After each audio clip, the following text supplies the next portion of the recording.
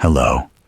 Tonight, we begin with the most fascinating fairy tale. So before you get comfortable, take a moment to like the video and subscribe, but only if you genuinely enjoy what I do here. And let me know in the comments where you're tuning in from and what time it is for you. It's always fascinating to see who's joining us from around the world. Now, dim the lights. Maybe turn on a fan for that soft background hum, and let's ease into tonight's journey together. Heart of Ice. Once upon a time, there lived a king and queen who were foolish beyond all telling, but nevertheless, they were vastly fond of one another. It is true that certain spiteful people were heard to say that this was only one proof, the more of their exceeding foolishness. But of course, you will understand that these were not their own courtiers, since, after all, they were a king and queen. And up to this time, all things had prospered with them. For in those days, the one thing to be thought of in governing a kingdom was to keep well with all the fairies and enchanters, and on no account to stint them of the cakes, the ells of ribbon, and similar trifles, which were their due. And, above all things, when there was a christening, to remember to invite every single one, good, bad, or indifferent, to the ceremony. Now, the foolish queen had one little son who was just going to be christened, and for several months she had been hard at work preparing an enormous list of the names of those who were to be invited. But she quite forgot that it would take nearly as long to read it over as it had taken to write it out. So, when the moment of the christening arrived, the king, to whom the task had been entrusted, had barely reached the end of the second page, and his tongue was tripping with fatigue and haste as he repeated the usual formula. I conjure and pray you, fairy so-and-so, or enchanter such a one, to honor me with a visit, and graciously bestow your gifts upon my son. To make matters worse, word was brought to him that the fairies asked on the first page had already arrived and were waiting impatiently in the great hall, and grumbling that nobody was there to receive them. Thereupon he gave up the list in despair, and hurried to greet those whom he had succeeded in asking, imploring their goodwill so humbly that most of them were touched, and promised that they would do his son no harm. But there happened to be among them a fairy from a far country about whom they knew nothing, though her name had been written on the first page of the list.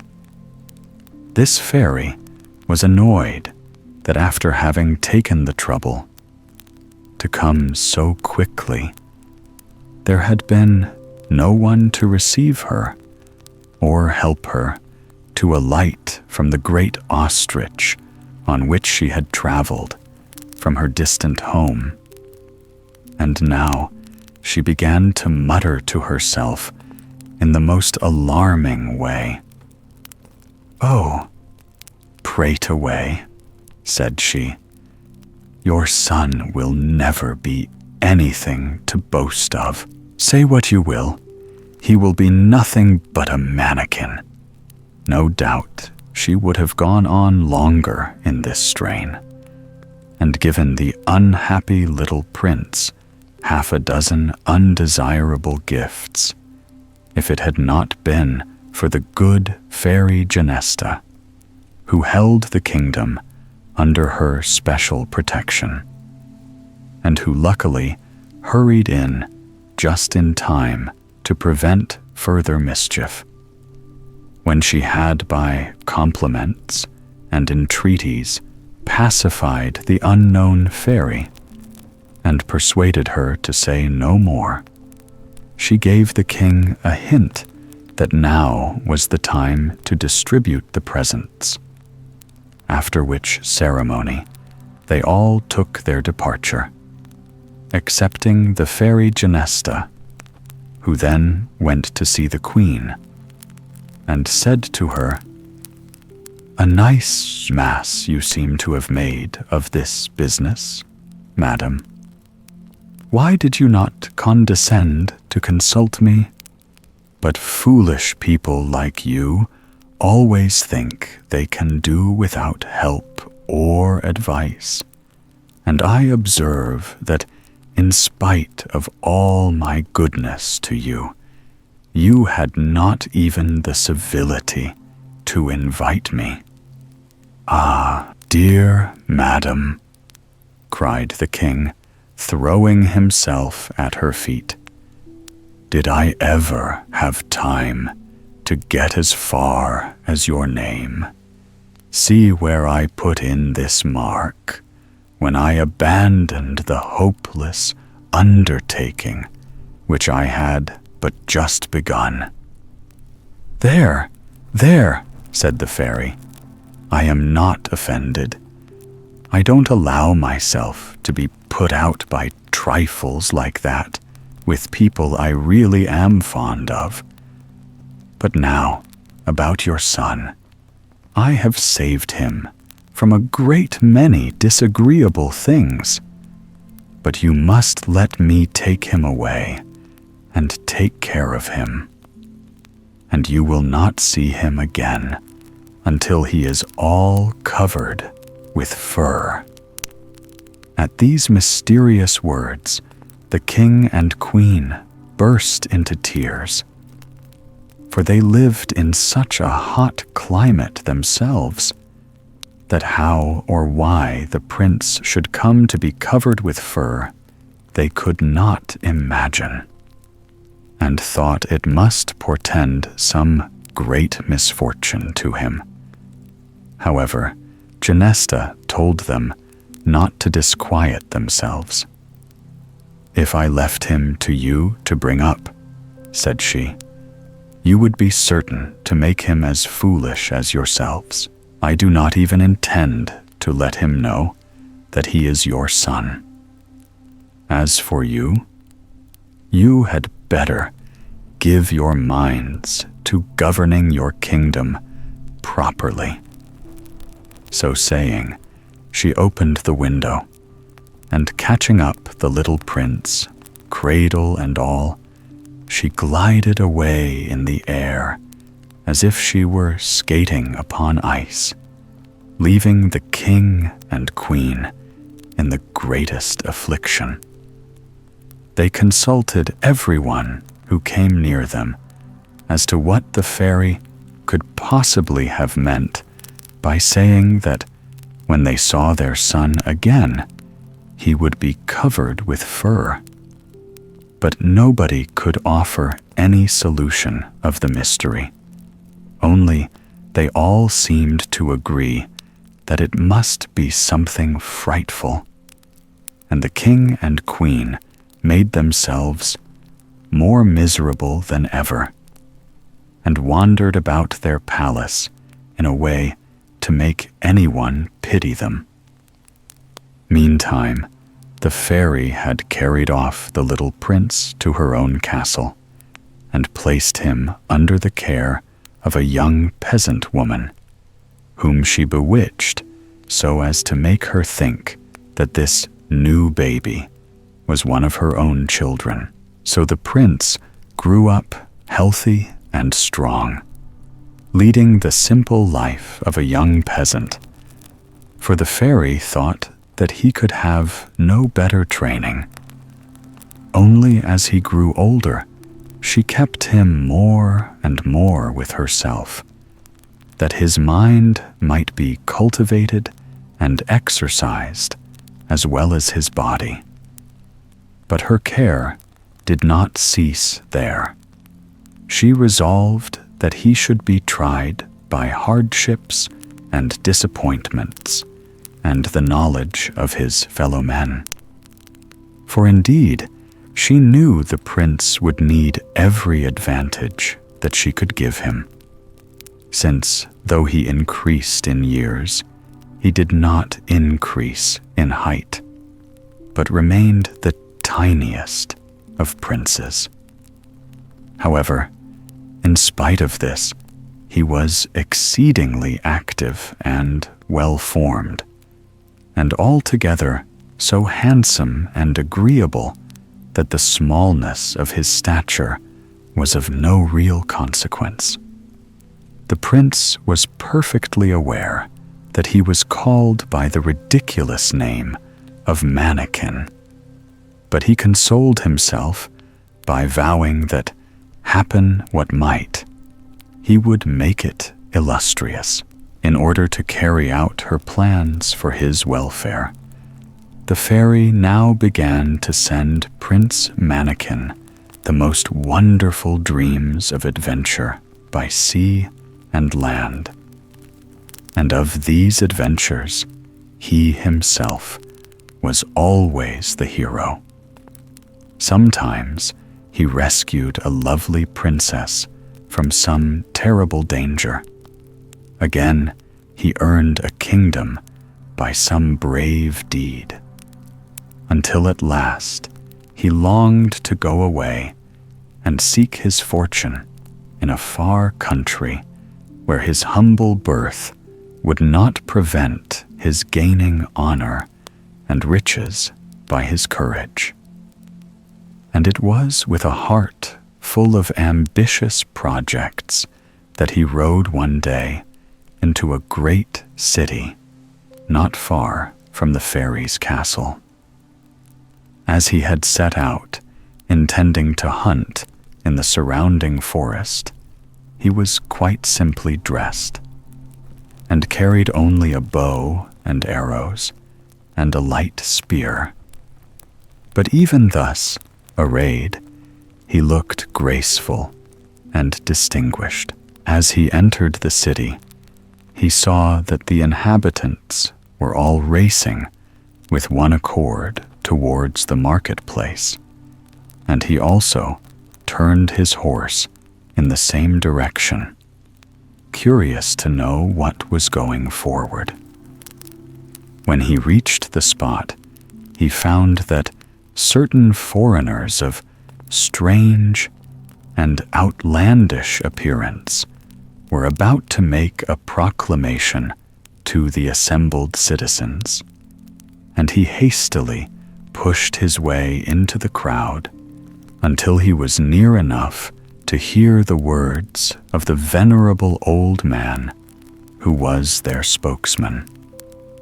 Let the whole world know that he who can reach the summit of the ice mountain shall receive as his reward not only the incomparable Sibella, fairest of the fair, but also all the realms of which she is queen. Here, continued the old man after he had made this proclamation, here is the list of all those princes who, struck by the beauty of the princess, have perished in the attempt to win her. And here is the list of these who have just entered upon the high emprise. Prince Mannequin was seized with a violent desire to inscribe his name among the others, but the remembrance of his dependent position and his lack of wealth held him back. But while he hesitated, the old man, with many respectful ceremonies, unveiled a portrait of the lovely Sabella, which was carried by some of the attendants, and after one glance at it, the prince delayed no longer, but rushing forward, demanded permission to add his name to the list. When they saw his tiny stature, anti-simple attire, the strangers looked at each other doubtfully, not knowing whether to accept or refuse him. But the prince said haughtily, "Give me the paper that I may sign it." And they obeyed. What between admiration for the princess and annoyance at the hesitation shown by her ambassadors, the prince was too much agitated to choose any other name than the one by which he was always known. But when, after all the grand titles of the other princes, he simply wrote Mannequin, the ambassadors broke into shouts of laughter. "Miserable wretches," cried the prince, "but for the presence of that lovely portrait, I would cut off your heads." But he suddenly remembered that, after all, it was a funny name, and that he had not yet had time to make it famous. So he was calm, and inquired the way to the Princess Sabella's country, though his heart did not fail him in the least. Still, he felt there were many difficulties before him, and he resolved to set out at once, without even taking leave of the fairy, for fear she might try to stop him. Everybody in the town who knew him made great fun of the idea of Mannequin's undertaking such an expedition, and it even came to the ears of the foolish king and queen, who laughed over it more than any of the others, without having an idea that the presumptuous Mannequin was their only son. Meantime, the prince was traveling on, though the direction he had received for his journey were none of the clearest. 400 leagues north of Mount Caucasus, you will receive your orders and instructions for the conquest of the Ice Mountain. Fine marching orders, those, for a man starting from a country near where Japan is nowadays. However, he fared eastward, avoiding all towns, lest the people should laugh at his name. For, you see, he was not a very experienced traveler, and had not yet learned to enjoy a joke, even if it were against himself. At night, he slept in the woods, and at first he lived upon wild fruits. But the fairy, who was keeping a benevolent eye upon him, thought that it would never do to let him be half-starved in that way. So she took to feeding him with all sorts of good things while he was asleep. And the prince wondered very much that when he was awake, he never felt hungry. True to her plan, the fairy sent him various adventures to prove his courage, and he came successfully through them all. Only in his last fight with a furious monster, rather like a tiger, he had the ill luck to lose his horse. However, nothing daunted, he struggled on foot, and at last reached a seaport. Here he found a boat sailing for the coast which he desired to reach, and having just enough money to pay his passage, he went on board, and they started. But after some days, a fearful storm came on, which completely wrecked the little ship. And the prince only saved his life by swimming a long, long way to the only land that was in sight, and which proved to be a desert island. Here he lived by fishing and hunting, always hoping that the good fairy would presently rescue him.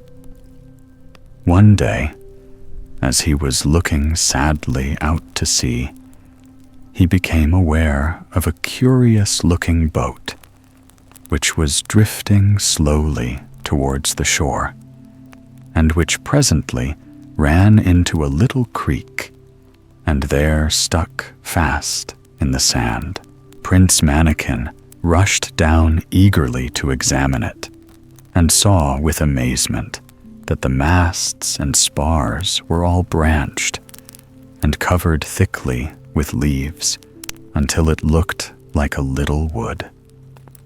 Thinking from the stillness that there could be no one on board, the prince pushed aside the branches and sprang over the side, and found himself surrounded by the crew, who lay motionless as dead men and in a most deplorable condition. They, too, had become almost like trees and were growing to the deck, or to the masts, or to the sides of the vessel, or to whatever they had happened to be touching when the enchantment fell upon them. Mannikin was struck with pity for their miserable plight, and set to work with might and main to release them. With the sharp point of one of his arrows, he gently detached their hands and feet from the wood which held them fast, and carried them on shore, one after another, where he rubbed their rigid limbs and bathed them with infusions of various herbs with such success that after a few days they recovered perfectly and were as fit to manage a boat as ever. You may be sure that the good fairy Genesta had something to do with this marvelous cure, and she also put it into the prince's head to rub the boat itself with the same magic herbs, which cleared it entirely, and not before it was time, for at the rate at which it was growing before, it would very soon have become a forest. The gratitude of the sailors was extreme, and they willingly promised to land the prince upon any coast he pleased. But when he questioned them about the extraordinary thing that had happened to them and to their ship, they could in no way explain it, except that they said that as they were passing along a thickly wooded coast, a sudden gust of wind had reached them from the land and enveloped them in a dense cloud of dust, after which everything in the boat that was not metal had sprouted and blossomed, as the prince had seen, and that they themselves had grown gradually numb and heavy, and had finally lost all consciousness. Prince Mannikin was deeply interested in this curious story, and collected a quantity of the dust from the bottom of the boat, which he carefully preserved, thinking that its strange property might one day stand him in good stead.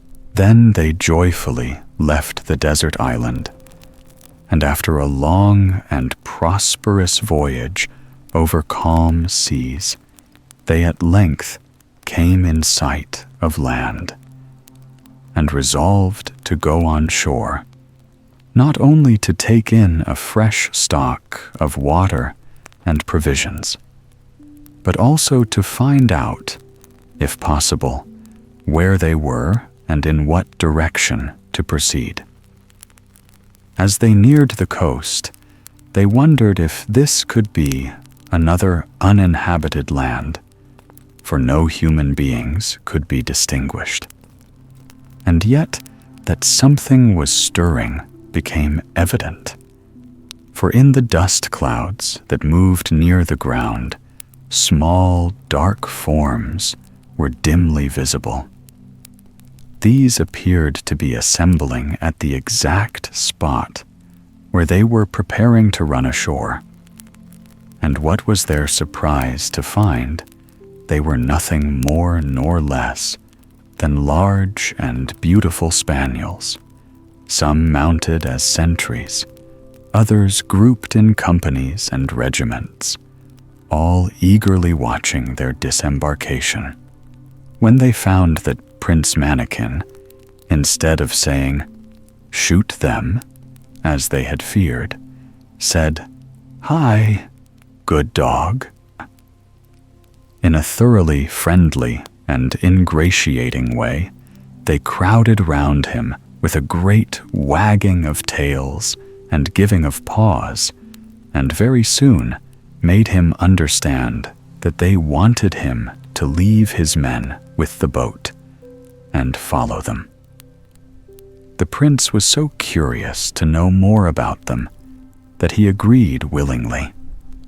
So, after arranging with the sailors to wait for him 15 days, and then, if he had not come back, to go on their way without him, he set out with his new friends. Their way lay inland, and Mannikin noticed with great surprise that the fields were well cultivated, and that the carts and plows were drawn by horses or oxen, just as they might have been in any other country. And when they passed any village, the cottages were trim and pretty, and an air of prosperity was everywhere.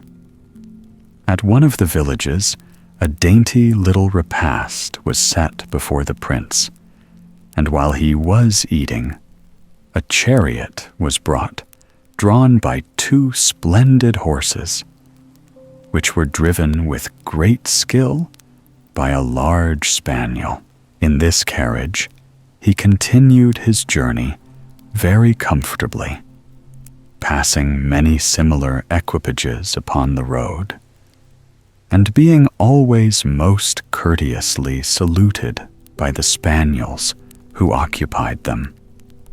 At last, they drove rapidly into a large town, which Prince Mannikin had no doubt was the capital of the kingdom. News of his approach had evidently been received, for all the inhabitants were at their doors and windows, and all the little spaniels had climbed upon the wall and gates to see him arrive.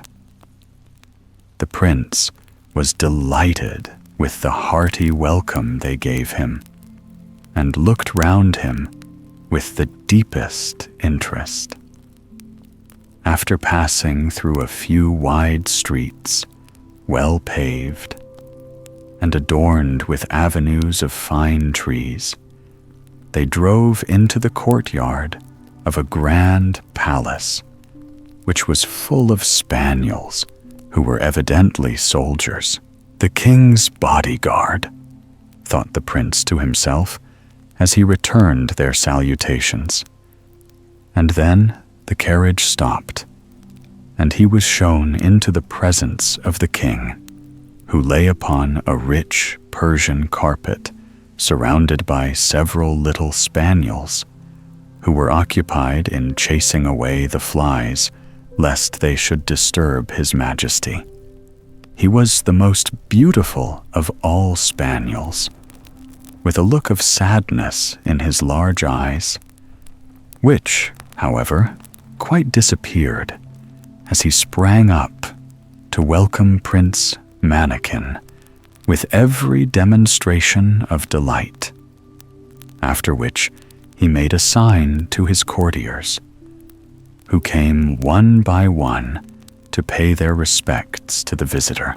The prince thought that he would find himself puzzled as to how he should carry on a conversation. But as soon as he and the king were once more left alone, a secretary of state was sent for, who wrote from his majesty's dictation a most polite speech, in which he regretted much that they were unable to converse, except in writing, the language of dogs being difficult to understand. As for the writing, it had remained the same as the prince's own.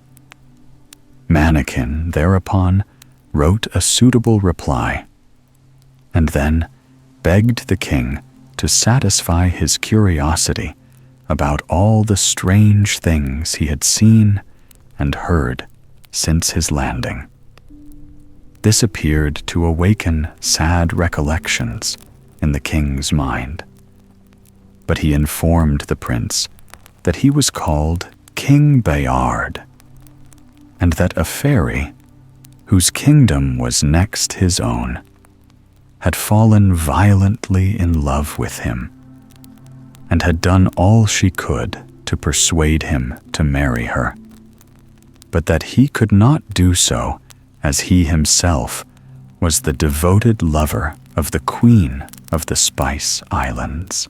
Finally, the fairy, furious at the indifference with which her love was treated, had reduced him to the state in which the prince found him, leaving him unchanged in mind, but deprived of the power of speech.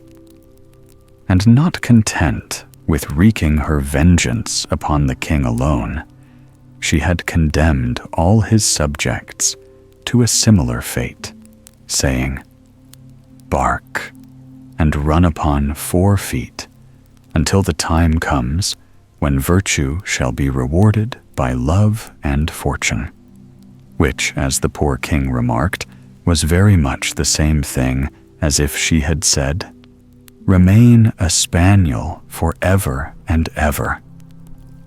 Prince Mannikin was quite of the same opinion. Nevertheless, he said what we should all have said in the same circumstances: "Your Majesty must have patience." He was indeed deeply sorry for poor King Bayard, and said all the consoling things he could think of, promising to aid him with all his might if there was anything to be done.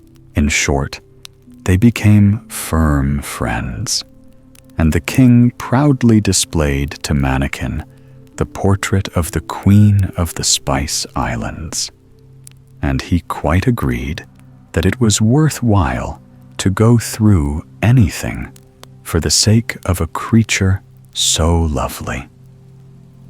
Prince Mannikin, in his turn, told his own history, and the great undertaking upon which he had set out. And King Bayard was able to give him some valuable instructions as to which would be the best way for him to proceed. And then they went together to the place where the boat had been left. The sailors were delighted to see the prince again, though they had known that he was safe. And when they had taken on board all the supplies which the king had sent for them, they started once more. The king and prince parted with much regret, and the former insisted that Mannikin should take with him one of his own pages, named Musta, who was charged to attend to him everywhere and serve him faithfully, which he promised to do.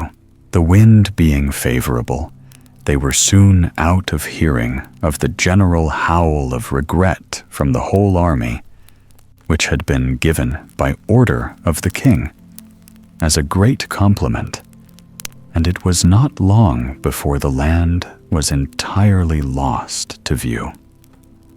They met with no further adventures worth speaking of, and presently found themselves within 2 leagues of the harbor for which they were making. The prince, however, thought it would suit him better to land where he was, so as to avoid the town, since he had no money left and was very doubtful as to what he should do next. So the sailors set him and Musta on shore, and then went back sorrowfully to their ship, while the prince and his attendant walked off in what looked to them the most promising direction. They soon reached a lovely green meadow on the border of a wood, which seemed to them so pleasant after their long voyage that they sat down to rest in the shade and amused themselves by watching the gambols and antics of a pretty tiny monkey in the trees close by. The prince presently became so fascinated by it that he sprang up and tried to catch it, but it eluded his grasp and kept just out of arm's reach, until it had made him promise to follow wherever it led him. And then it sprang upon his shoulder and whispered in his ear, "We have no money, my poor mannequin, and we are altogether badly off, and at a loss to know what to do next." "Yes, indeed," answered the prince ruefully, "and I have nothing to give you, no sugar or biscuits, or anything that you like, my pretty one. Since you are so thoughtful for me, and so patient about your own affairs," said the little monkey, "I will show you the way to the Golden Rock. Only you must leave Musta to wait for you here." Prince Mannequin agreed willingly, and then the little monkey sprang from his shoulder to the nearest tree and began to run through the wood from branch to branch, crying, "Follow me." This the prince did not find quite so easy, but the little monkey waited for him and showed him the easiest places, until presently the wood grew thinner, and they came out into a little clear, grassy space at the foot of a mountain, in the midst of which stood a single rock, about 10 feet high. When they were quite close to it, the little monkey said, "This stone looks pretty hard, but give it a blow with your spear, and let us see what will happen." So the prince took his spear and gave the rock a vigorous dig, which split off several pieces, and showed that, though the surface was thinly coated with stone, inside it was one solid mass of pure gold. Thereupon the little monkey said, laughing at his astonishment, "I make you a present of what you have broken off. Take as much of it as you think proper." The prince thanked her gratefully and picked up one of the smallest of the lumps of gold. As he did so, the little monkey was suddenly transformed into a tall and gracious lady, who said to him, "If you are always as kind and persevering and easily contented as you are now, you may hope to accomplish the most difficult tasks. Go on your way and have no fear that you will be troubled any more for lack of gold. For that little piece which you modestly chose shall never grow less. Use it as much as you will, but that you may see the danger you have escaped by your moderation. Come with me." So saying, she led him back into the wood by a different path, and he saw that it was full of men and women. Their faces were pale and haggard, and they ran hither and thither, seeking madly upon the ground or in the air, starting at every sound, pushing and trampling upon one another in their frantic eagerness to find the way to the golden rock. "You see how they toil," said the fairy, "but it is all of no avail. They will end by dying of despair, as hundreds have done before them." As soon as they had got back to the place where they had left Musta, the fairy disappeared, and the prince and his faithful squire, who had greeted him with every demonstration of joy, took the nearest way to the city. Here they stayed several days, while the prince provided himself with horses and attendants, and made many inquiries about the Princess Sibella and the way to her kingdom, which was still so far away that he could hear but little, and that of the vaguest description. But when he presently reached Mount Caucasus, it was quite a different matter.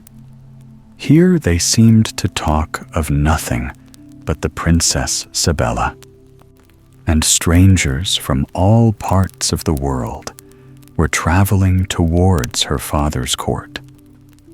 The prince heard plenty of assurances as to her beauty and her riches, but he also heard of the immense number of his rivals and their power. One brought an army at his back. Another had vast treasures. A third was as handsome and accomplished as it was possible to be, while as to poor Mannikin, he had nothing but his determination to succeed, his faithful spaniel, and his ridiculous name, which last was hardly likely to help him. But as he could not alter it, he wisely determined not to think of it any more. After journeying for 2 whole months, they came at last to Trelinton, the capital of the Princess Sibella's kingdom, and here he heard dismal stories about the ice mountain, and how none of those who had attempted to climb it had ever come back. He heard also the story of King Farda Kinbras, Sibella's father.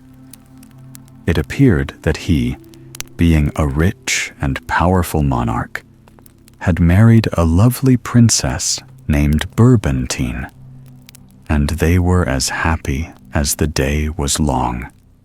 So happy that as they were out sledging one day, they were foolish enough to defy fate to spoil their happiness. "We shall see about that," grumbled an old hag, who sat by the wayside, blowing her fingers to keep them warm. The king thereupon was very angry and wanted to punish the woman, but the queen prevented him, saying, "Alas, sire, do not let us make bad worse. No doubt this is a fairy." "You are right there," said the old woman, and immediately she stood up, and as they gazed at her in horror, she grew gigantic and terrible. Her staff turned to a fiery dragon with outstretched wings, her ragged cloak to a golden mantle, and her wooden shoes to 2 bundles of rockets. "You are right there, and you will see what will come of your fine goings-on. And remember the fairy Gorgonzola."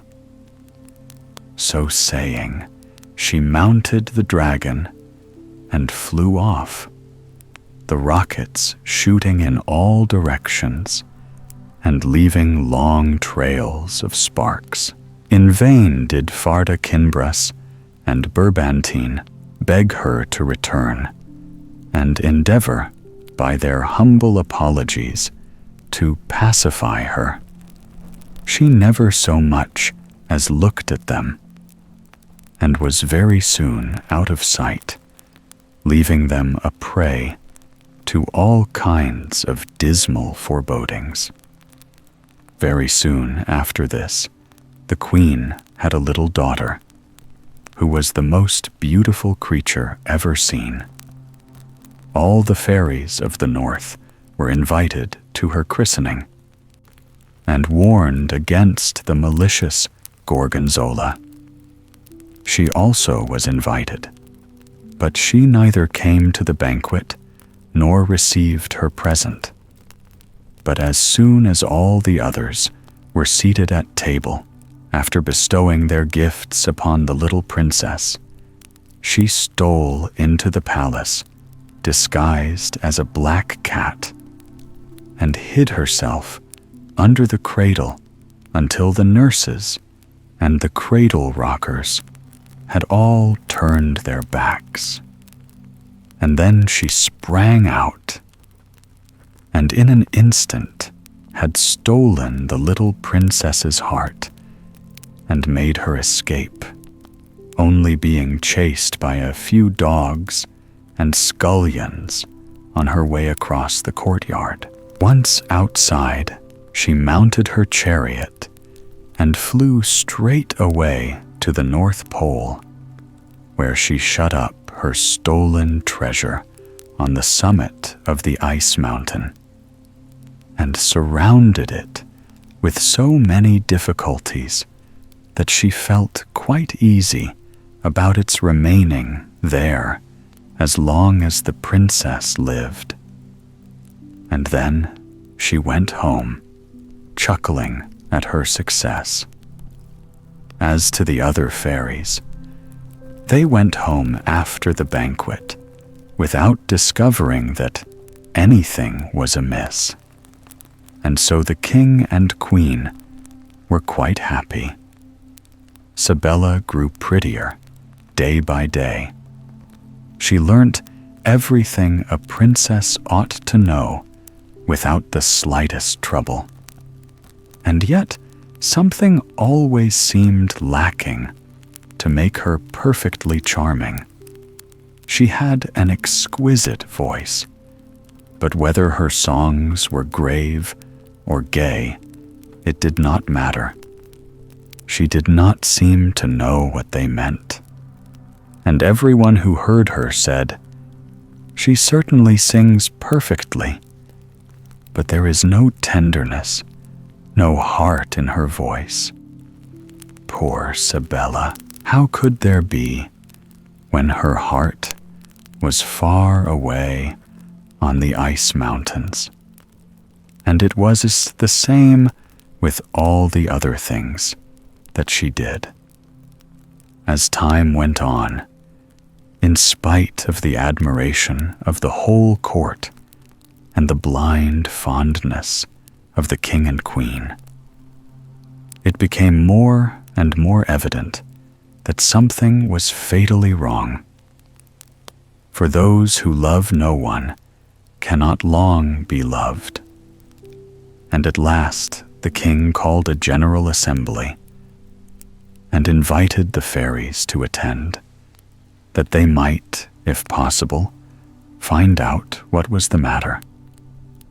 After explaining their grief as well as he could, he ended by begging them to see the princess for themselves. "It is certain," said he, "that something is wrong. What it is, I don't know how to tell you. But in some way, your work is imperfect." They all assured him that, so far as they knew, everything had been done for the princess, and they had forgotten nothing that they could bestow on so good a neighbor as the king had been to them. After this, they went to see Sibella, but they had no sooner entered her presence than they cried out with one accord, "Oh, horror! She has no heart." On hearing this frightful announcement, the king and queen gave a cry of despair and entreated the fairies to find some remedy for such an unheard-of misfortune. Thereupon, the eldest fairy consulted her book of magic, which she always carried about with her, hung to her girdle by a thick silver chain. And there she found out at once that it was Gorgonzola who had stolen the princess's heart, and also discovered what the wicked old fairy had done with it. "What shall we do? What shall we do?" cried the king and queen in one breath. "You must certainly suffer much annoyance from seeing and loving Sibella, who is nothing but a beautiful image," replied the fairy. "And this must go on for a long time. But I think I see that in the end, she will once more regain her heart. My advice is that you shall at once cause her portrait to be sent all over the world, and promise her hand and all her possessions to the prince who is successful in reaching her heart. Her beauty alone is sufficient to engage all the princes of the world in the quest."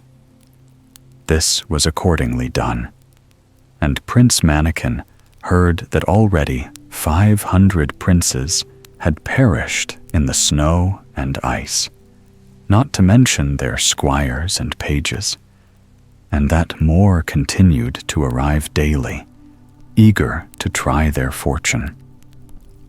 After some consideration, he determined to present himself at court.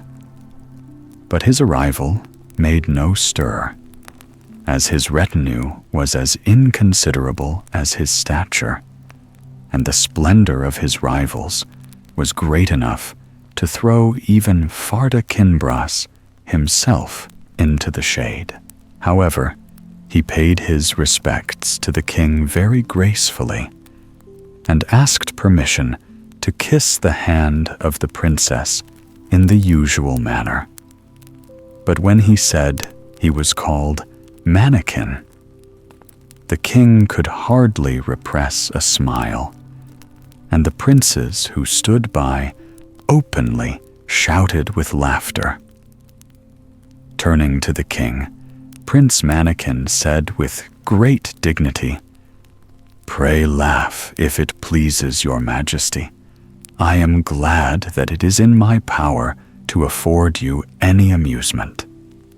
But I am not a plaything for these gentlemen, and I must beg them to dismiss any ideas of that kind from their minds at once."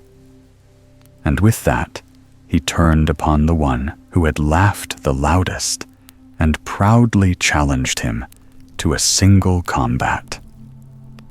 This prince, who was called Fadas, accepted the challenge very scornfully, mocking at Mannequin, whom he felt sure had no chance against himself. But the meeting was arranged for the next day. When Prince Mannequin quitted the king's presence, he was conducted to the audience hall of the Princess Sabella. The sight of so much beauty and magnificence almost took his breath away for an instant.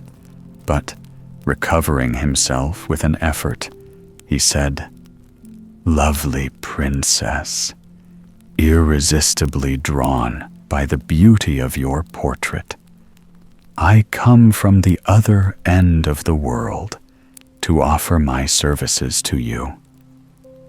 My devotion knows no bounds, but my absurd name has already involved me in a quarrel with one of your courtiers. Tomorrow, I am to fight this ugly, overgrown prince, and I beg you to honor the combat with your presence and prove to the world that there is nothing in a name, and that you deign to accept Mannequin as your knight." When it came to this, the princess could not help being amused, for, though she had no heart, she was not without humor. However, she answered graciously that she accepted with pleasure, which encouraged the prince to entreat further that she would not show any favor to his adversary. "Alas," said she, "I favor none of these foolish people, who weary me with their sentiment and their folly. I do very well as I am, and yet, from one year's end to another, they talk of nothing but delivering me from some imaginary affliction. Not a word do I understand of all their pratings about love, and who knows what dull things besides, which, I declare to you, I cannot even remember."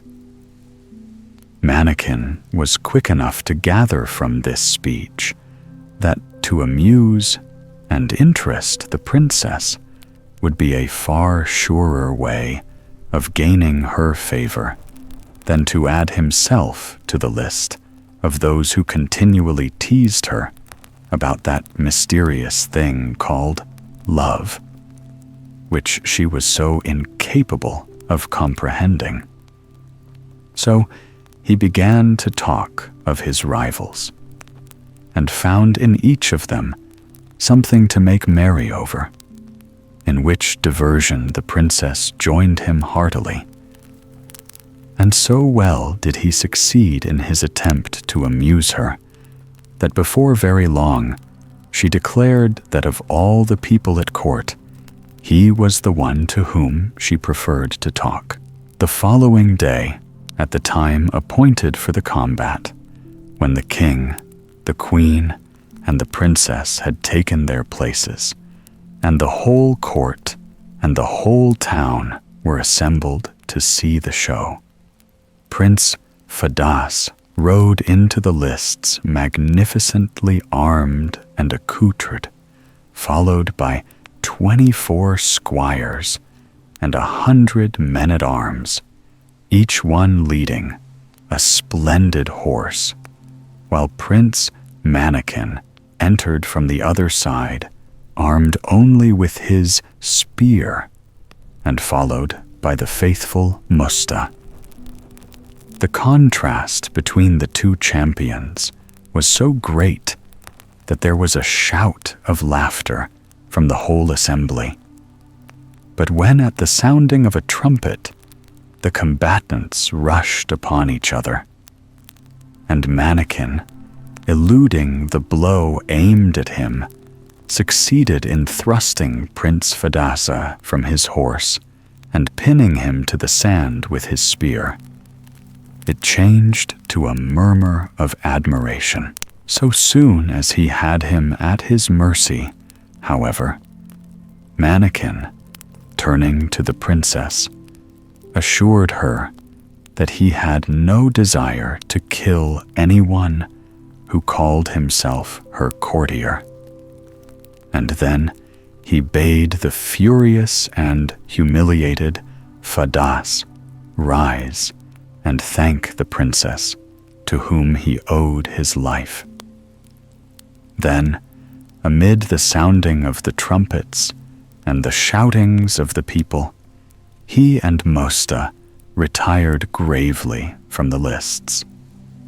The king soon sent for him to congratulate him upon his success and to offer him a lodging in the palace, which he joyfully accepted, while the princess expressed a wish to have Mosta brought to her. And when the prince sent for him, she was so delighted with his courtly manners and his marvelous intelligence that she entreated Mannikin to give him to her for her own. The prince consented with alacrity, not only out of politeness, but because he foresaw that to have a faithful friend always near the princess might someday be of great service to him. All these events made Prince Mannikin a person of much more consequence at the court. Very soon after, there arrived upon the frontier the ambassador of a very powerful king, who sent to Farda Kinbras the following letter, at the same time demanding permission to enter the capital in state to receive the answer. I, Brandatamor, to Farda Kinbras send greeting. If I had before this time seen the portrait of your beautiful daughter, Sabella, I should not have permitted all these adventurers and petty princes to be dancing attendants and getting themselves frozen with the absurd idea of meriting her hand. For myself, I am not afraid of any rivals, and know I have declared my intention of marrying your daughter. No doubt they will at once withdraw their pretensions. My ambassador has orders, therefore, to make arrangements for the princess to come and be married to me without delay. For I attach no importance at all to the farrago of nonsense which you have caused to be published all over the world about this ice mountain. If the princess really has no heart, be assured that I shall not concern myself about it, since if anybody can help her to discover one, it is myself. My worthy father-in-law, farewell. The reading of this letter embarrassed and displeased Farda Kinbras and Burbentine immensely, while the princess was furious at the insolence of the demand. They all three resolved that its contents must be kept a profound secret until they could decide what reply should be sent. But Musta contrived to send word of all that had passed to Prince Mannikin.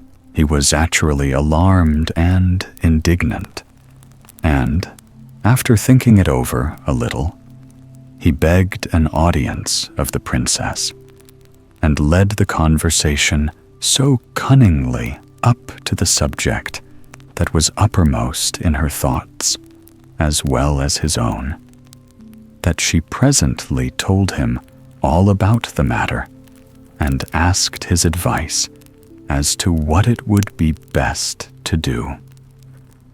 This was exactly what he had not been able to decide for himself.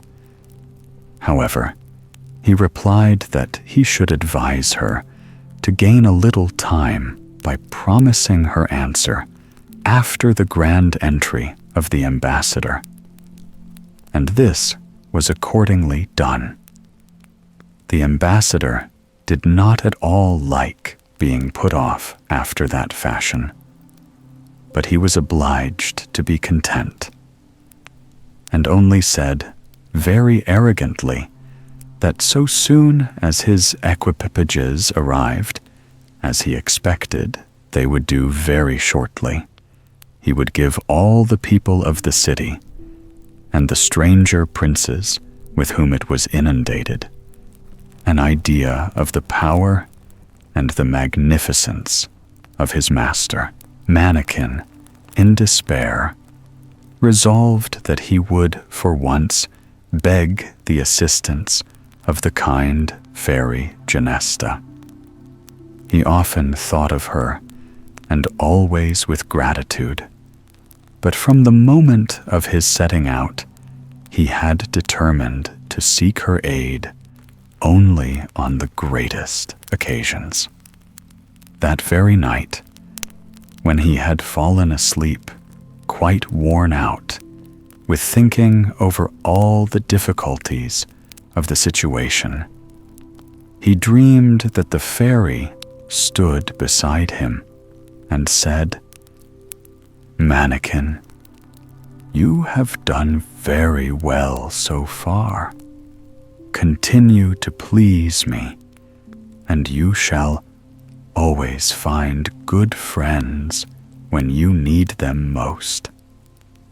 As for this affair with the ambassador, you can assure Sibella that she may look forward tranquilly to his triumphal entry, since it will all turn out well for her in the end." The prince tried to throw himself at her feet to thank her, but woke to find it was all a dream. Nevertheless, he took fresh courage and went next day to see the princess, to whom he gave many mysterious assurances that all would yet be well. He even went so far as to ask her if she would not be very grateful to anyone who would rid her of the insolent Brandatimor, to which she replied that her gratitude would know no bounds. Then he wanted to know what would be her best wish for the person who was lucky enough to accomplish it, to which she said that she would wish them to be as insensible to the folly called love as she was herself. This was indeed a crushing speech to make to such a devoted lover as Prince Mannikin, but he concealed the pain it caused him with great courage, and now the ambassador sent to say that on the very next day he would come in state to receive his answer. And from the earliest dawn, the inhabitants were astir to secure the best places for the grand sight.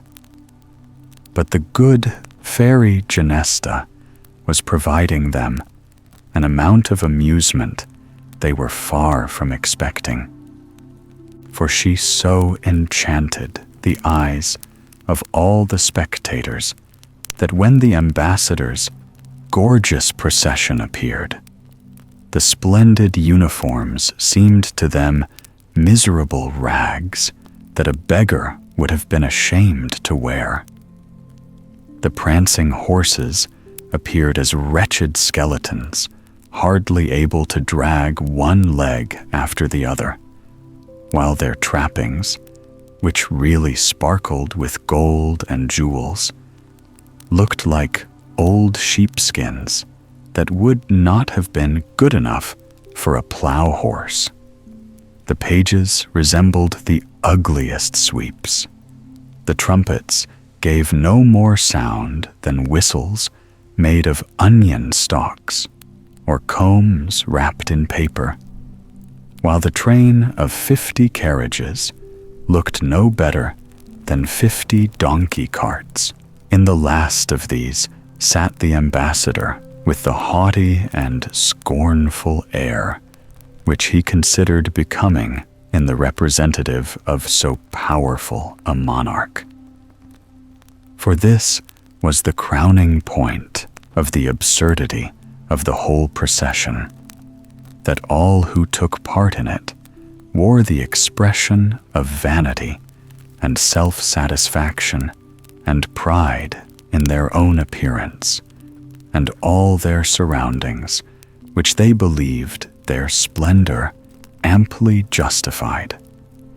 The laughter and howls of derision from the whole crowd rose ever louder and louder as the extraordinary cortege advanced, and at last reached the ears of the king as he waited in the audience hall.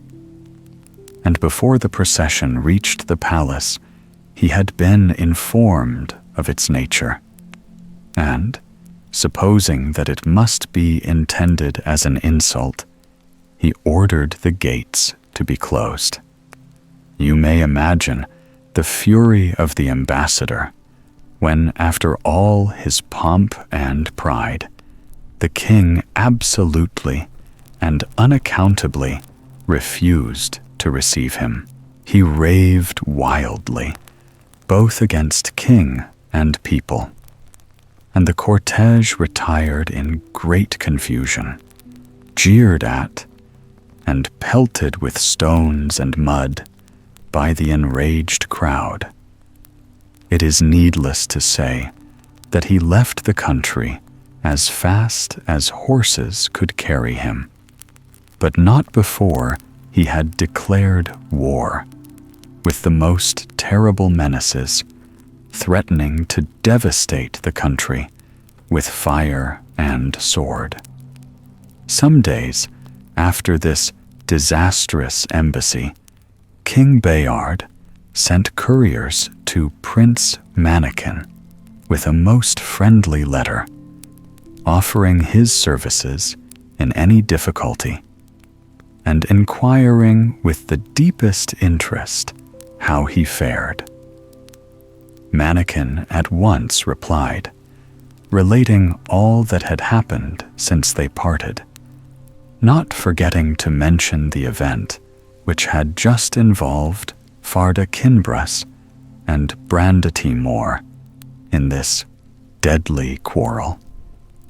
And he ended by entreating his faithful friend to dispatch a few thousands of his veteran spaniels to his assistance. Neither the king, the queen, nor the princess could in the least understand the amazing conduct of Brandadamore's ambassador. Nevertheless, the preparations for the war went forward briskly, and all the princes who had not gone on towards the ice mountain offered their services, at the same time demanding all the best appointments in the king's army.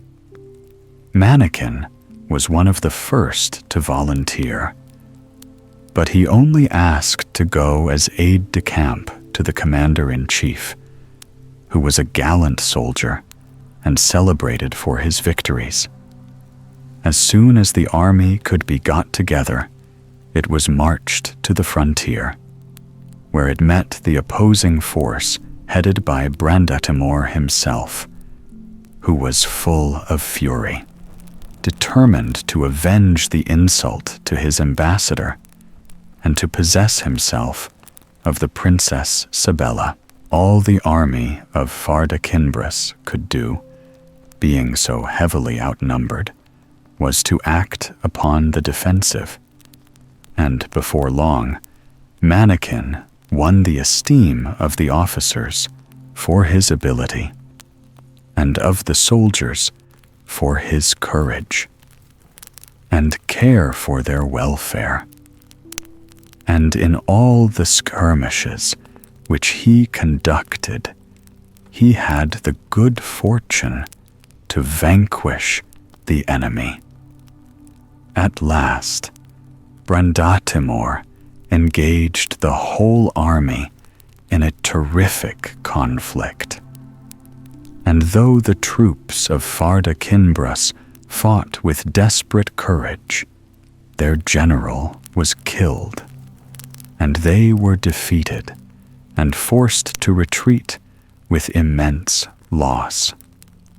Mannequin did wonders, and 6 times turned the retreating forces and beat back the enemy. And he afterwards collected troops enough to keep them in check until the severe winter setting in put an end to hostilities for a while. He then returned to the court, where consternation reigned. The king was in despair at the death of his trusty general, and ended by imploring Mannequin to take the command of the army. And his counsel was followed in all the affairs of the court. He followed up his former plan of amusing the princess, and on no account reminding her of that tedious thing called love, so that she was always glad to see him. And the winter slipped by gaily for both of them. The prince was all the while secretly making plans for the next campaign. He received private intelligence of the arrival of a strong reinforcement of spaniels, to whom he sent orders to post themselves along the frontier without attracting attention.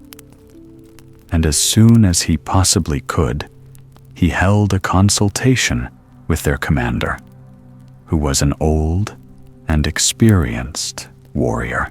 Following his advice, he decided to have a pitched battle as soon as the enemy advanced. And this Brandatimor lost not a moment in doing, as he was perfectly persuaded that he was now going to make an end of the war and utterly vanquish Farda Kinbras.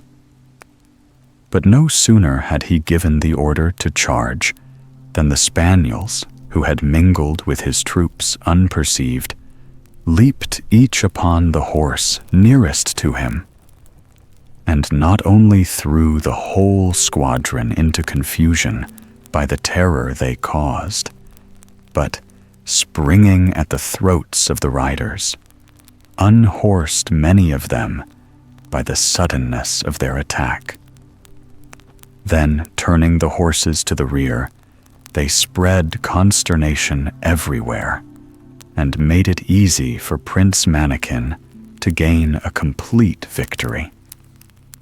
He met Brandatimor in single combat and succeeded in taking him prisoner, but he did not live to reach the court, to which Mannequin had sent him. His pride killed him at the thought of appearing before Sibella under these altered circumstances. In the meantime, Prince Fadas and all the others who had remained behind were setting out with all speed for the conquest of the Ice Mountain, being afraid that Prince Mannequin might prove as successful in that as he seemed to be in everything else. And when Mannequin returned, he heard of it with great annoyance. True, he had been serving the princess, but she only admired and praised him for his gallant deeds, and seemed no whit nearer bestowing on him the love he so ardently desired. and all the comfort Musta could give him on the subject was that at least she loved no one else. And with that, he had to content himself. But he determined that, come what might, he would delay no longer, but attempt the great undertaking for which he had come so far. When he went to take leave of the king and queen, they entreated him not to go, as they had just heard that Prince Fadas and all who accompanied him had perished in the snow. But he persisted in his resolve. As for Sibella, she gave him her hand to kiss with precisely the same gracious indifference as she had given it to him the first time they met. It happened that this farewell took place before the whole court, and so great a favorite had Prince Mannikin become that they were all indignant at the coldness with which the princess treated him. Finally, the king said to him, "Prince, you have constantly refilled all the gifts which, in my gratitude for your invaluable services, I have offered to you. But I wish the princess to present you with her cloak of marten's fur, and that I hope you will not reject." Now this was a splendid fur mantle, which the princess was very fond of wearing, not so much because she felt cold, as that its richness set off to perfection the delicate tints of her complexion and the brilliant gold of her hair. However, she took it off, and with graceful politeness begged Prince Mannikin to accept it, which you may be sure he was charmed to do. And, taking only this and a little bundle of all kinds of wood, and accompanied only by 2 spaniels out of the 50 who had stayed with him when the war was ended, he set forth, receiving many tokens of love and favor from the people in every town he passed through. At the last little village, he left his horse behind him to begin his toilful march through the snow, which extended, blank and terrible, in every direction as far as the eye could see.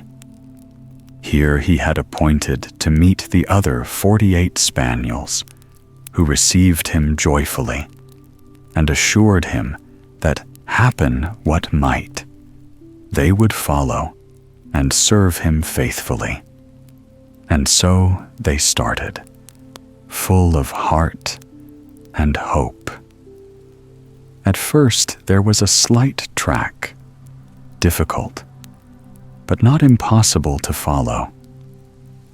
But this was soon lost, and the pole star was their only guide. When the time came to call a halt, the prince, who had, after much consideration, decided on his plan of action, caused a few twigs from the faggot he had brought with him to be planted in the snow, and then he sprinkled over them a pinch of the magic powder he had collected from the enchanted boat. To his great joy, they instantly began to sprout and grow, and in a marvelously short time, the camp was surrounded by a perfect grove of trees of all sorts, which blossomed and bore ripe fruit, so that all their wants were easily supplied, and they were able to make huge fires to warm themselves. The prince then sent out several spaniels to reconnoiter, and they had the good luck to discover a horse laden with provisions stuck fast in the snow. They at once fetched their comrades and brought the spoil triumphantly into the camp. And as it consisted principally of biscuits, not a spaniel among them went supperless to sleep. In this way, they journeyed by day and encamped safely at night, always remembering to take on a few branches to provide them with food and shelter. They passed by the way armies of those who had set out upon the perilous enterprise, who stood frozen stiffly, without sense or motion. But Prince Mannikin strictly forbade that any attempt should be made to thaw them. So they went on and on for more than 3 months, and day by day the ice mountain, which they had seen for a long time, grew clearer, until at last they stood close to it and shuddered at its height and steepness. But by patience and perseverance they crept up, foot by foot, aided by their fires of magic wood, without which they must have perished in the intense cold, until presently they stood at the gates of the magnificent ice palace which crowned the mountain, where, in deadly silence and icy sleep, lay the heart of Sibella. Now the difficulty became immense, for if they maintained enough heat to keep themselves alive, they were in danger every moment of melting the blocks of solid ice of which the palace was entirely built, and bringing the whole structure down upon their heads. But cautiously and quickly they traversed courtyards and halls until they found themselves at the foot of a vast throne, where, upon a cushion of snow, lay an enormous and brilliantly sparkling diamond, which contained the heart of the lovely Princess Sibella.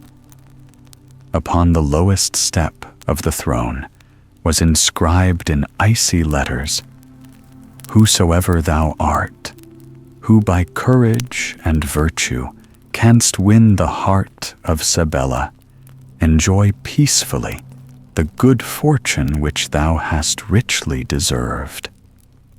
Prince Mannikin bounded forward and had just strength left to grasp the precious diamond, which contained all he coveted in the world, before he fell insensible upon the snowy cushion.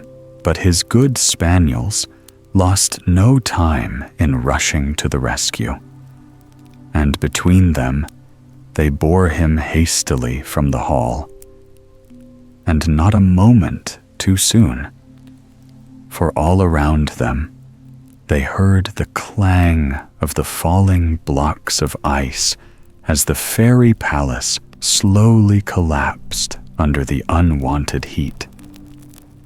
Not until they reached the foot of the mountain did they pause to restore the prince to consciousness. And then his joy to find himself the possessor of Sibella's heart knew no bounds. With all speed, they began to retrace their steps. But this time, the happy prince could not bear the sight of his defeated and disappointed rivals, whose frozen forms lined his triumphant way.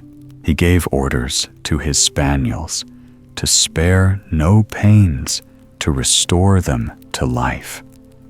And so successful were they that day by day his train increased, so that by the time he got back to the little village where he had left his horse, he was escorted by 500 sovereign princes and knights and squires without number, and he was so courteous and unassuming that they all followed him willingly, anxious to do him honor. But then he was so happy and blissful himself that he found it easy to be at peace with all the world. It was not long before he met the faithful Musta, who was coming at the top of his speed, hoping to meet the prince, that he might tell him of the sudden and wonderful change that had come over the princess, who had become gentle and thoughtful, and had talked to him of nothing but Prince Mannikin, of the hardships she feared he might be suffering, and of her anxiety for him, and all this with 100 fonder expressions which put the finishing stroke to the prince's delight. Then came a courier bearing the congratulations of the king and queen, who had just heard of his successful return. And there was even a graceful compliment from Sibella herself. The prince sent Musta back to her, and he was welcomed with joy. For was he not her lover's present? At last the travelers reached the capital and were received with regal magnificence. Farda Kinbras and Burbantine embraced Prince Mannikin, declaring that they regarded him as their heir and the future husband of the princess, to which he replied that they did him too much honor. And then he was admitted into the presence of the princess, who for the first time in her life blushed as he kissed her hand, and could not find a word to say.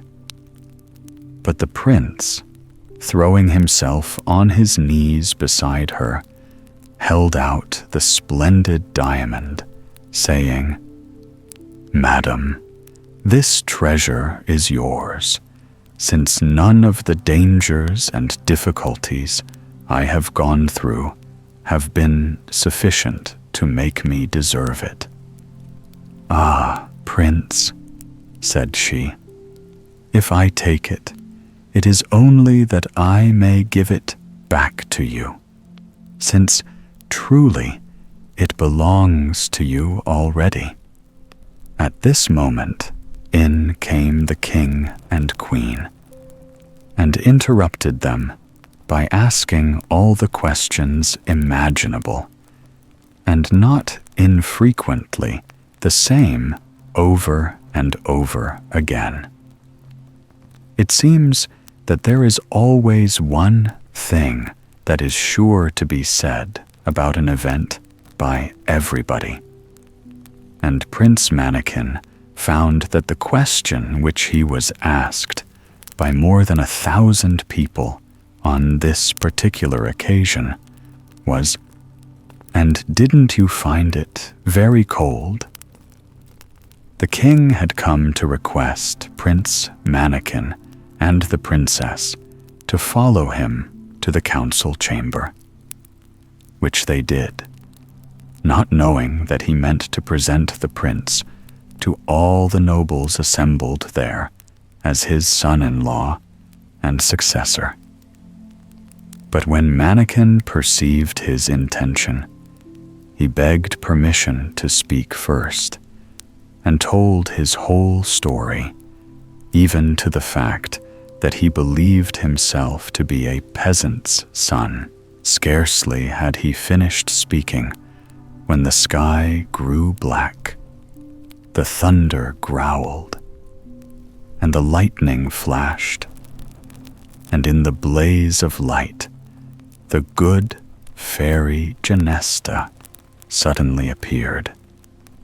Turning to Prince Mannequin, she said, "I am satisfied with you, since you have shown not only courage, but a good heart." Then she addressed King Farda Kinbras and informed him of the real history of the prince and how she had determined to give him the education she knew would be best for a man who was to command others. "You have already found the advantage of having a faithful friend," she added to the prince, "and now you will have the pleasure of seeing King Bayard and his subjects regain their natural forms as a reward for his kindness to you." Just then arrived a chariot drawn by eagles, which proved to contain the foolish king and queen, who embraced their long-lost son with great joy, and were greatly struck with the fact that they did indeed find him covered with fur, while they were caressing Sabella and wringing her hands, which is a favorite form of endearment with foolish people. Chariots were seen approaching from all points of the compass, containing numbers of fairies. "Sire," said Genesta to Farda Kinbras, "I have taken the liberty of appointing your court as a meeting place for all the fairies who could spare the time to come, and I hope you can arrange to hold the great ball, which we have once in 100 years on this occasion." The king, having suitably acknowledged the honor done him, was next reconciled to Gorgonzola, and they two presently opened the ball together. The fairy Marcentine restored their natural forms to King Bayard and all his subjects, and he appeared once more as handsome a king as you could wish to see. One of the fairies immediately dispatched her chariot for the Queen of the Spice Islands, and their wedding took place at the same time as that of Prince Mannequin and the lovely and gracious Sabella.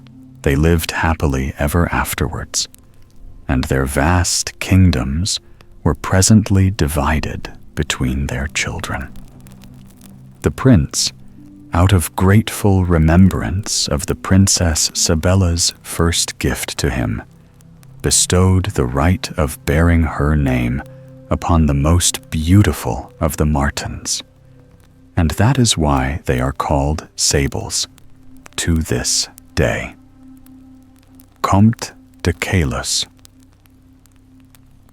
The Enchanted Ring. Once upon a time, there lived a young man named Rosamond, who was as good and handsome as his elder brother Bramintho was ugly and wicked. Their mother detested her eldest son and had only eyes for the youngest. This excited Bramintho's jealousy, and he invented a horrible story in order to ruin his brother.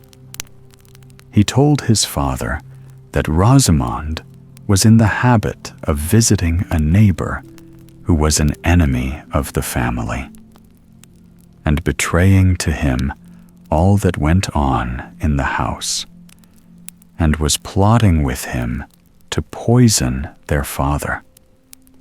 The father flew into a rage and flogged his son till the blood came. Then he threw him into prison and kept him for 3 days without food. and after that he turned him out of the house and threatened to kill him if he ever came back. The mother was miserable and did nothing but weep, but she dared not say anything. The youth left his home with tears in his eyes, not knowing where to go, and wandered about for many hours till he came to a thick wood. Night overtook him at the foot of a great rock, and he fell asleep on a bank of moss, lulled by the music of a little brook. It was dawn when he woke, and he saw before him a beautiful woman seated on a gray horse with trappings of gold, who looked as if she were preparing for the hunt. "Have you seen a stag and some deerhounds go by?" she asked. "No, madam," he replied. Then she added, "You look unhappy. Is there anything the matter? Take this ring, which will make you the happiest and most powerful of men, provided you never make a bad use of it. If you turn the diamond inside, you will become invisible. If you turn it outside, you will become visible again. If you place it on your little finger, you will take the shape of the king's son, followed by a splendid court. If you put it on your fourth finger, you will take your own shape." Then the young man understood that it was a fairy who was speaking to him, and when she had finished, she plunged into the woods. The youth was very impatient to try the ring and returned home immediately. He found that the fairy had spoken the truth, and that he could see and hear everything, while he himself was unseen. It lay with him to revenge himself, if he chose, on his brother, without the slightest danger to himself, and he told no one but his mother of all the strange things that had befallen him. He afterwards put the enchanted ring on his little finger and appeared as the king's son, followed by 100 fine horses and a guard of officers, all richly dressed. His father was much surprised to see the king's son in his quiet little house, and he felt rather embarrassed, not knowing what was the proper way to behave on such a grand occasion. Then Rosamond asked him how many sons he had. "2," replied he. "I wish to see them," said Rosamond. "Send for them at once. I desire to take them both to court in order to make their fortunes." The father hesitated, then answered, "Here is the eldest, whom I have the honor to present to your highness." "But where is the youngest? I wish to see him too," persisted Rosamond. "He is not here," said the father. "I had to punish him for a fault, and he has run away." Then Rosamond replied, "You should have shown him what was right, but not have punished him. However, let the elder come with me, and as for you, follow these 2 guards, who will escort you to a place that I will point out to them." Then the 2 guards led off the father, and the fairy, of whom you have heard, found him in the forest. and beat him with a golden birch rod, and cast him into a cave that was very deep and dark, where he lay enchanted. "Lie there," she said, "till your son comes to take you out again." Meanwhile, the son went to the king's palace and arrived just when the real prince was absent. He had sailed away to make war on a distant island, but the winds had been contrary, and he had been shipwrecked on unknown shores and taken captive by a savage people. Rosamond made his appearance at court in the character of the prince, whom everyone wept for as lost, and told them that he had been rescued when at the point of death by some merchants. His return was the signal for great public rejoicings, and the king was so overcome that he became quite speechless and did nothing but embrace his son. The queen was even more delighted, and fetes were ordered over the whole kingdom. One day, the false prince said to his real brother, "Bramintho, you know that I brought you here from your native village in order to make your fortune, but I have found out that you are a liar, and that by your deceit you have been the cause of all the troubles of your brother Rosamond. He is in hiding here, and I desire that you shall speak to him and listen to his reproaches." Bramintho trembled at these words, and, flinging himself at the prince's feet, confessed his crime. "That is not enough," said Rosamond. "It is to your brother that you must confess, and I desire that you shall ask his forgiveness. He will be very generous if he grants it, and it will be more than you deserve. He is in my anteroom, where you shall see him at once. I myself will retire into another apartment, so as to leave you alone with him." Bramintho entered, as he was told, into the anteroom. Then Rosamond changed the ring and passed into the room by another door. Bramintho was filled with shame as soon as he saw his brother's face. He implored his pardon and promised to atone for all his faults. Rosamond embraced him with tears and at once forgave him, adding, "I am in great favor with the king. It rests with me to have your head cut off, or to condemn you to pass the remainder of your life in prison. But I desire to be as good to you as you have been wicked to me." Bramintho, confused and ashamed, listened to his words without daring to lift his eyes or to remind Rosamond that he was his brother. After this, Rosamond gave out that he was going to make a secret voyage to marry a princess who lived in a neighboring kingdom.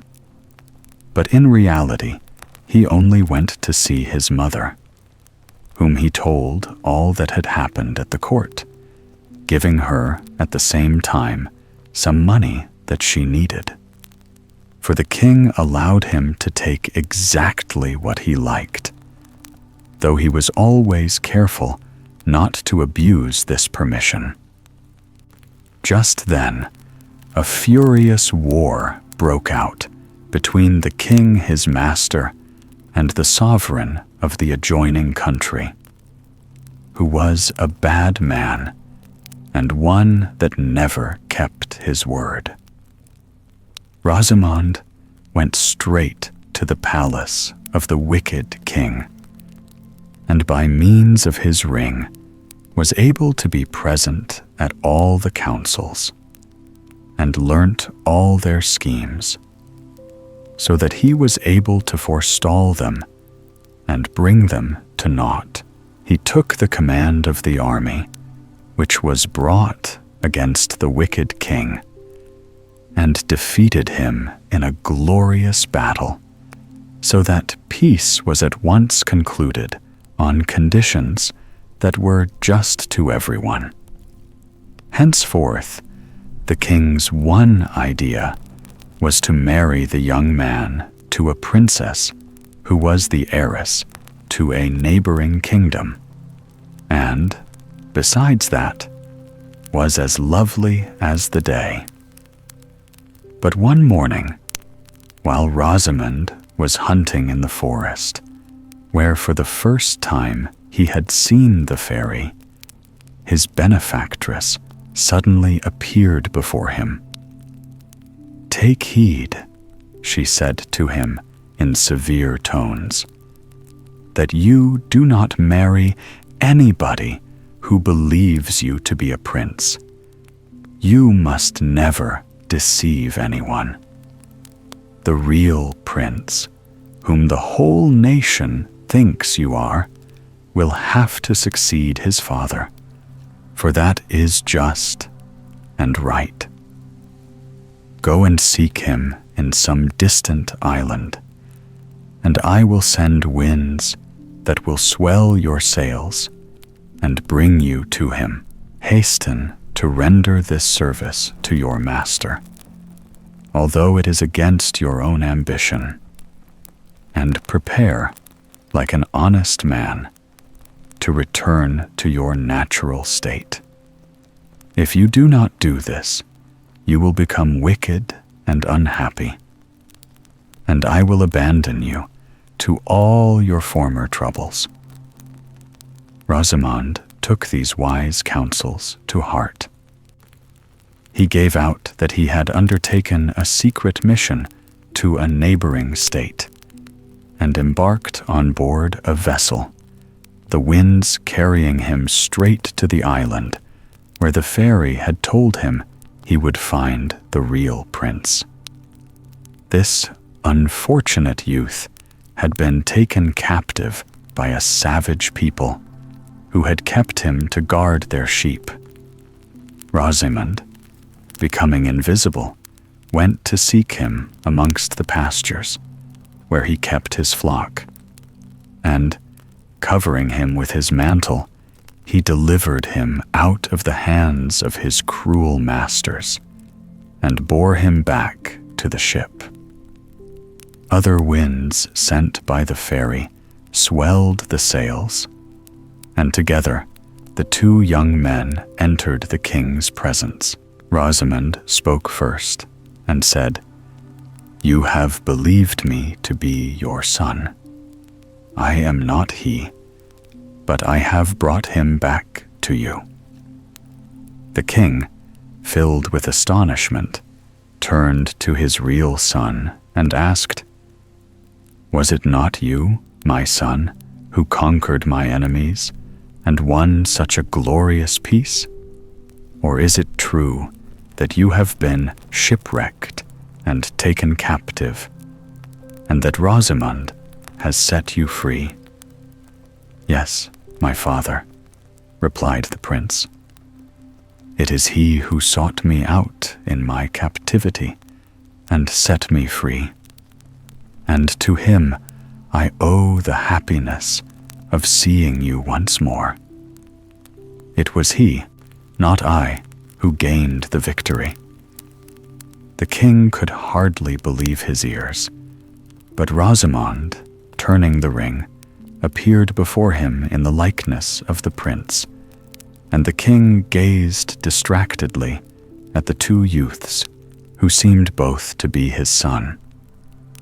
Then he offered Rosamond immense rewards for his services, which were refused.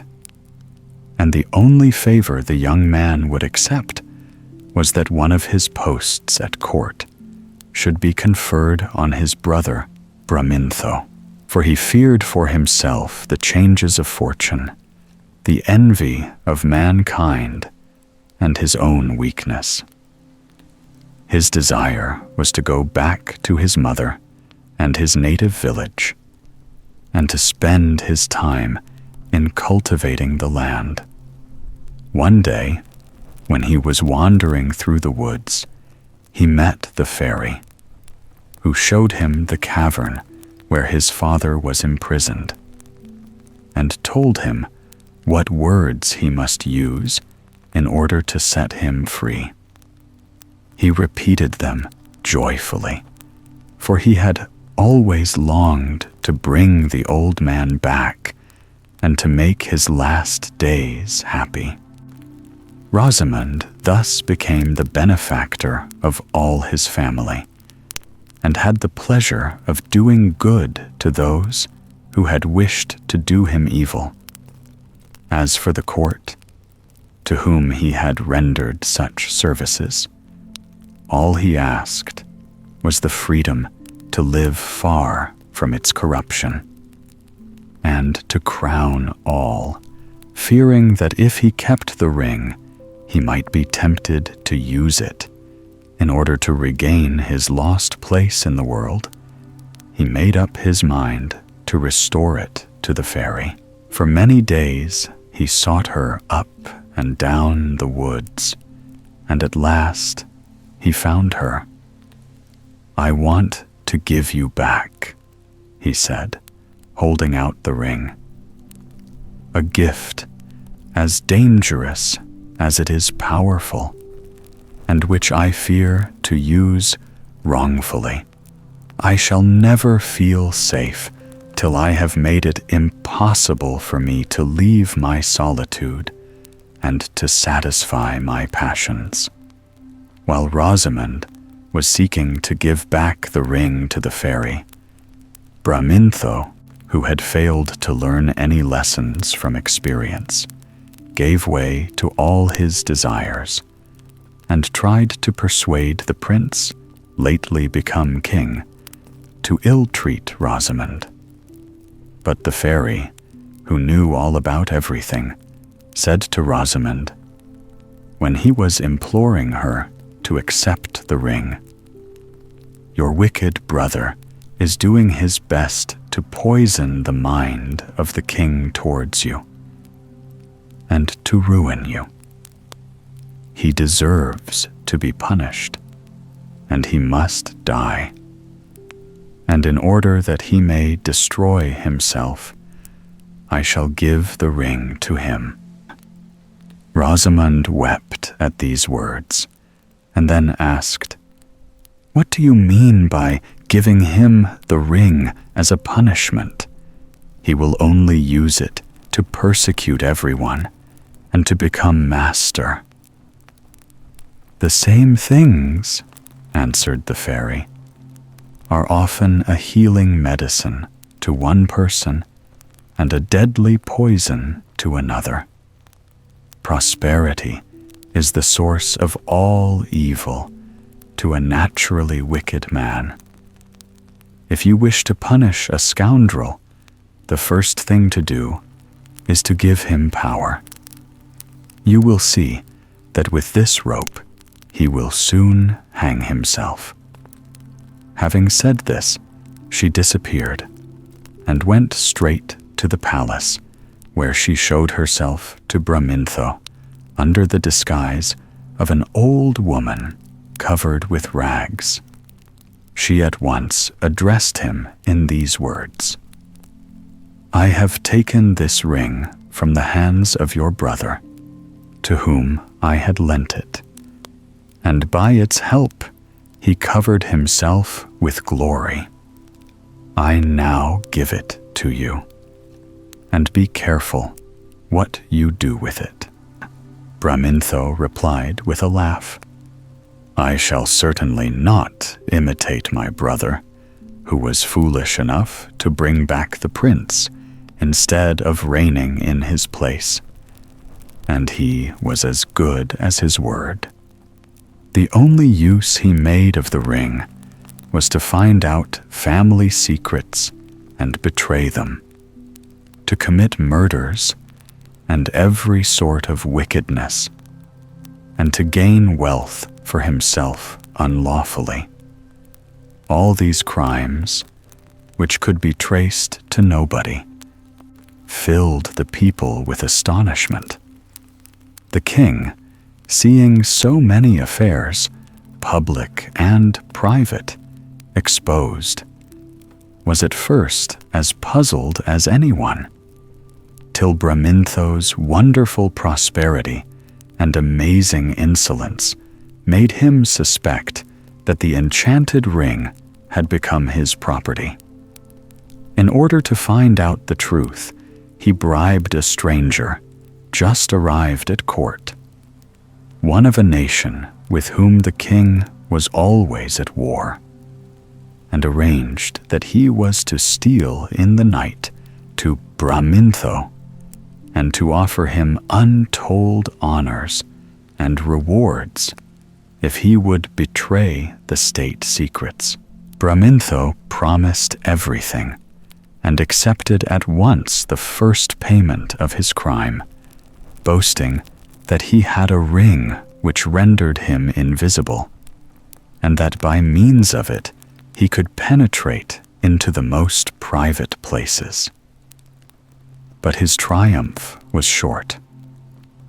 Next day he was seized by order of the king, and his ring was taken from him. He was searched, and on him were found papers which proved his crimes.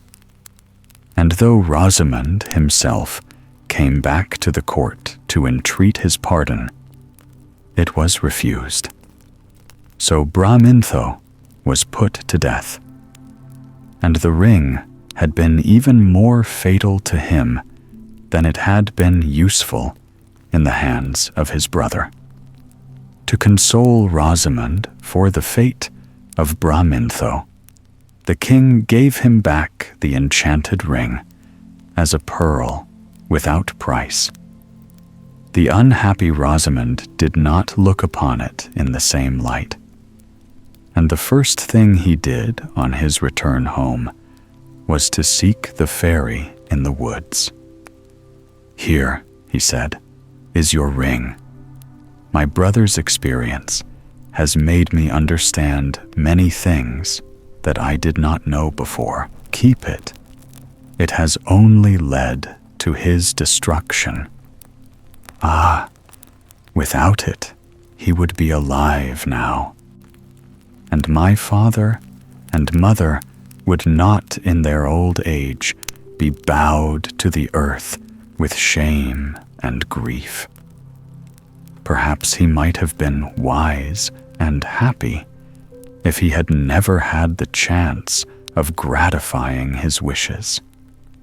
Oh, how dangerous it is to have more power than the rest of the world. Take back your ring, and as ill fortune seems to follow all on whom you bestow it, I will implore you, as a favor to myself, that you will never give it to anyone who is dear to me." Fenelon. The Snuff-Box.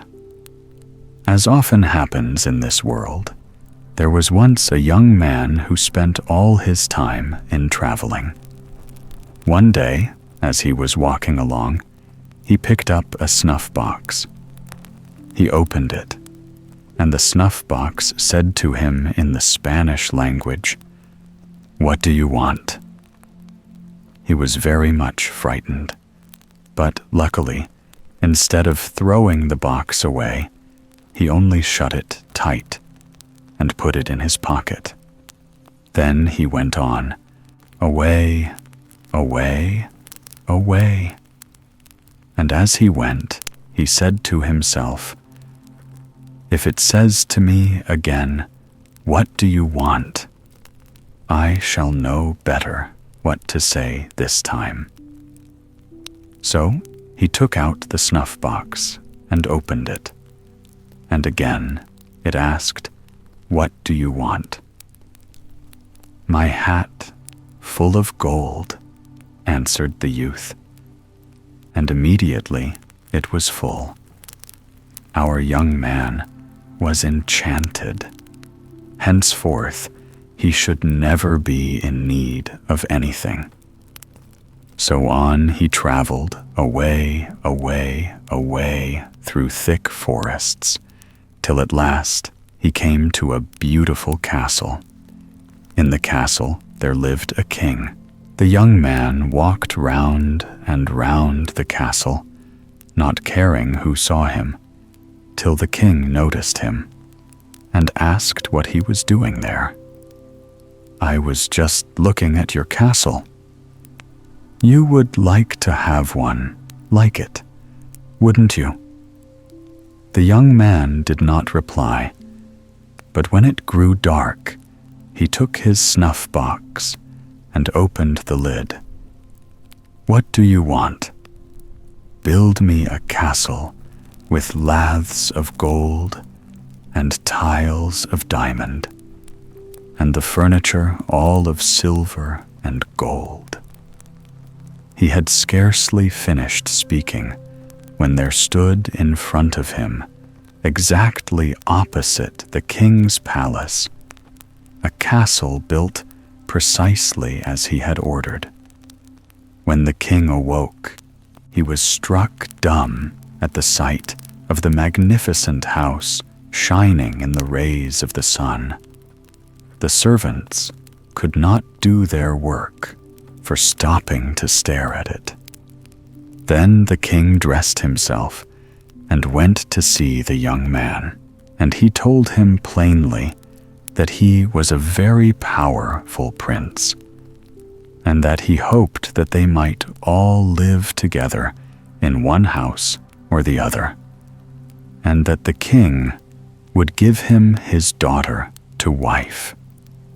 So it all turned out just as the king wished. The young man married the princess, and they lived happily in the palace of gold. But the king's wife was jealous both of the young man and of her own daughter.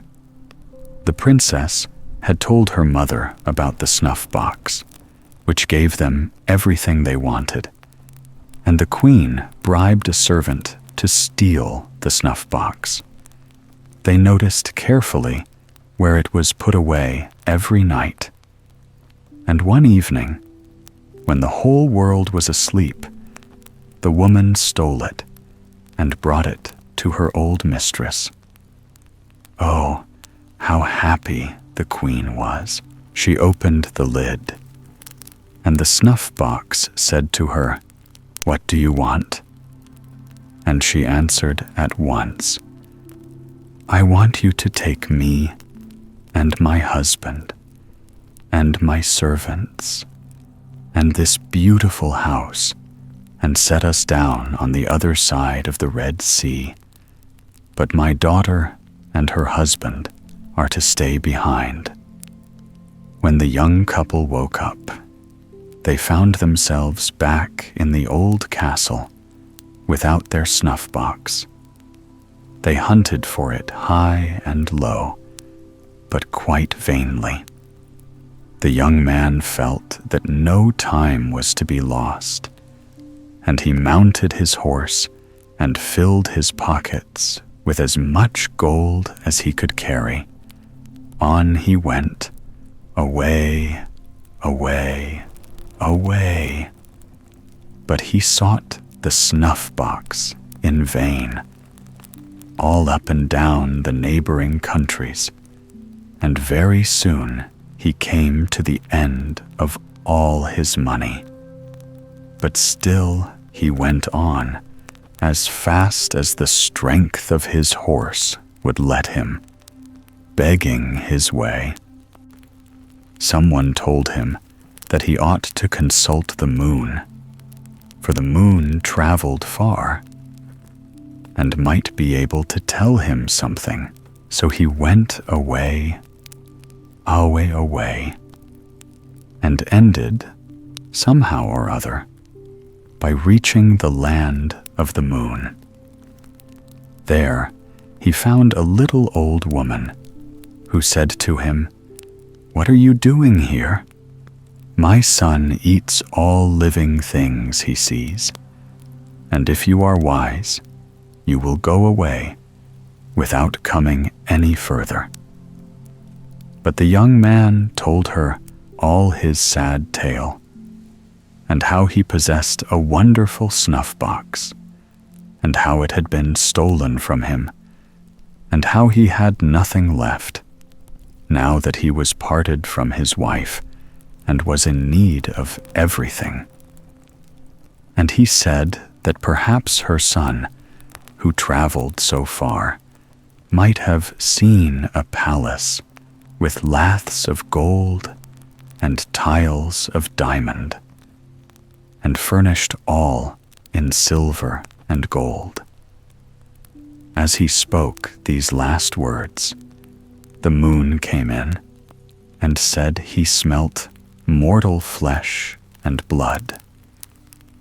But his mother told him that it was an unhappy man who had lost everything and had come all this way to consult him, and bade the young man not to be afraid, but to come forward and show himself. So he went boldly up to the moon and asked if by any accident he had seen a palace with the laths of gold and the tiles of diamond, and all the furniture of silver and gold. Once this house belonged to him, but now it was stolen. And the moon said no, but that the sun traveled farther than he did, and that the young man had better go and ask him. So the young man departed and went away, as well as his horse would take him, begging his living as he rode along. And, somehow or other, at last he got to the land of the sun. There he found a little old woman who asked him, "What are you doing here? Go away. Have you not heard that my son feeds upon Christians?" But he said no, and that he would not go, for he was so miserable that it was all one to him, whether he died or not, that he had lost everything, and especially a splendid palace like none other in the whole world, for it had laths of gold and tiles of diamond, and all the furniture was of silver and gold, and that he had sought it far and long, and in all the earth there was no man poor unhappy. So the old woman's heart melted, and she agreed to hide him. When the sun arrived, he declared that he smelt Christian flesh, and he meant to have it for his dinner. But his mother told him such a pitiful story of the miserable wretch who had lost everything, and had come from far to ask his help, that at last he promised to see him. So the young man came out from his hiding place and begged the sun to tell him if in the course of his travels he had not seen somewhere a palace that had not its like in the whole world, for its laths were of gold and its tiles of diamond, and all the furniture in silver and gold. And the sun said no, but that perhaps the wind had seen it, for he entered everywhere and saw things that no one else ever saw. And if anyone knew where it was certainly the wind. Then the poor young man again set forth, as well as his horse could take him, begging his living as he went. And, somehow or other, he ended by reaching the home of the wind. He found there a little old woman, busily occupied in filling great barrels with water. She asked him what had put it into his head to come there, for her son ate everything he saw, and that he would shortly arrive quite mad, and that the young man had better look out. But he answered that he was so unhappy that he had ceased to mind anything, even being eaten. And then he told her that he had been robbed of a palace that had not its equal in all the world, and of all that was in it, and that he had even left his wife, and was wandering over the world until he found it, and that it was the sun who had sent him to consult the wind. So she hid him under the staircase, and soon they heard the south wind arrive, shaking the house to its foundations. Thirsty as he was, he did not wait to drink, but he told his mother that he smelt the blood of a Christian man, and that she had better bring him out at once and make him ready to be eaten. But she bade her son eat and drink what was before him, and said that the poor young man was much to be pitied, and that the sun had granted him his life in order that he might consult the wind. Then she brought out the young man, who explained how he was seeking for his palace, and that no man had been able to tell him where it was, so he had come to the wind. And he added that he had been shamefully robbed, and that the laths were of gold, and the tiles of diamond, and all the furniture in silver and gold. And he inquired if the wind had not seen such a palace during his wanderings. And the wind said yes, and that all that day he had been blowing backwards and forwards over it, without being able to move one single tile. "Oh, do tell me where it is," cried the Yew man. "It is a long way off," replied the wind, "on the other side of the Red Sea." But our traveler was not discouraged.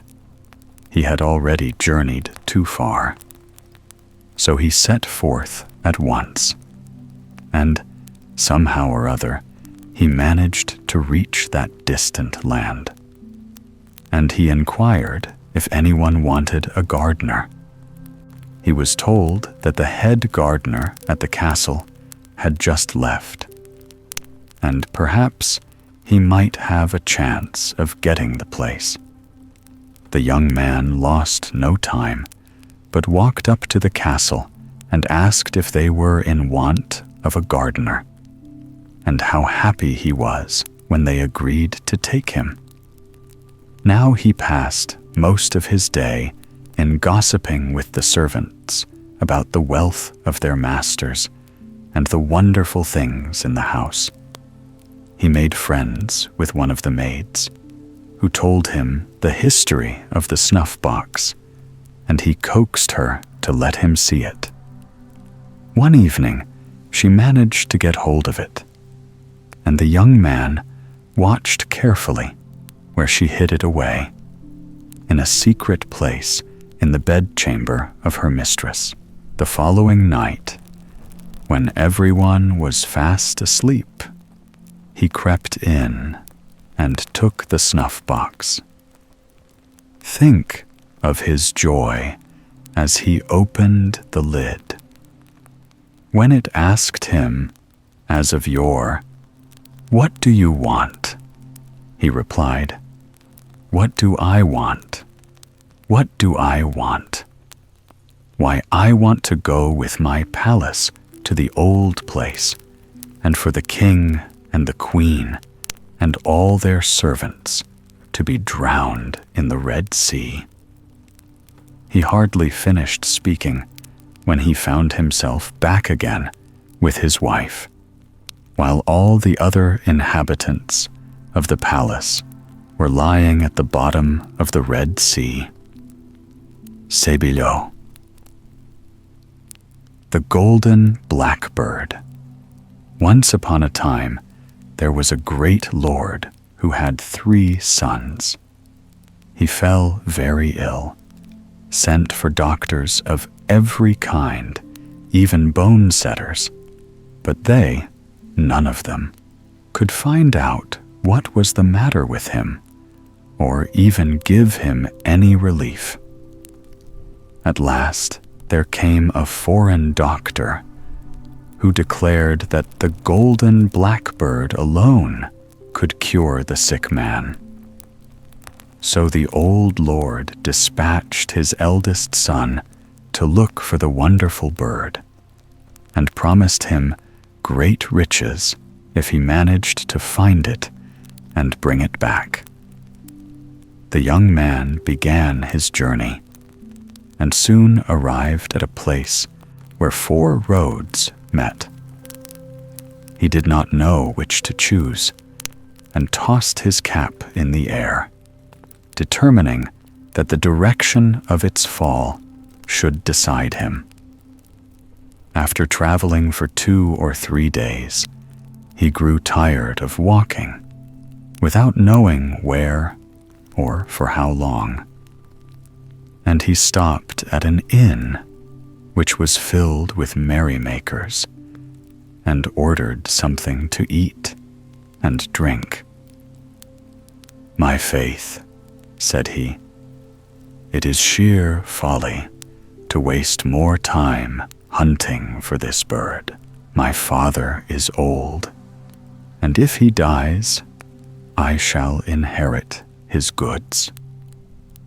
The old man, after waiting patiently for some time, sent his second son to seek the Golden Blackbird. The youth took the same direction as his brother, and when he came to the crossroads, he too tossed up which road he should take. The cap fell in the same place as before, and he walked on till he came to the spot where his brother had halted. The latter, who was leaning out of the window of the inn, called to him to stay where he was and amuse himself. "You are right," replied the youth. "Who knows if I should ever find the Golden Blackbird, even if I sought the whole world through for it? At the worst, if the old man dies, we shall have his property." He entered the inn, and the 2 brothers made merry and feasted, till very soon their money was all spent. They even owed something to their landlord, who kept them as hostages till they could pay their debts. The youngest son set forth in his turn, and he arrived at the place where his brothers were still prisoners. They called to him to stop, and did all they could to prevent his going further. "No," he replied, "my father trusted me, and I will go all over the world till I find the Golden Blackbird." "Bah," said his brothers. "You will never succeed any better than we did. Let him die if he wants to. We will divide the property." As he went his way, he met a little hare who stopped to look at him and asked, "Where are you going, my friend?" "I really don't quite know," answered he. "My father is ill, and he cannot be cured unless I bring him back the Golden Blackbird. It is a long time since I set out, but no one can tell me where to find it." "Ah," said the hare, "you have a long way to go yet. You will have to walk at least 700 miles before you get to it." "And how am I to travel such a distance?" "Mount on my back," said the little hare, "and I will conduct you." The young man obeyed. At each bound, the little hare went 7 miles, and it was not long before they reached a castle that was as large and beautiful as a castle could be. "The Golden Blackbird is in a little cabin nearby," said the little hare, "and you will easily find it. It lives in a little cage with another cage beside it, made all of gold. But whatever you do, be sure not to put it in the beautiful cage, or everybody in the castle will know that you have stolen it." The youth found the Golden Blackbird standing on a wooden perch, but as stiff and rigid as if he was dead. And beside the beautiful cage was the cage of gold. "Perhaps he would revive if I were to put him in that lovely cage," thought the youth. The moment that Golden Bird had touched the bars of the splendid cage, he awoke and began to whistle, so that all the servants of the castle ran to see what was the matter, saying that he was a thief and must be put in prison. "No," he answered, "I am not a thief if I have taken the Golden Blackbird. It is only that it may cure my father, who is ill. And I have traveled more than 700 miles in order to find it." "Well," they replied, "we will let you go, and will even give you the Golden Bird if you are able to bring us the porcelain maiden." The youth departed, weeping, and met the little hare, who was munching wild thyme. "What are you crying for, my friend?" asked the hare. "It is because," he answered, "the castle people will not allow me to carry off the Golden Blackbird without giving them the porcelain maiden in exchange. You have not followed my advice," said the little hare, "and you have put the Golden Bird into the fine cage. Alas, yes. Don't despair. The porcelain maiden is a young girl, beautiful as Venus, who dwells 200 miles from here. Jump on my back, and I will take you there." The little hare, who took 7 miles in a stride, was there in no time at all, and he stopped on the borders of a lake. "The porcelain maiden," said the hare to the youth, "will come here to bathe with her friends, while I just eat a mouthful of thyme to refresh me. When she is in the lake, be sure you hide her clothes, which are of dazzling whiteness, and do not give them back to her unless she consents to follow you." The little hare left him, and almost immediately the porcelain maiden arrived with her friends. She undressed herself and got into the water. Then the young man glided up noiselessly and laid hold of her clothes, which he hid under a rock at some distance. When the porcelain maiden was tired of playing in the water, she came out to dress herself, but though she hunted for her clothes high and low, she could find them nowhere. Her friends helped her in the search, but seeing at last that it was of no use, they left her alone on the bank, weeping bitterly. "Why do you cry?" said the young man, approaching her. "Alas," answered she, "while I was bathing, someone stole my clothes, and my friends have abandoned me. I will find your clothes if you will only come with me."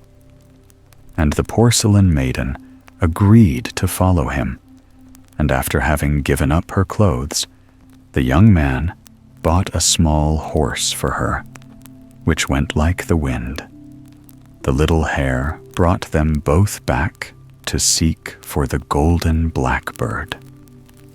And when they drew near to the castle where it lived, the little hero said to the young man, "Now, do be a little sharper than you were before, and you will manage to carry off both the Golden Blackbird and the porcelain maiden.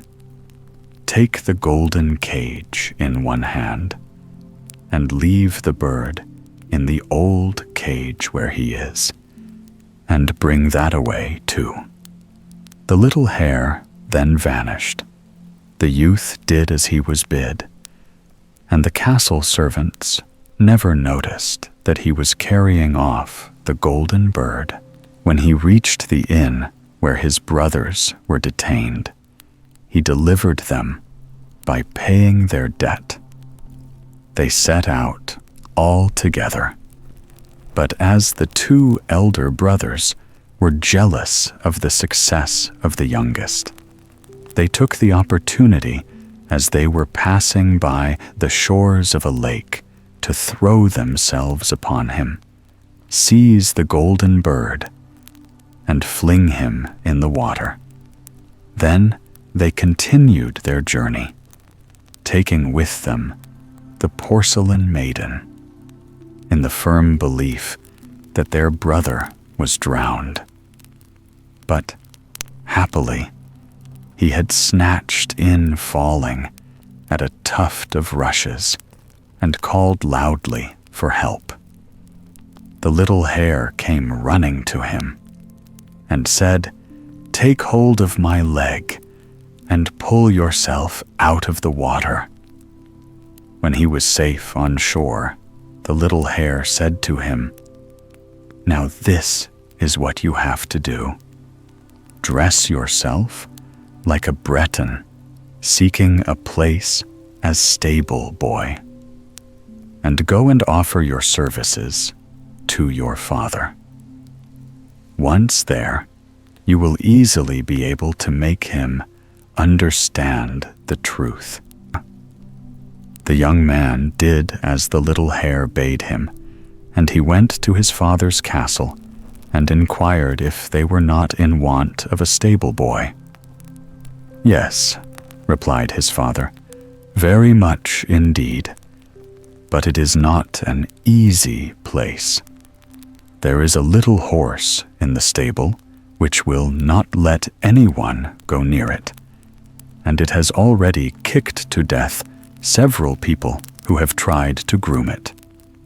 "I will undertake to groom it," said the youth. "I never saw the horse I was afraid of yet." The little horse allowed itself to be rubbed down without a toss of its head and without a kick. "Good gracious!" exclaimed the master.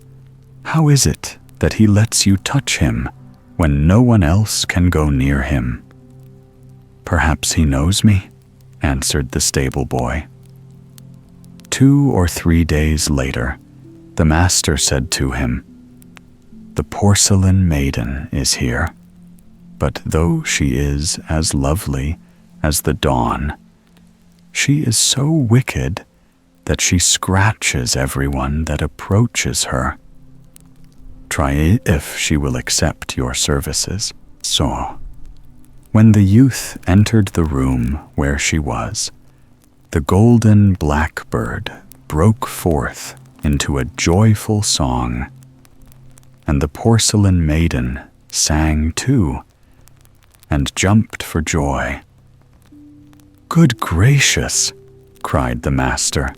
"The porcelain maiden and the Golden Blackbird know you too?" "Yes," replied the youth, "and the porcelain maiden can tell you the whole truth, if she only will." Then she told all that had happened, and how she had consented to follow the young man who had captured the Golden Blackbird. "Yes," added the youth, "I delivered my brothers, who were kept prisoners in an inn, and, as a reward, they threw me into a lake. So I disguised myself and came here in order to prove the truth to you." So the old lord embraced his son and promised that he should inherit all his possessions, and he put to death the 2 elder ones who had deceived him and had tried to slay their own brother. The young man married the porcelain maiden and had a splendid wedding feast. C'est below. The Little Soldier. Once upon a time, there was a little soldier who had just come back from the war. He was a brave little fellow, but he had lost neither arms nor legs in battle. Still, the fighting was ended, and the army disbanded, so he had to return to the village where he was born. Now the soldier's name was really John, but for some reason or other, his friends always called him the Kinglet. Why, no one ever knew, but so it was. As he had no father or mother to welcome him home, he did not hurry himself, but went quietly along, his knapsack on his back and his sword by his side, when suddenly, one evening, he was seized with a wish to light his pipe. He felt for his matchbox to strike a light, but to his great disgust, he found he had lost it. He had only gone about a stone's throw after making this discovery when he noticed a light shining through the trees. He went towards it and perceived before him an old castle with the door standing open.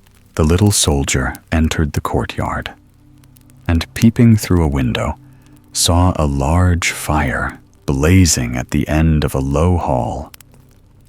He put his pipe in his pocket and knocked gently, saying politely, "Would you give me a light?" But he got no answer. After waiting for a moment, John knocked again, this time more loudly. there was still no reply. He raised the latch and entered. The hall was empty.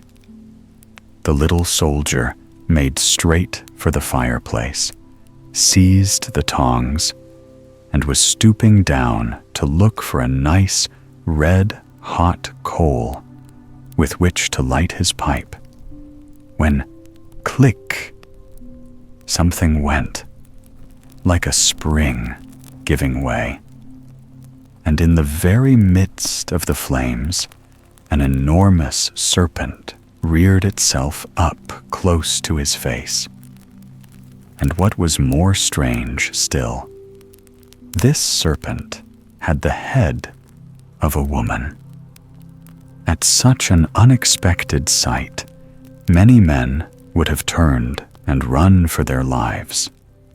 But the little soldier, though he was so small, had a true soldier's heart.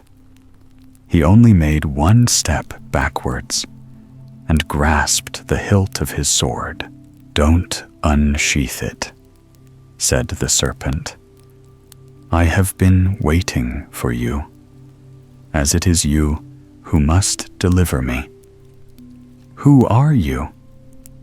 "My name is Ludovine, and I am the daughter of the King of the Low Countries. Deliver me, and I will marry you and make you happy forever after."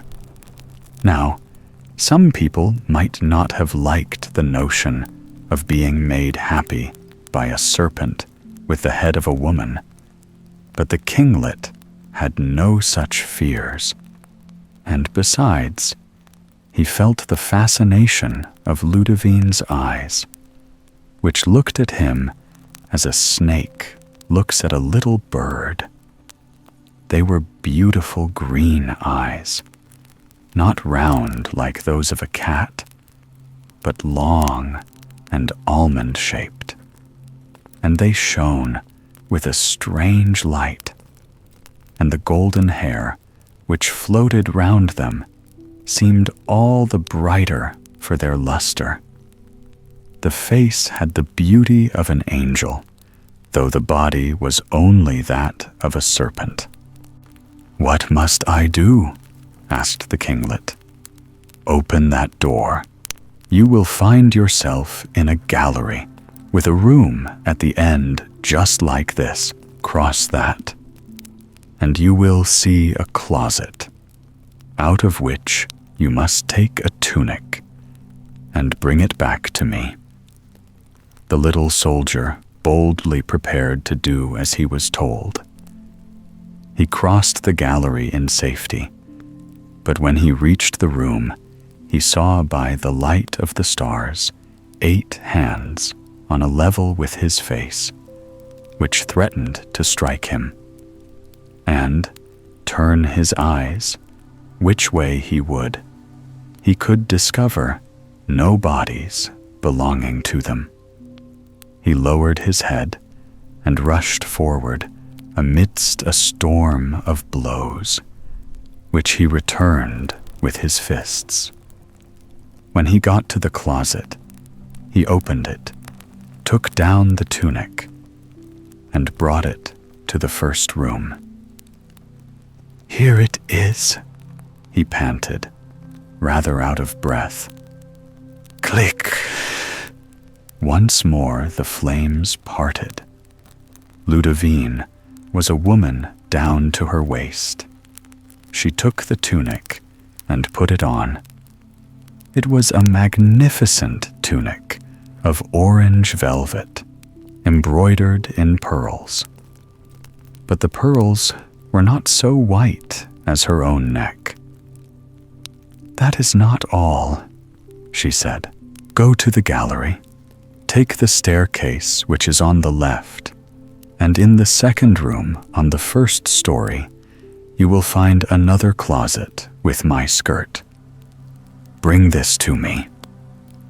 The kinglet did as he was told, but in entering the room, he saw, instead of merely hands, 8 arms, each holding an enormous stick. He instantly unsheathed his sword and cut his way through with such vigor that he hardly received a scratch. He brought back the skirt, which was made of silk as blue as the skies of Spain. "Here it is," said John, as the serpent appeared. She was now a woman, as far as her knees. "I only want my shoes and stockings now," she said. "Go and get them from the closet, which is on the second story." The little soldier departed and found himself in the presence of 8 goblins armed with hammers, and flames darting from their eyes. This time, he stopped short at the threshold. "My sword is no use," he thought to himself. "These wretches will break it like glass, and if I can't think of anything else, I am a dead man." At this moment, his eyes fell on the door, which was made of oak, thick and heavy. He wrenched it off its hinges and held it over his head, and then went straight at the goblins, whom he crushed beneath it.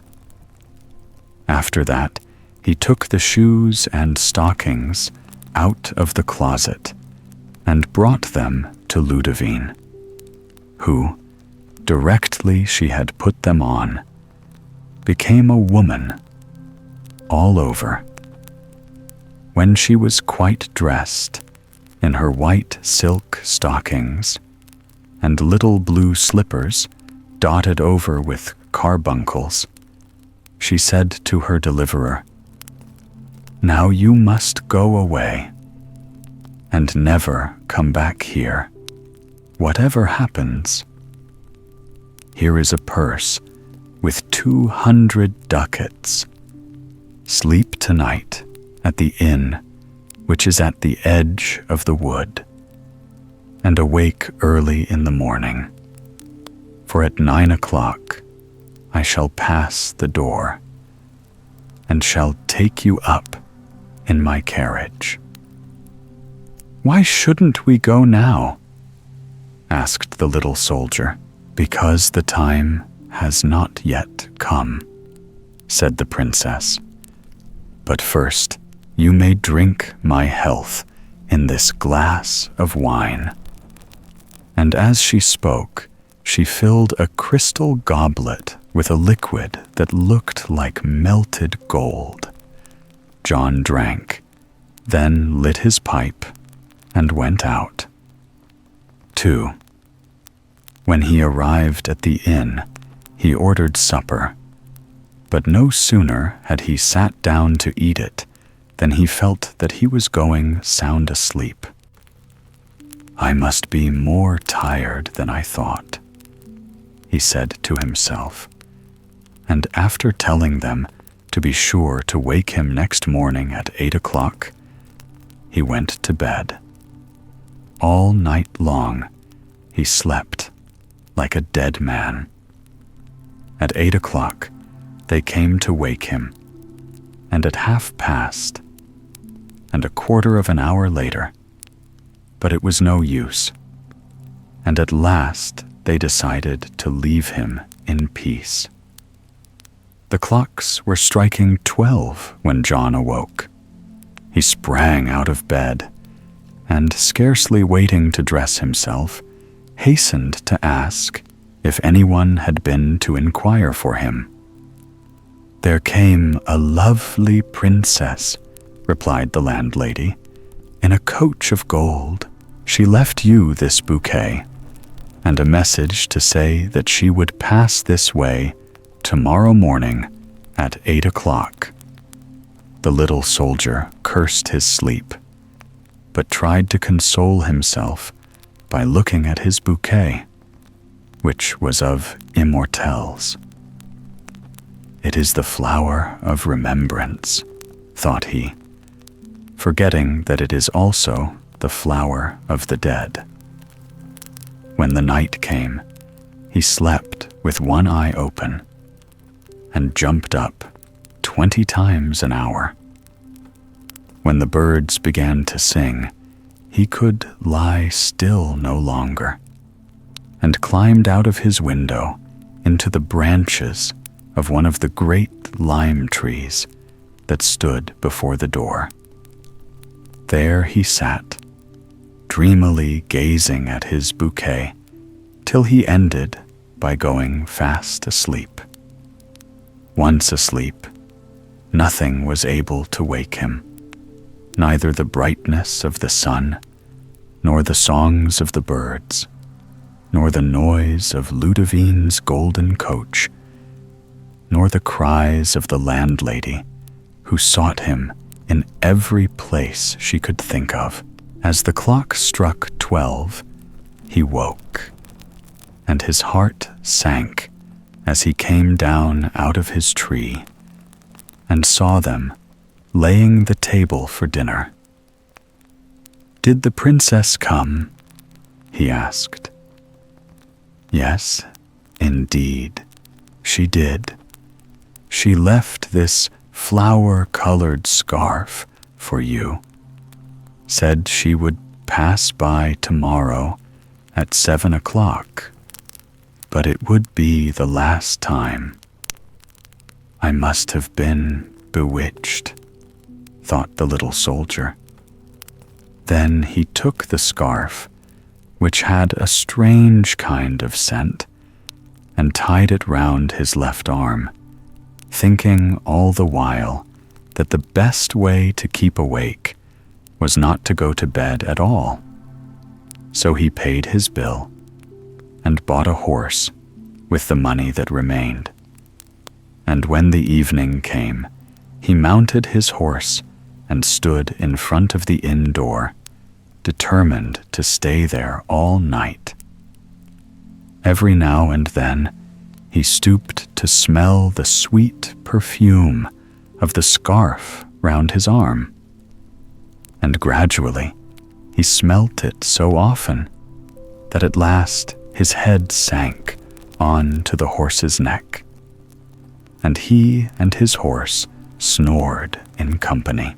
When the princess arrived, they shook him and beat him and screamed at him. But it was all no good.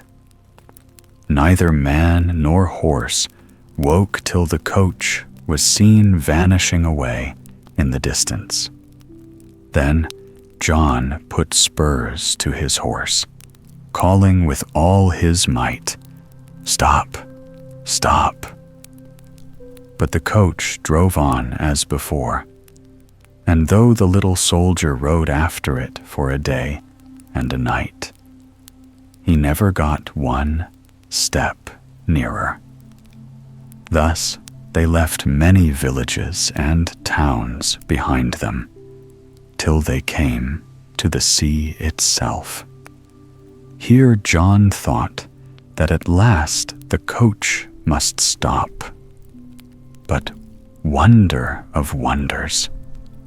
It went straight on and rolled over the water as easily as it had done over the land. John's horse, which had carried him so well, sank down from fatigue, and the little soldier sat sadly on the shore, watching the coach, which was fast disappearing on the horizon. 3. However, he soon plucked up his spirits again, and walked along the beach to try and find a boat in which he could sail after the princess. But no boat was there, and at last, tired and hungry, he sat down to rest on the steps of a fisherman's hut. In the hut was a young girl who was mending a net. She invited John to come in, and set before him some wine and fried fish. And John ate and drank and felt comforted. And he told his adventures to the little fisher girl. But though she was very pretty, with a skin as white as a gull's breast, for which her neighbors gave her the name of the seagull, he did not think about her at all, for he was dreaming of the green eyes of the princess. When he had finished his tale, she was filled with pity and said, "Last week, when I was fishing, my net suddenly grew very heavy, and when I drew it in, I found a great copper vase fastened with lead.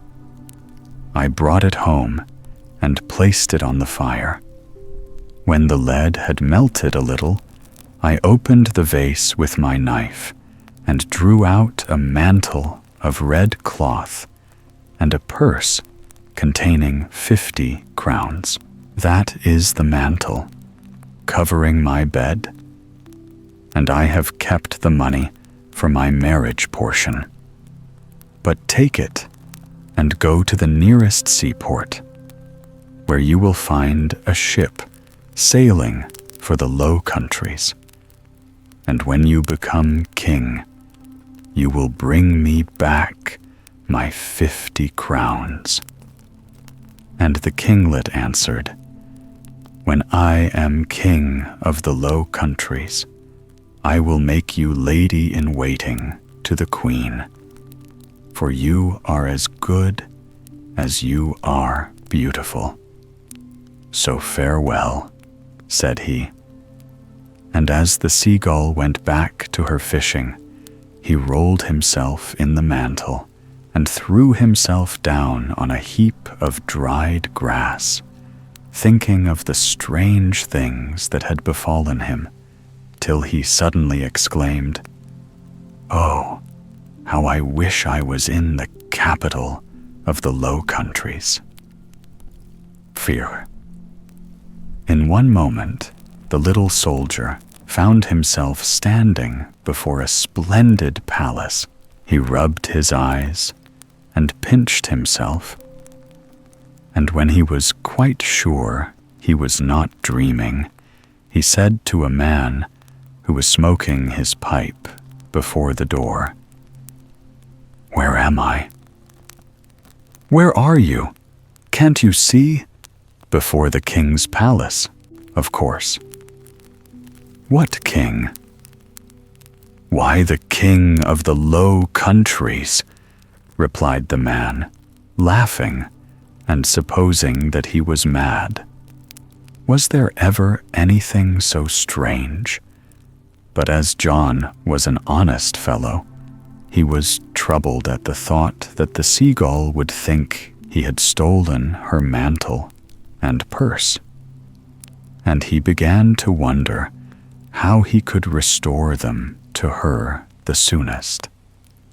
Then he remembered that the mantle had some hidden charm that enabled the bearer to transport himself at will from place to place, and in order to make sure of this, he wished himself in the best inn of the town. In an instant, he was there. Enchanted with this discovery, he ordered supper, and as it was too late to visit the king that night, he went to bed. The next day, when he got up, he saw that all the houses were wreathed with flowers and covered with flags, and all the church bells were ringing. The little soldier inquired the meaning of all this noise, and was told that the Princess Ludovine, the king's beautiful daughter, had been found, and was about to make her triumphal entry. "That will just suit me," thought the kinglet. "I will stand at the door and see if she knows me." He had scarcely time to dress himself when the golden coach of Ludovine went by. She had a crown of gold upon her head, and the king and queen sat by her side. By accident, her eyes fell upon the little soldier, and she grew pale and turned away her head. "Didn't she know me?" the little soldier asked himself. "Or was she angry because I missed our meetings?"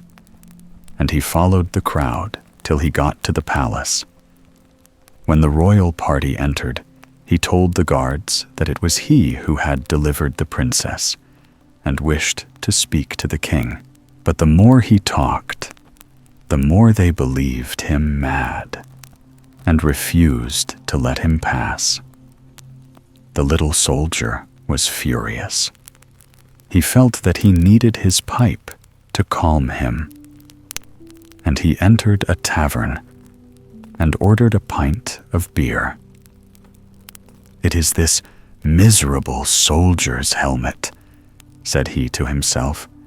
"If I had only money enough, I could look as splendid as the lords of the court. But what is the good of thinking of that, when I have only the remains of the seagull's 50 crowns?" He took out his purse to see what was left, and he found that there were still 50 crowns. The seagull must have miscounted, thought he, and he paid for his beer. Then he counted his money again, and there were still 50 crowns. He took away 5 and counted a third time, but there were still 50. He emptied the purse altogether and then shut it. When he opened it, the 50 crowns were still there. Then a plan came into his head, and he determined to go at once to the court tailor and coach builder. He ordered the tailor to make him a mantle and vest of blue velvet embroidered with pearls, and the coach builder to make him a golden coach like the coach of the Princess Ludovine.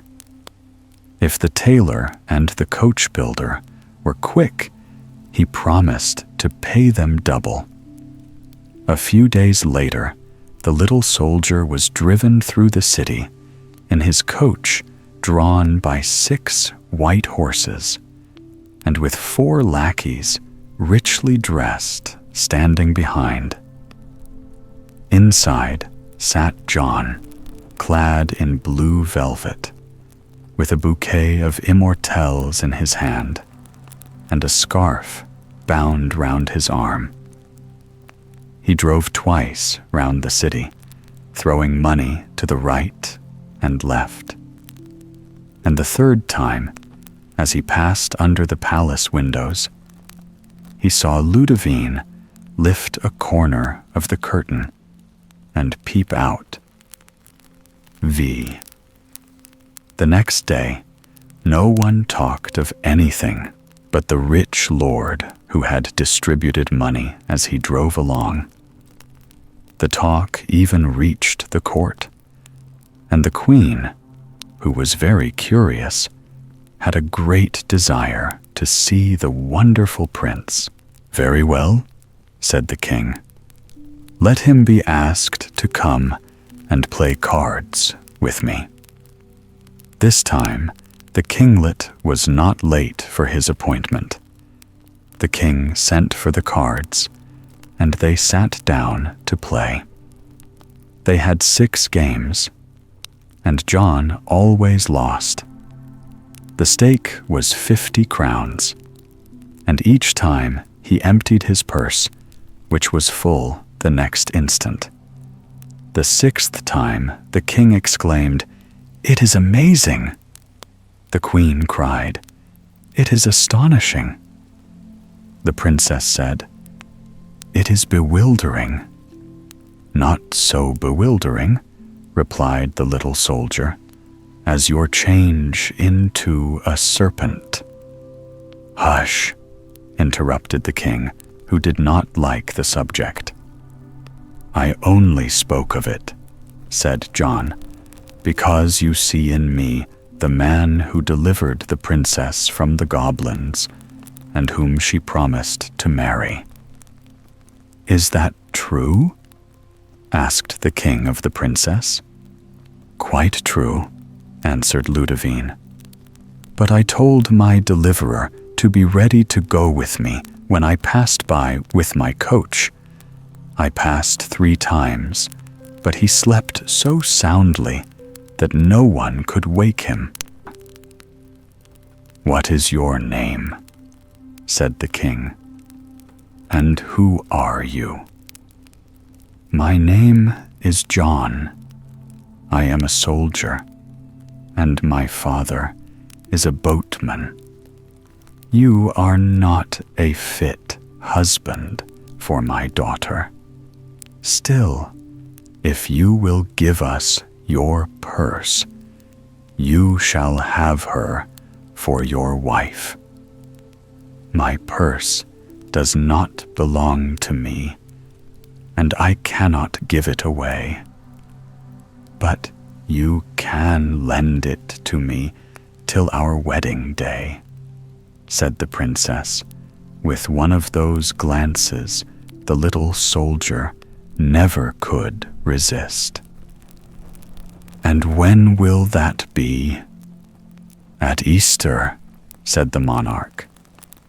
"Or in a blue moon," murmured the princess.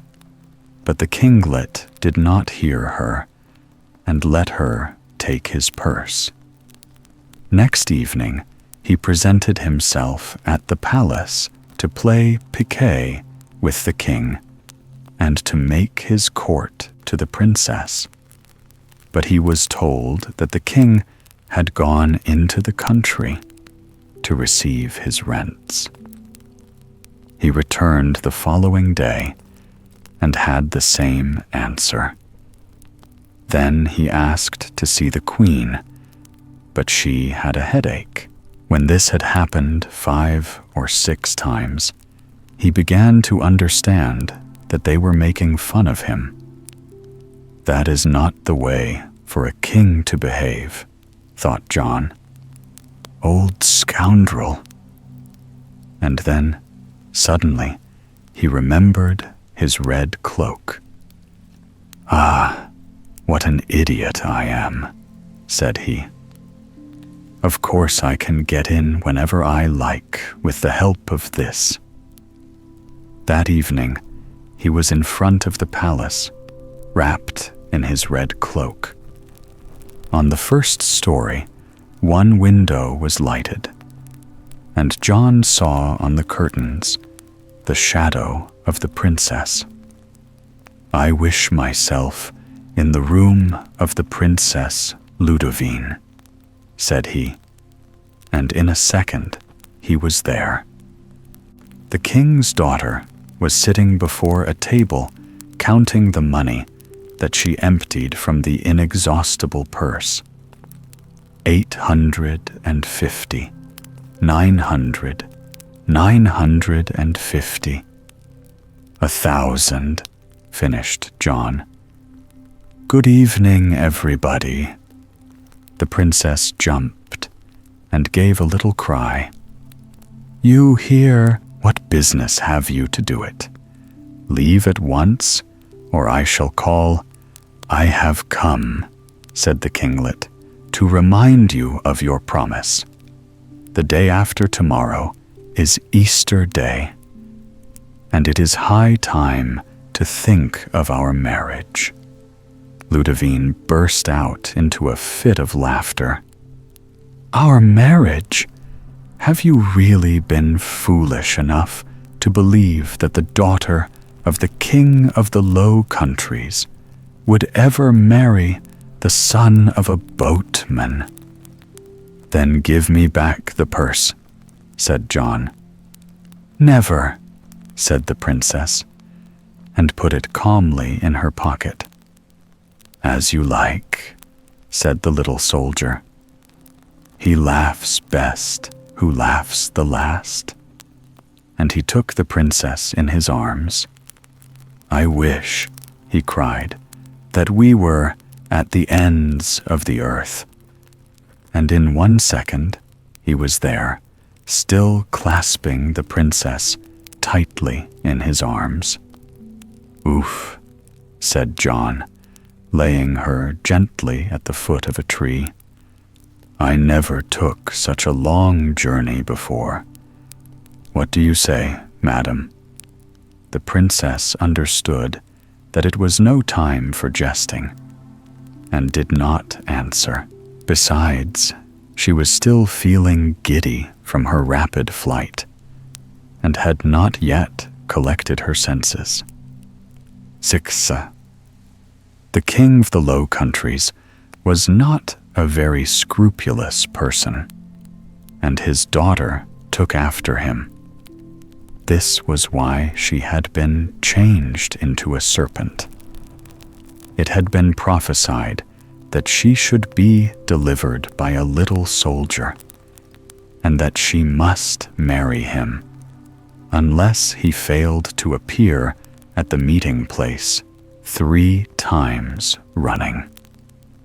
The cunning princess then laid her plans accordingly.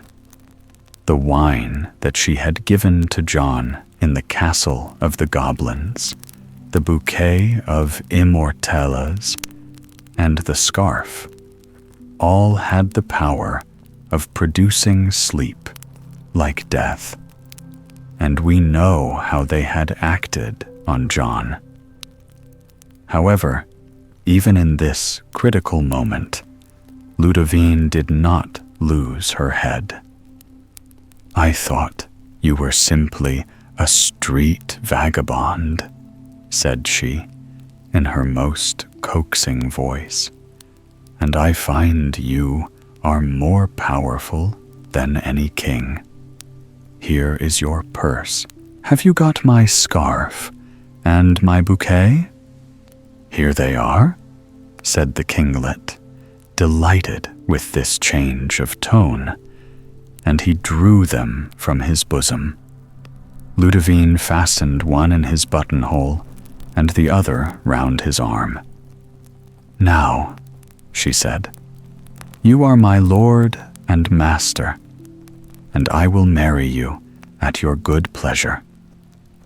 You are kinder than I thought, said John, and you shall never be unhappy, for I love you.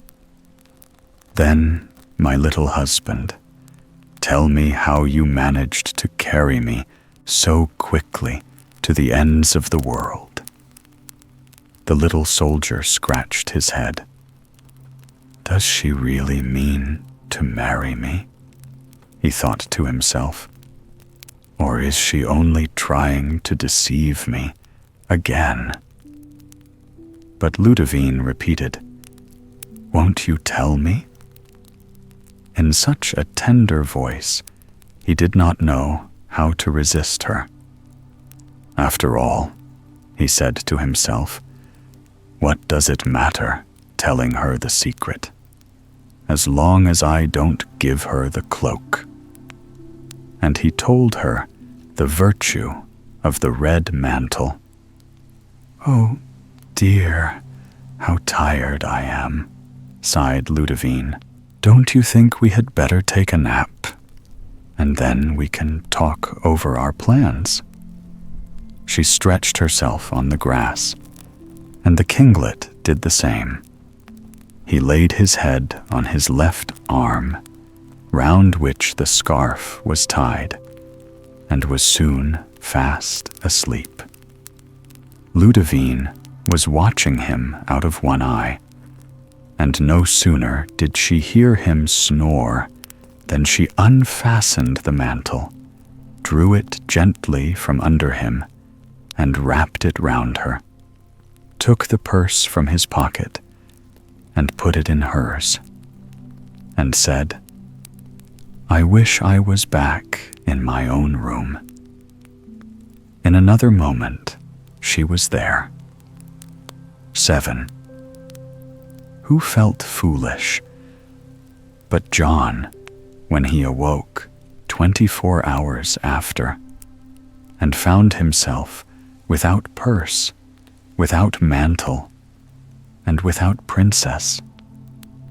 He tore his hair, he beat his breast, he trampled on the bouquet, and tore the scarf of the traitress to atoms.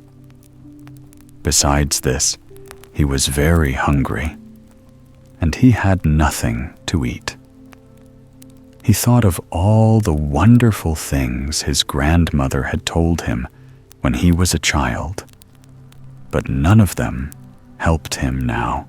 He was in despair, when suddenly he looked up and saw that the tree under which he had been sleeping was a superb plum, covered with fruit as yellow as gold. "Here goes for the plums," he said to himself. "All is fair in war." He climbed the tree and began to eat steadily. But he had hardly swallowed 2 plums when, to his horror, he felt as if something was growing on his forehead. He put up his hand and found that he had 2 horns. He leapt down from the tree and rushed to a stream that flowed close by. Alas, there was no escape. 2 charming little horns that would not have disgraced the head of a goat. Then his courage failed him. "As if it was not enough," said he, "that a woman should trick me, but the devil must mix himself up in it and lend me his horns. What a pretty figure I should cut if I went back into the world." But as he was still hungry, and the mischief was done, he climbed boldly up another tree and plucked 2 plums of a lovely green color. No sooner had he swallowed 2 than the horns disappeared. The little soldier was enchanted, though greatly surprised, and came to the conclusion that it was no good to despair too quickly. When he had done eating, an idea suddenly occurred to him. "Perhaps," thought he, "these pretty little plums may help me to recover my purse, my cloak, and my heart from the hands of this wicked princess. She has the eyes of a deer already. Let her have the horns of one. If I can manage to set her up with a pair, I will bet any money that I shall cease to want her for my wife. A horned maiden is by no means lovely to look at." So he planted a basket out of the long willows and placed in it carefully both sorts of plums. Then he walked bravely on for many days, having no food but the berries by the wayside, and was in great danger from wild beasts and savage men. But he feared nothing, except that his plums should decay. And this never happened. At last, he came to a civilized country, and with the sale of some jewels that he had about him on the evening of his flight, he took passage on board a vessel for the Low Countries. So, at the end of a year and a day, he arrived at the capital of the kingdom. Year 8. The next day, he put on a false beard and the dress of a date merchant, and taking a little table, he placed himself before the door of the church. He spread carefully out on a fine white cloth his Mirabelle plums, which looked for all the world as if they had been freshly gathered. And when he saw the princess coming out of church, he began to call out in a feigned voice, "Fine plums, lovely plums." "How much are they?" said the princess. 50 crowns each. 50 crowns. But what is there so very precious about them? Do they give one wit, or will they increase one's beauty? They could not increase what is perfect already, fair princess, but still they might add something. Rolling stones gather no moss, but they sometimes gain polish, and the months which John had spent in roaming about the world had not been wasted. Such a neatly turned compliment flattered Ludovine.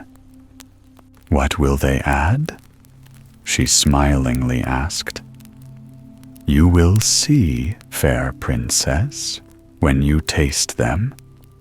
It will be a surprise for you." Ludovine's curiosity was roused.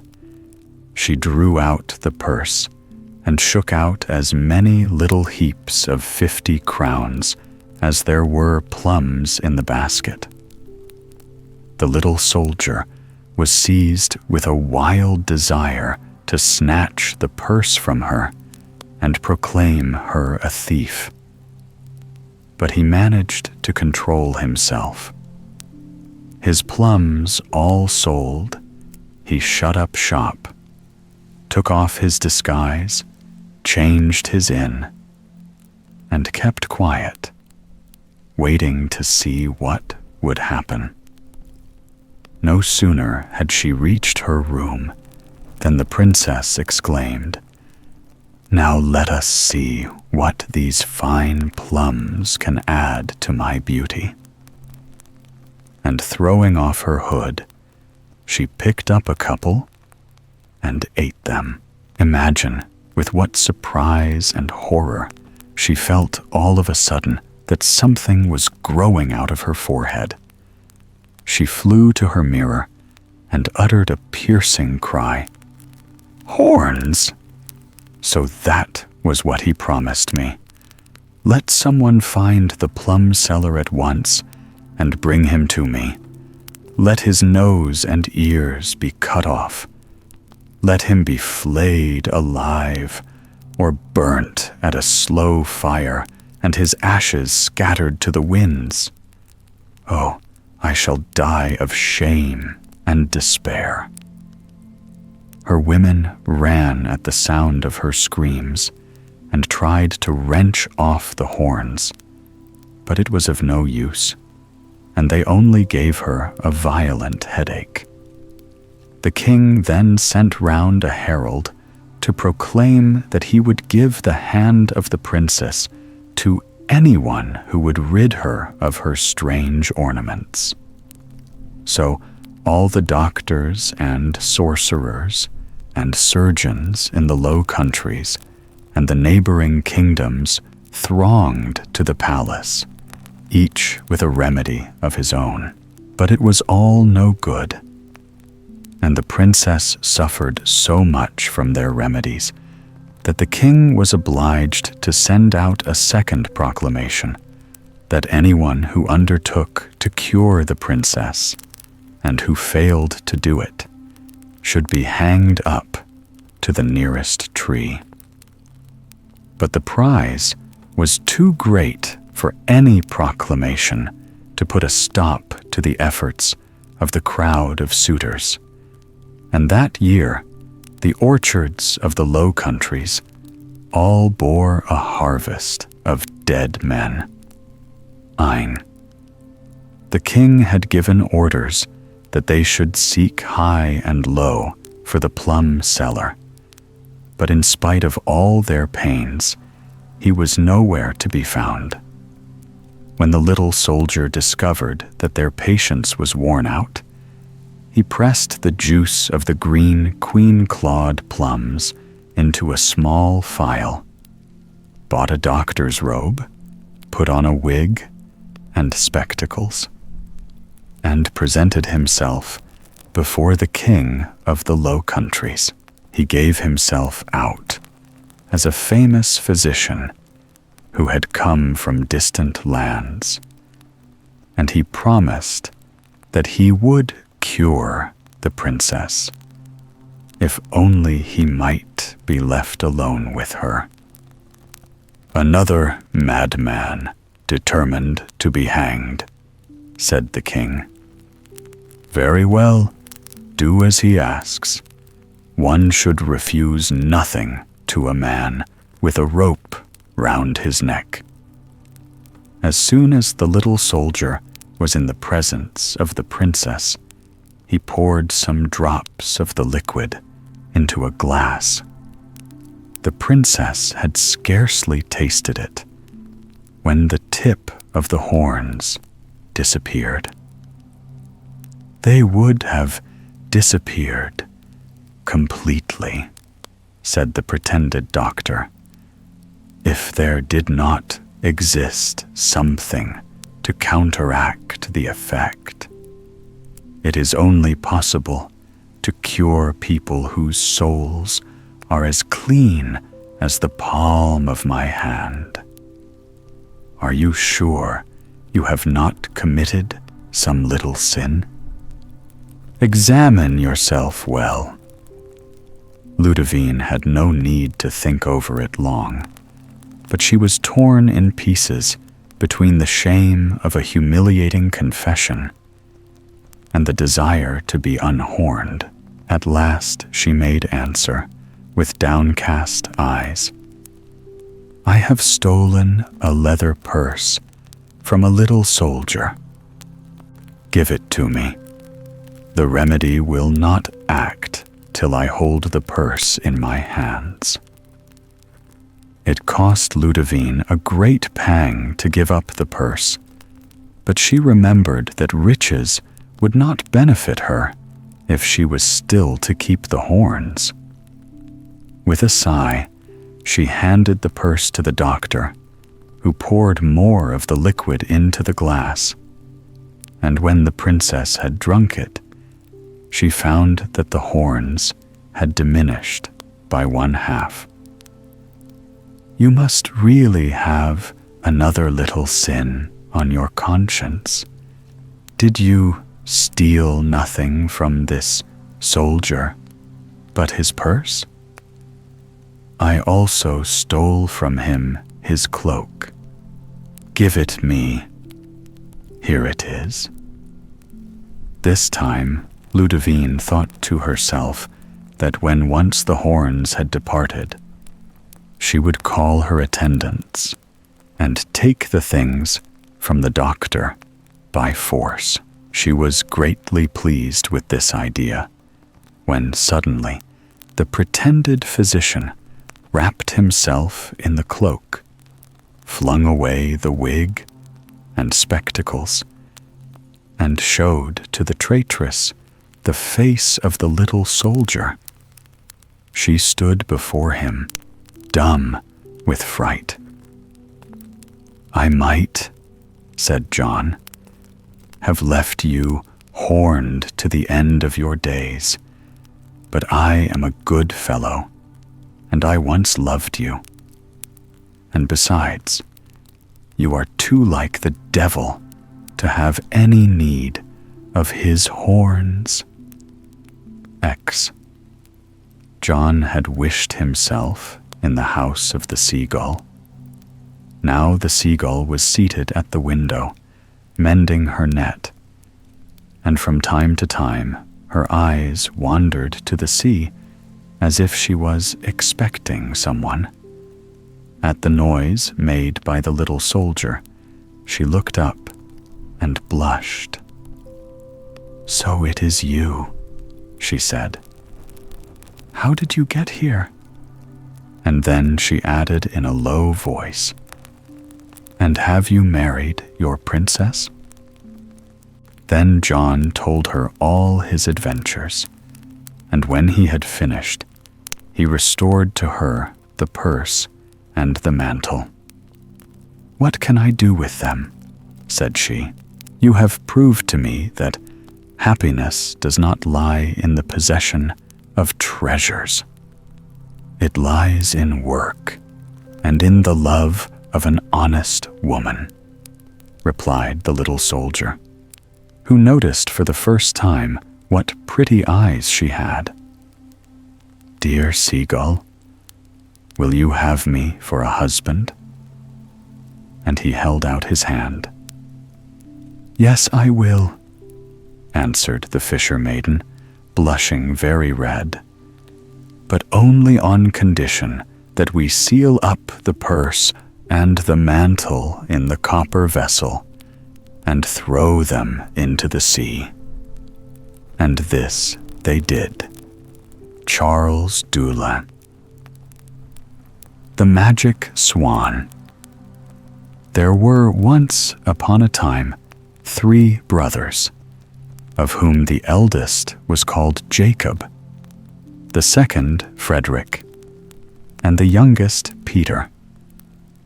This youngest brother was made a regular butt of by the other 2, and they treated him shamefully.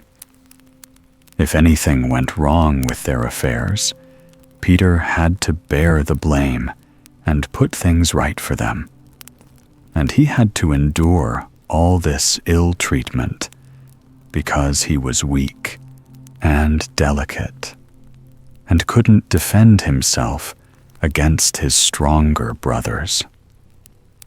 The poor creature had a most trying life of it in every way, and day and night he pondered how he could make it better.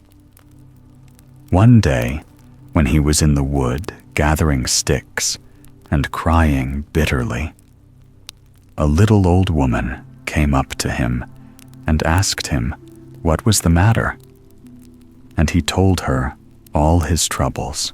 "Come, my good youth," said the old dame, when he had finished his tale of woe. "Isn't the world wide enough? Why don't you set out and try your fortune somewhere else?" Peter took her words to heart and left his father's house early one morning to try his fortune in the wide world, as the old woman had advised him. But he felt very bitterly parting from the home where he had been born, and where he had at least passed a short but happy childhood. And sitting down on a hill, he gazed once more fondly on his native place. Suddenly, the little old woman stood before him, and tapping him on the shoulder, said, "So far, good, my boy. But what do you mean to do now?" Peter was at a loss what to answer, for so far he had always thought that fortune would drop into his mouth like a ripe cherry. The old woman, who guessed his thoughts, laughed kindly and said, "I'll tell you what you must do, for I've taken a fancy to you, and I'm sure you won't forget me when you've made your fortune." Peter promised faithfully he wouldn't, and the old woman continued, "This evening at sunset, go to yonder pear tree, which you see growing at the crossroads. Underneath it, you will find a man lying asleep, and a beautiful large swan will be fastened to the tree close to him. You must be careful not to waken the man, but you must unfasten the swan and take it away with you. You will find that everyone will fall in love with its beautiful plumage, and you must allow anyone who likes to pull out a feather. But as soon as the swan feels as much as a finger on it, it will scream out. And then you must say, "Swan, hold fast." Then the hand of the person who has touched the bird will be held as in a vice, and nothing will set it free unless you touch it with this little stick, which I will make you a present of. When you have captured a whole lot of people in this way, lead your train straight on with you. You will come to a big town where a princess lives who has never been known to laugh. If you can only make her laugh, your fortune is made. Then I beg you won't forget your old friend. Peter promised again that he wouldn't, and at sunset he went to the tree the old woman had mentioned. The man lay there fast asleep, and a large, beautiful swan was fastened to the tree beside him by a red cord.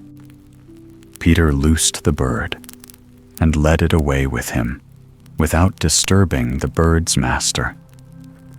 He walked on with the swan for some time and came at last to a building yard where some men were busily at work.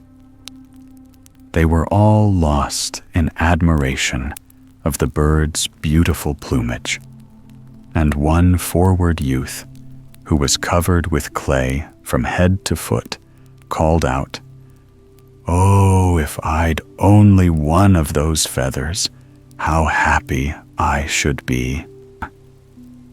"Pull one out then," said Peter kindly, and the youth seized one from the bird's tail. Instantly, the swan screamed, and Peter called out, "Swan, hold fast!" And do what he could, the poor youth couldn't get his hand away. The more he howled, the more the others laughed, till a girl who had been washing clothes in the neighboring stream hurried up to see what was the matter. When she saw the poor boy fastened to the swan, she felt so sorry for him that she stretched out her hand to free him. The bird screamed. "Swan, hold fast," called out Peter, and the girl was caught also. When Peter had gone on for a bit with his captives, they met a chimney sweep who laughed loudly over the extraordinary troupe and asked the girl what she was doing. "Oh, dearest John," replied the girl, "give me your hand and set me free from this cursed young man." "Most certainly I will, if that's all you want," replied the sweep, and gave the girl his hand. The bird screamed. "Swan, hold fast," said Peter, and the black man was added to their number. They soon came to a village where a fair was being held.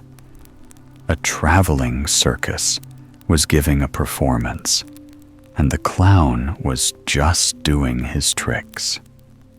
He opened his eyes wide with amazement when he saw the remarkable trio fastened onto the swan's tail. "Have you gone raving mad, Blackie?" he asked, as well as he could, for laughing. "It's no laughing matter," the sweep replied. "This wench has got so tight hold of me that I feel as if I were glued to her. Do set me free, like a good clown, and I'll do you a good turn some day." Without a moment's hesitation, the clown grasped the black, outstretched hand. The bird screamed. "Swan, hold fast," called out Peter, and the clown became the fourth of the party. Now in the front row of the spectators sat the respected and popular mayor of the village, who was much put out by what he considered nothing but a foolish trick. So much annoyed was he that he seized the clown by the hand and tried to tear him away in order to hand him over to the police. Then the bird screamed, and Peter called out, "Swan, hold fast." And the dignified mayor shared the fate of his predecessors.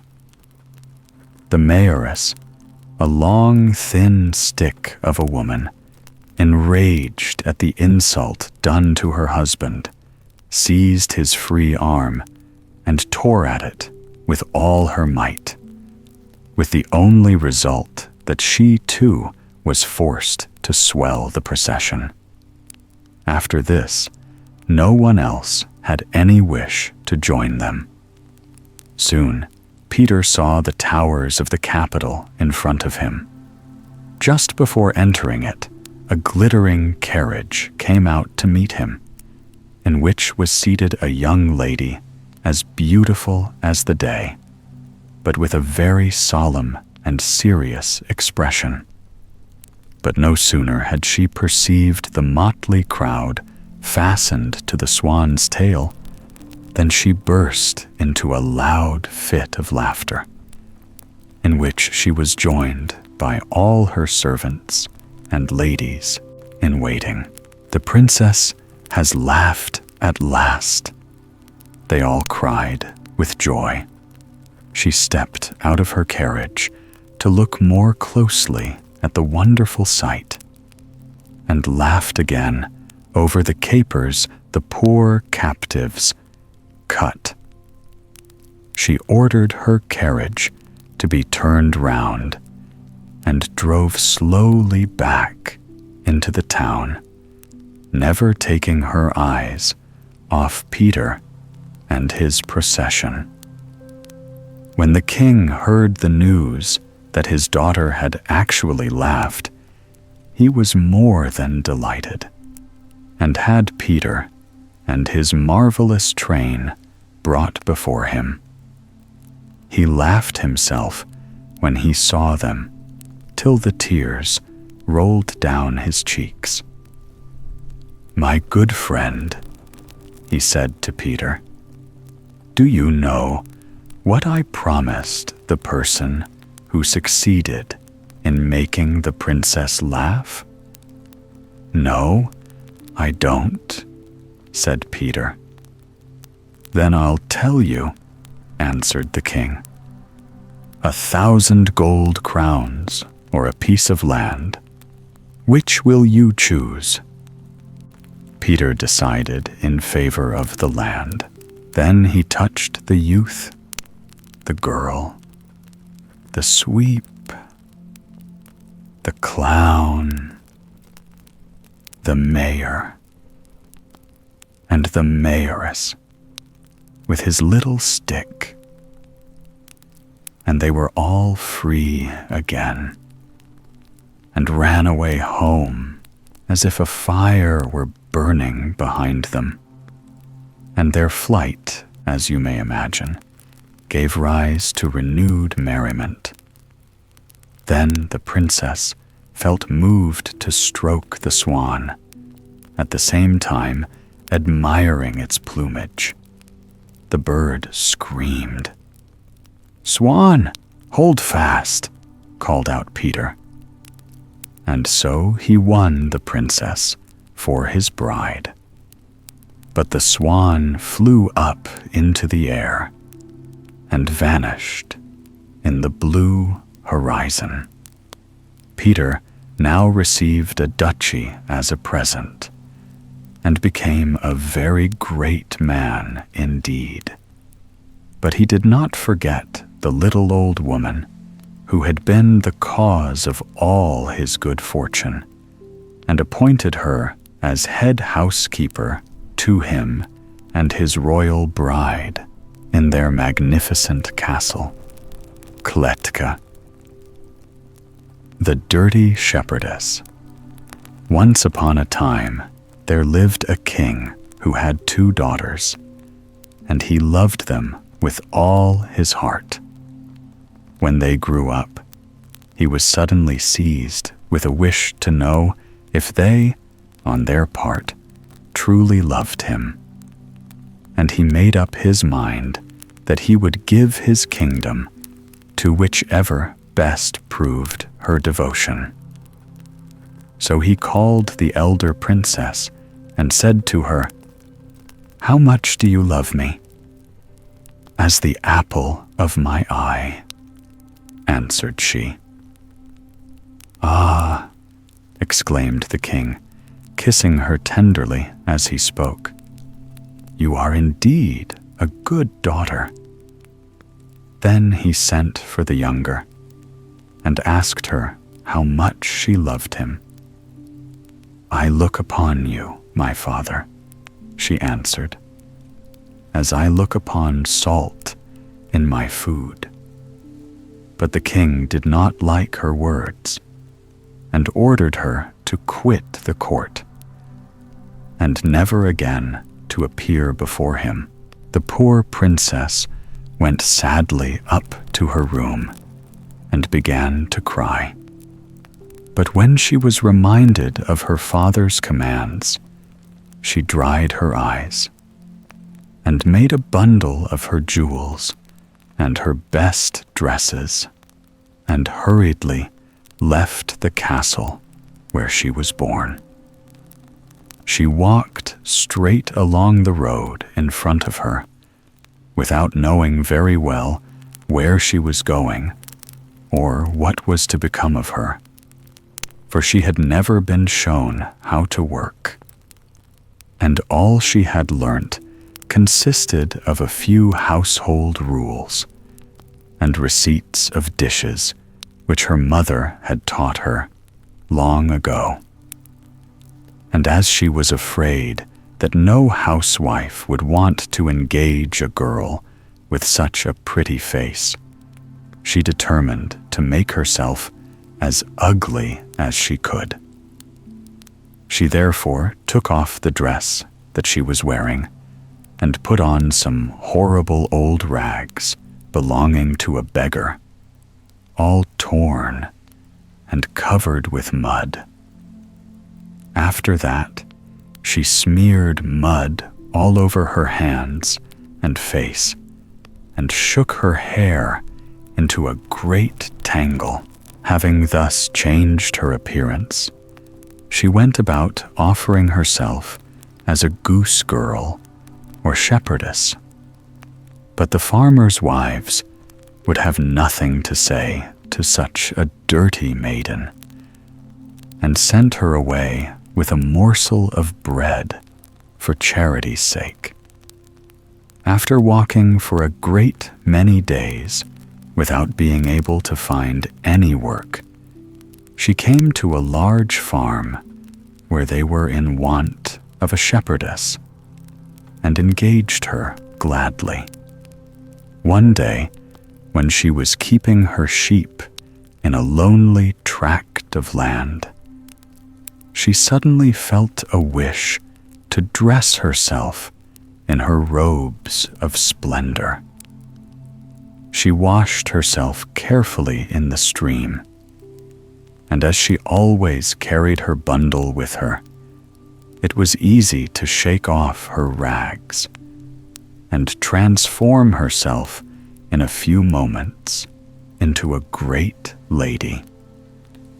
The king's son, who had lost his way out hunting, perceived this lovely damsel a long way off and wished to look at her closer. But as soon as the girl saw what he was at, she fled into the wood as swiftly as a bird.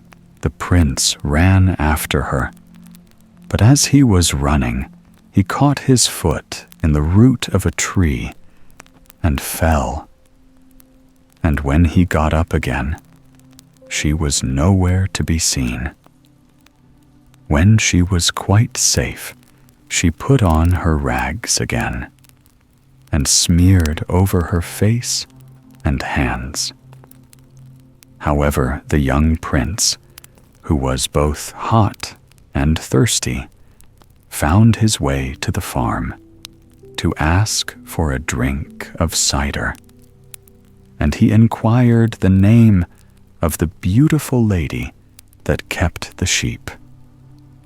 At this, everyone began to laugh, for they said that the shepherdess was one of the ugliest and dirtiest creatures under the sun. The prince thought some witchcraft must be at work, and he hastened away before the return of the shepherdess, who became that evening the butt of everybody's jests. But the king's son thought often of the lovely maiden whom he had only seen for a moment, though she seemed to him much more fascinating than any lady of the court. At last, he dreamed of nothing else, and grew thinner day by day, till his parents inquired what was the matter, promising to do all they could to make him as happy as he once was. He dared not tell them the truth, lest they should laugh at him, so he only said that he should like some bread baked by the kitchen girl in the distant farm. Although the wish appeared rather odd, they hastened to fulfill it, and the farmer was told the request of the king's son. The maiden showed no surprise at receiving such an order, but merely asked for some flour, salt, and water, and also that she might be left alone in a little room adjoining the oven, where the kneading trough stood. Before beginning her work, she washed herself carefully, and even put on her rings. But while she was baking, one of her rings slid into the dough. When she had finished, she dirtied herself again, and let the lumps of the dough stick to her fingers, so that she became as ugly as before. The loaf, which was a very little one, was brought to the king's son, who ate it with pleasure. But in cutting it, he found the ring of the princess, and declared to his parents that he would marry the girl whom that ring fitted. So the king made a proclamation through his whole kingdom, and ladies came from afar to lay claim to the honor. But the ring was so tiny that even those who had the smallest hands could only get it on their little fingers. In a short time, all the maidens of the kingdom, including the peasant girls, had tried on the ring, and the king was just about to announce that their efforts had been in vain, when the prince observed that he had not yet seen the shepherdess. They sent to fetch her, and she arrived covered with rags, but with her hands cleaner than usual, so that she could easily slip on the ring. The king's son declared that he would fulfill his promise, and when his parents mildly remarked that the girl was only a keeper of sheep, and a very ugly one too. The maiden boldly said that she was born a princess, and that if they would only give her some water and leave her alone in a room for a few minutes, she would show that she could look as well as anyone in fine clothes. They did what she asked, and when she entered in a magnificent dress, she looked so beautiful that all saw she must be a princess in disguise. The king's son recognized the charming damsel of whom he had once caught a glimpse, and, flinging himself at her feet, asked if she would marry him. The princess then told her story, and said that it would be necessary to send an ambassador to her father to ask his consent and to invite him to the wedding. The princess's father, who had never ceased to repent his harshness towards his daughter, had sought her through the land, but as no one could tell him anything of her, he supposed her dead. Therefore, it was with great joy he heard that she was living, and that a king's son asked her in marriage, and he quitted his kingdom with his elder daughter so as to be present at the ceremony. By the orders of the bride, they only served her father at the wedding breakfast bread without salt, and meat without seasoning. Seeing him make faces and eat very little, his daughter, who sat beside him, inquired if his dinner was not to his taste. "No," he replied. "The dishes are carefully cooked and sent up, but they are all so dreadfully tasteless. Did not I tell you, my father, that salt was the best thing in life? And yet, when I compared you to salt, to show how much I loved you, you thought slightingly of me, and you chased me from your presence." The king embraced his daughter, and allowed that he had been wrong to misinterpret her words. Then, for the rest of the wedding feast, they gave him bread made with salt and dishes with seasoning, and he said they were the very best he had ever eaten. C'est below. The Enchanted Snake. There was once upon a time a poor woman who would have given all she possessed for a child, but she hadn't one. Now it happened one day that her husband went to the wood to collect brushwood, and when he had brought it home, he discovered a pretty little snake among the twigs. When Sabatella, for that was the name of the peasant's wife, saw the little beast, she sighed deeply and said, "Even the snakes have their brood. I alone am unfortunate and have no children." No sooner had she said these words than, to her intense surprise, the little snake looked up into her face and spoke. "Since you have no children, be a mother to me instead, and I promise you will never repent it, for I will love you as if I were your own son." At first, Sabatella was frightened to death at hearing a snake speak, but plucking up her courage, she replied, "If it weren't for any other reason than your kindly thought, I would agree to what you say. And I will love you and look after you like a mother." So she gave the snake a little hole in the house for its bed, fed it with all the nicest food she could think of, and seemed as if she never could show it enough kindness. Day by day, it grew bigger and fatter, and at last, one morning, it said to Cola Mateo, the peasant whom it always regarded as its father, "Dear Papa, I am now of a suitable age and wish to marry." "I'm quite agreeable," answered Mateo, "and I'll do my best to find another snake like yourself and arrange a match between you."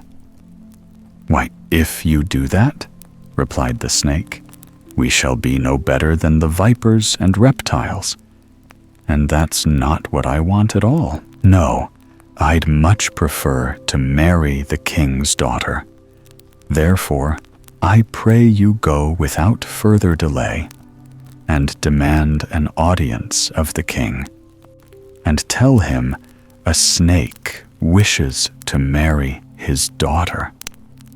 Cola Mateo, who was rather a simpleton, went as he was desired to the king, and having obtained an audience, he said, "Your Majesty, I have often heard that people lose nothing by asking, so I have come to inform you that a snake wants to marry your daughter, and I'd be glad to know if you are willing to mate a dove with a serpent." The king, who saw at once that the man was a fool, said in order to get quit of him, "Go home and tell your friend, the snake, that if he can turn this palace into ivory, inlaid with gold and silver, before tomorrow at noon, I will let him marry my daughter." And with a hearty laugh, he dismissed the peasant. When Cola Mateo brought this answer back to the snake, the little creature didn't seem the least put out, but said, "Tomorrow morning, before sunrise, you must go to the wood and gather a bunch of green herbs, and then rub the threshold of the palace with them, and you'll see what will happen." Cola Mateo, who was, as I have said before, a great simpleton, made no reply. But before sunrise next morning, he went to the wood and gathered a bunch of St. John's wort and rosemary and such like herbs, and rubbed them, as he had been told, on the floor of the palace. Hardly had he done so than the walls immediately turned into ivory, so richly inlaid with gold and silver that they dazzled the eyes of all beholders. The king, when he rose and saw the miracle that had been performed, was beside himself with amazement, and didn't know what in the world he was to do. But when Cola Mateo came next day, and in the name of the snake, demanded the hand of the princess, the king replied, "Don't be in such a hurry. If the snake really wants to marry my daughter, he must do some more things first. And one of these is to turn all the paths and walls of my garden into pure gold before noon tomorrow." When the snake was told of this new condition, he replied, "Tomorrow morning, early, You must go and collect all the odds and ends of rubbish you can find in the streets, and then take them and throw them on the paths and walls of the garden. And you'll see then if we won't be more than a match for the old king." So Cola Mateo rose at cockcrow, took a large basket under his arm, and carefully collected all the broken fragments of pots and pans and jugs and lamps and other trash of that sort. No sooner had he scattered them over the paths and walls of the king's garden than they became one blaze of glittering gold, so that everyone's eyes were dazzled with the brilliancy, and everyone's soul was filled with wonder. The king, too, was amazed at the sight, but still he couldn't make up his mind to part with his daughter. So when Cola Mateo came to remind him of his promise, he replied, "I have still a third demand to make. If the snake can turn all the trees and fruit of my garden into precious stones, then I promise him my daughter in marriage." When the peasant informed the snake what the king had said, he replied, "Tomorrow morning, early, you must go to the market and buy all the fruit you see there, and then sow all the stones and seeds in the palace garden. And if I'm not mistaken, the king will be satisfied with the result." Cola Mateo rose at dawn, and taking a basket on his arm, he went to the market and bought all the pomegranates, apricots, cherries, and other fruit he could find there, and sowed the seeds and stones in the palace garden. In one moment, the trees were all ablaze with rubies, emeralds, diamonds, and every other precious stone you can think of. This time, the king felt obliged to keep his promise, and calling his daughter to him, he said, "My dear Granonia," for that was the princess's name, more as a joke than anything else, "I demanded what seemed to me impossibilities from your bridegroom. But now that he has done all I required, I am bound to stick to my part of the bargain. Be a good child, and as you love me, do not force me to break my word, but give yourself up with as good grace as you can to a most unhappy fate. Do with me what you like, my lord and father, for your will is my law," answered Granonia. When the king heard this, he told Cola Mateo to bring the snake to the palace, and said that he was prepared to receive the creature as his son-in-law. The snake arrived at court in a carriage made of gold and drawn by 6 white elephants. But wherever it appeared on the way, the people fled in terror at the sight of the fearful reptile. When the snake reached the palace, all the courtiers shook and trembled with fear down to the very scullion. And the king and queen were in such a state of nervous collapse that they hid themselves in a faraway turret. Granonia alone kept her presence of mind, and although both her father and mother implored her to fly for her life, she wouldn't move a step, saying, "I'm certainly not going to fly from the man you have chosen for my husband." As soon as the snake saw Granonia, it wound its tail round her and kissed her. Then, leading her into a room, it shut the door, and throwing off its skin, it changed into a beautiful young man with golden locks and flashing eyes, who embraced Granonia tenderly and said all sorts of pretty things to her.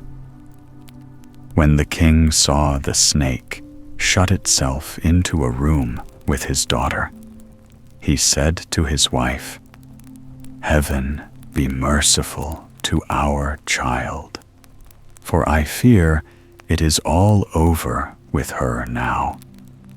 This cursed snake has most likely swallowed her up." Then they put their eyes to the keyhole to see what had happened. Their amazement knew no bounds when they saw a beautiful youth standing before their daughter with the snake's skin lying on the floor beside him. In their excitement, they burst open the door, and seizing the skin, they threw it into the fire. But no sooner had they done this than the young man called out, "Oh, wretched people, what have you done?" And before they had time to look round, he had changed himself into a dove, and dashing against the window, he broke a pane of glass and flew away from their sight.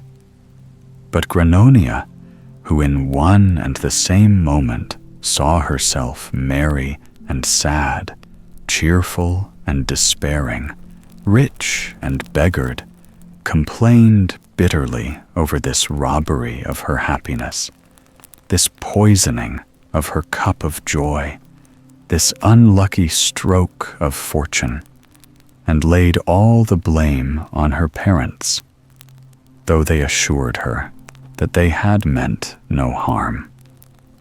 But the princess refused to be comforted, and at night, when all the inhabitants of the palace were asleep, she stole out by a back door, disguised as a peasant woman, determined to seek for her lost happiness till she found it.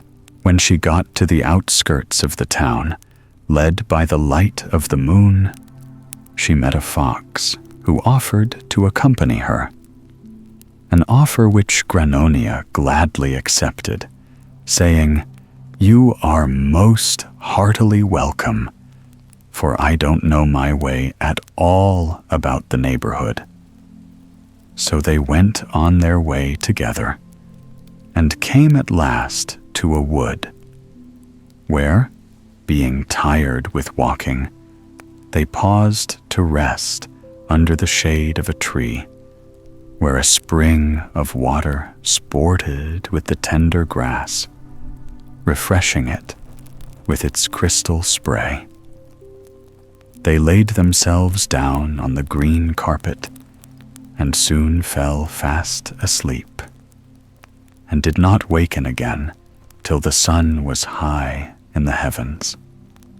They rose up and stood for some time listening to the birds singing, because Granonia delighted in their songs. When the fox perceived this, he said, "If you only understood, as I do, what these little birds are saying, your pleasure would be even greater." Provoked by his words, for we all know that curiosity is as deeply inborn in every woman as even the love of talking, Granonia implored the fox to tell her what the birds had said. At first, the wily fox refused to tell her what he had gathered from the conversation of the birds. But at last, he gave way to her entreaties and told her that they had spoken of the misfortunes of a beautiful young prince whom a wicked enchantress had turned into a snake for the period of 7 years. At the end of this time, he had fallen in love with a charming princess, but that when he had shut himself up into a room with her and had thrown off his snake's skin, her parents had forced their way into the room and had burnt the skin, whereupon the prince, changed into the likeness of a dove, had broken a pane of glass in trying to fly out of the window, and had wounded himself so badly that the doctors despaired of his life. Granonia, when she learnt that they were talking of her lover, asked at once whose son he was, and if there was any hope of his recovery. To which the fox made answer that the birds had said he was the son of the king of Valone Grosso, and that the only thing that could cure him was to rub the wounds on his head with the blood of the very birds who had told the tale. Then Granonia knelt down before the fox and begged him in her sweetest way to catch the birds for her and procure their blood, promising at the same time to reward him richly. "All right," said the fox. "Only don't be in such a hurry. Let's wait till night, when the little birds have gone to roost. Then I'll climb up and catch them all for you." So they passed the day, talking now of the beauty of the prince, now of the father of the princess, and then of the misfortune that had happened. At last the night arrived, and all the little birds were asleep high up on the branches of a big tree. The fox climbed up stealthily and caught the little creatures with his paws, one after the other. And when he had killed them all, he put their blood into a little bottle, which he wore at his side, and returned with it to Granonia, who was beside herself with joy at the result of the fox's raid. But the fox said, "My dear daughter, your joy is in vain, because, let me tell you, this blood is of no earthly use to you, unless you add some of mine to it." And with these words, he took to his heels. Granonia, who saw her hopes dashed to the ground in this cruel way, had recourse to flattery and cunning, weapons which have often stood the sex in good stead, and called out after the fox, "Father Fox, you would be quite right to save your skin, if, in the first place, I didn't feel I owed so much to you, and if, in the second, there weren't other foxes in the world. But as you know how grateful I feel to you, and as there are heaps of other foxes about, you can trust yourself to me. Don't behave like the cow that kicks the pail over after it has filled it with milk, but continue your journey with me, and when we get to the capital, you can sell me to the king as a servant girl." It never entered the fox's head that even foxes can be outwitted.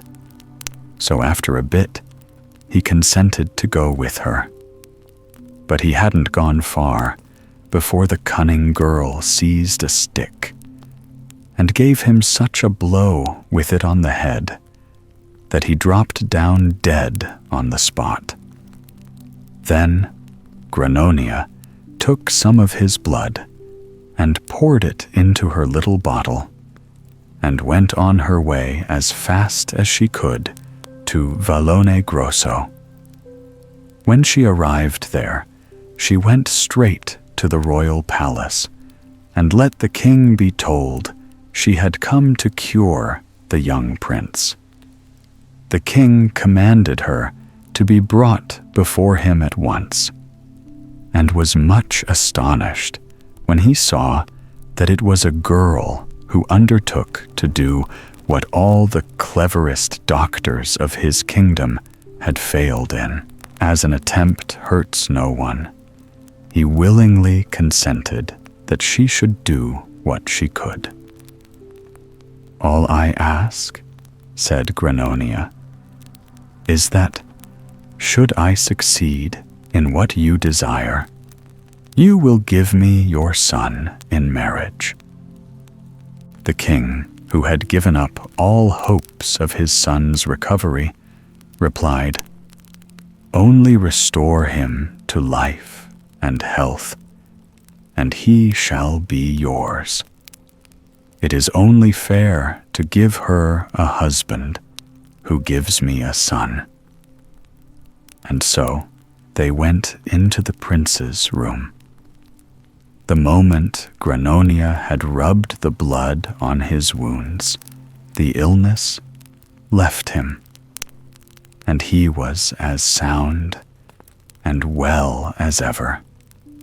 When the king saw his son thus marvelously restored to life and health, he turned to him and said, "My dear son, I thought of you as dead.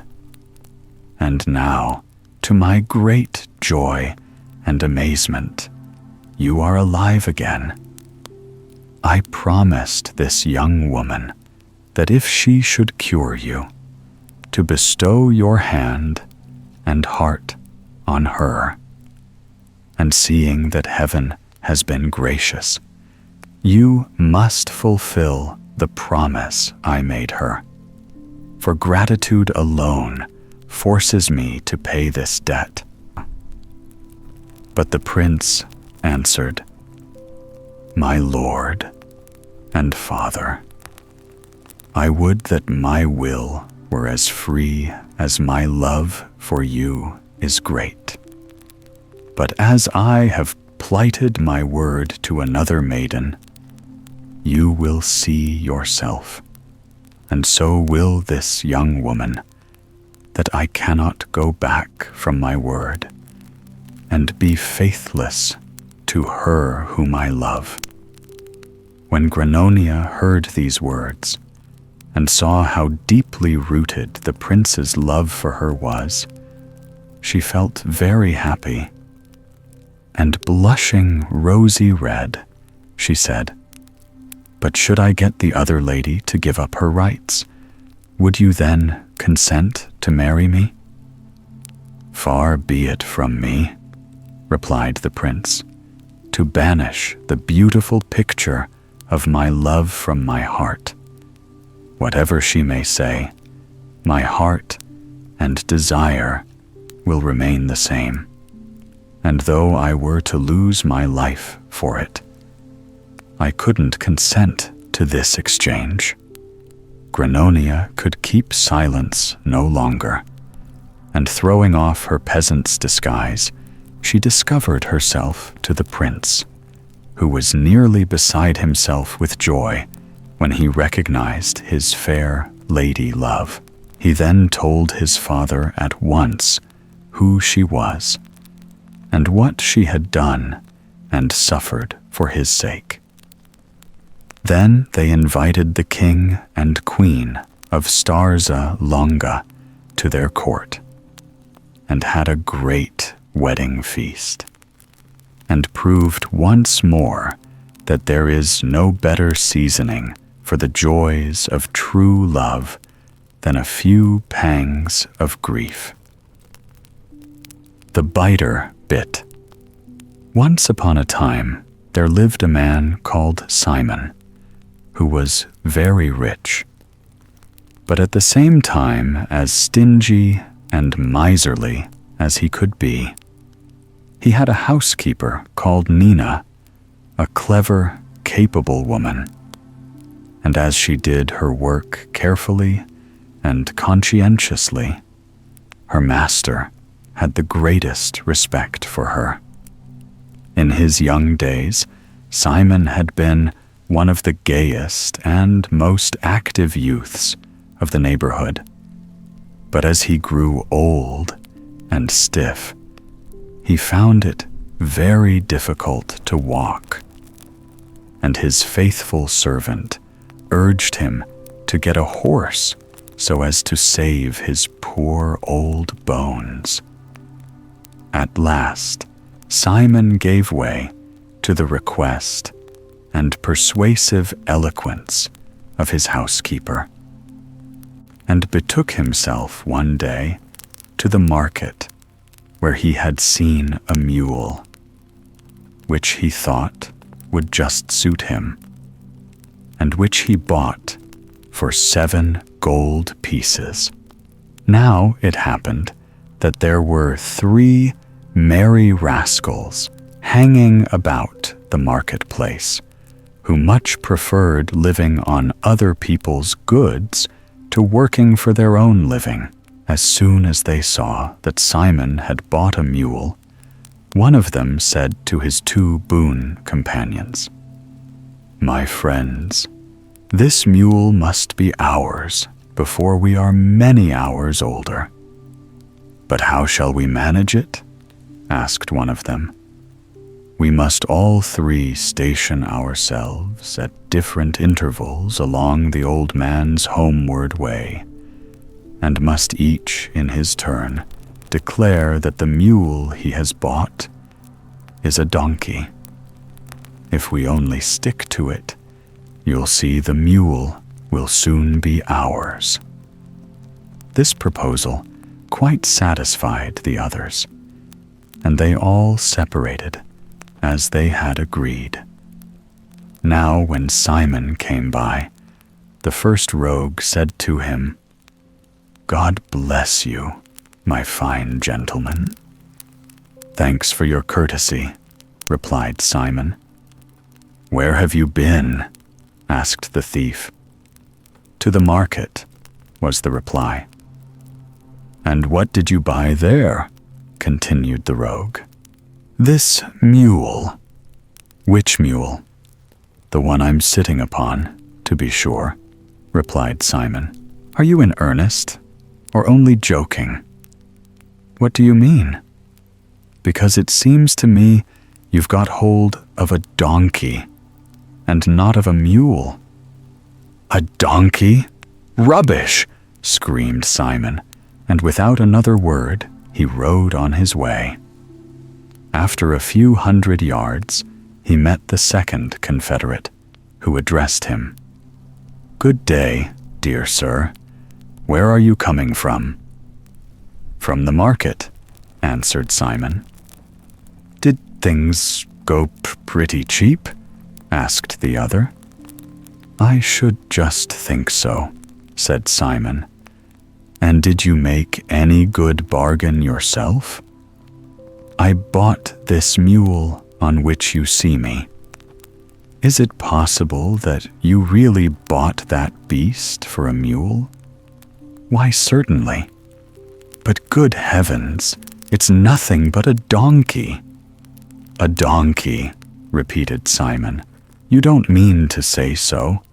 If a single other person tells me that, I'll make him a present of the wretched animal." With these words, he continued his way, and very soon met the third knave, who said to him, "God bless you, sir.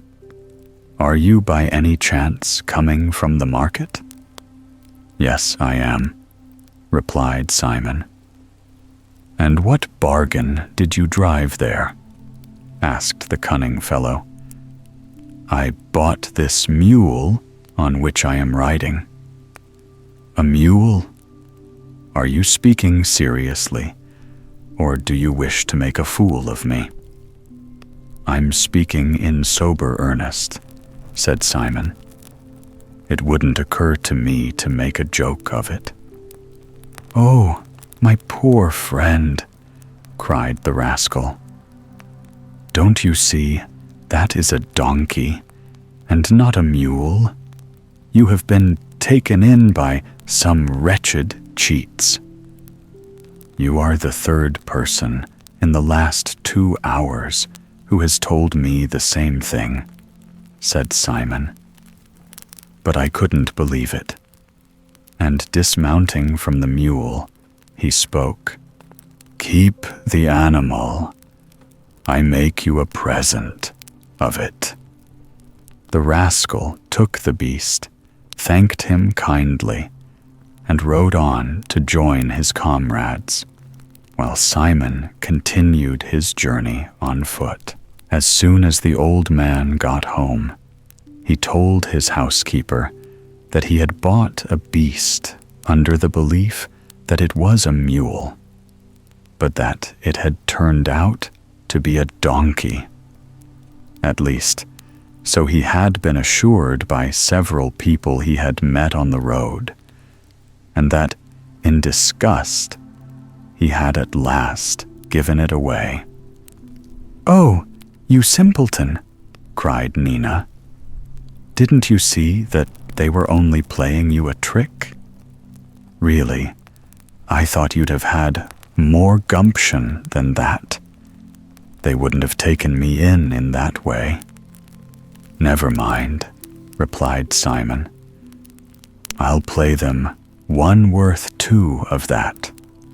For depend upon it, they won't be contented with having got the donkey out of me, but they'll try by some new dodge to get something more, or I'm much mistaken."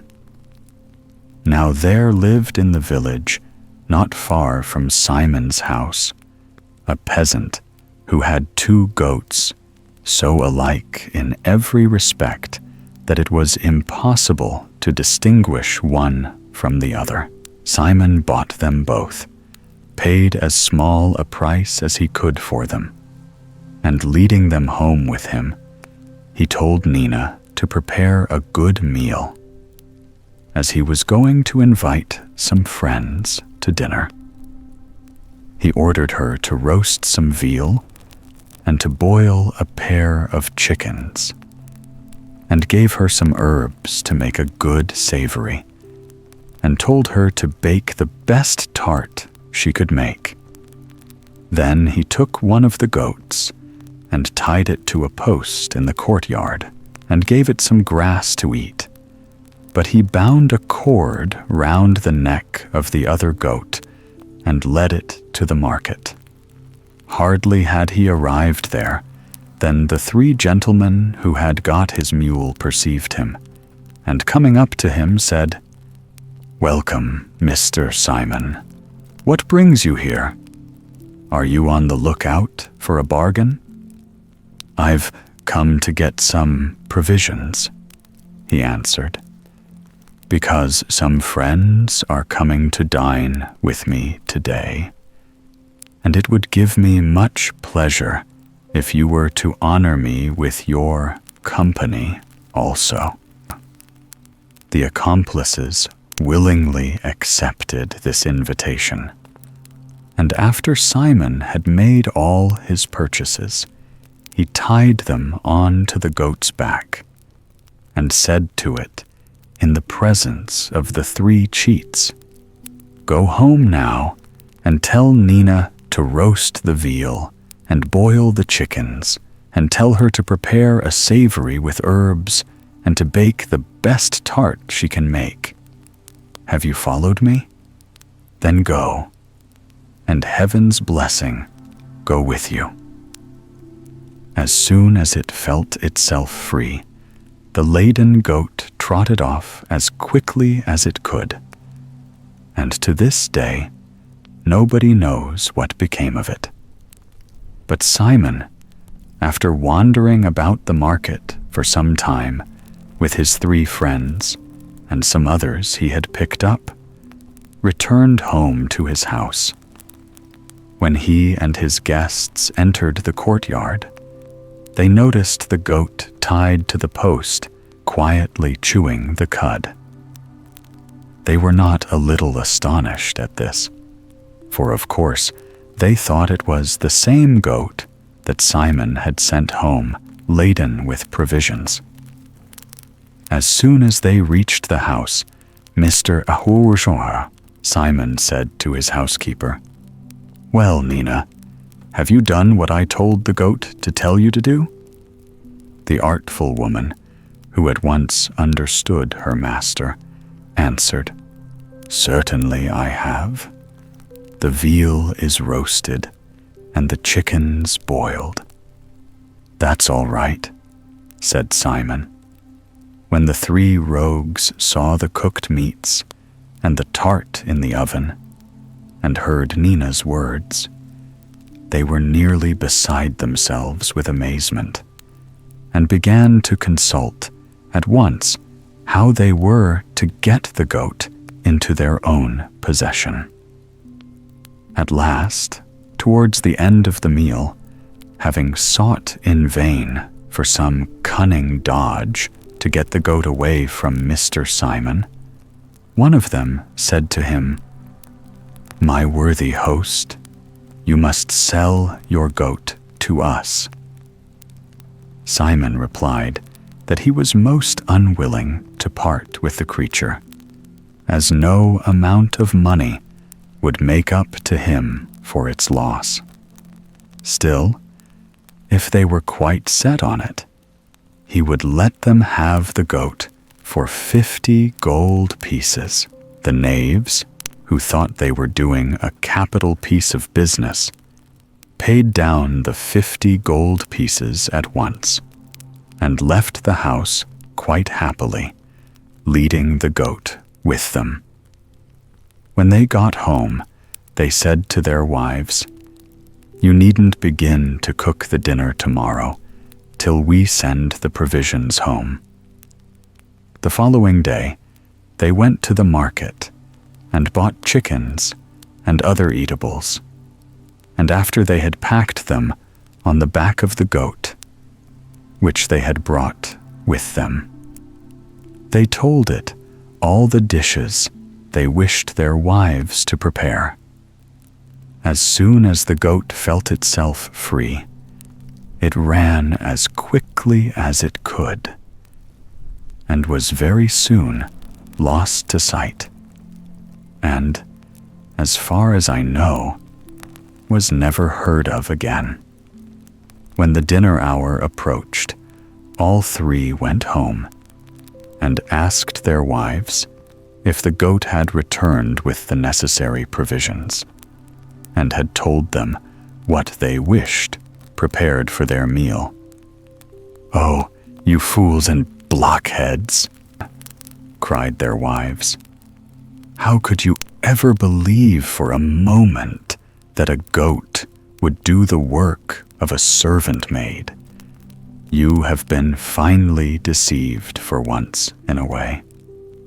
Of course, if you are always taking in other people, your turn to be taken in comes too. And this time, you've been made to look pretty foolish."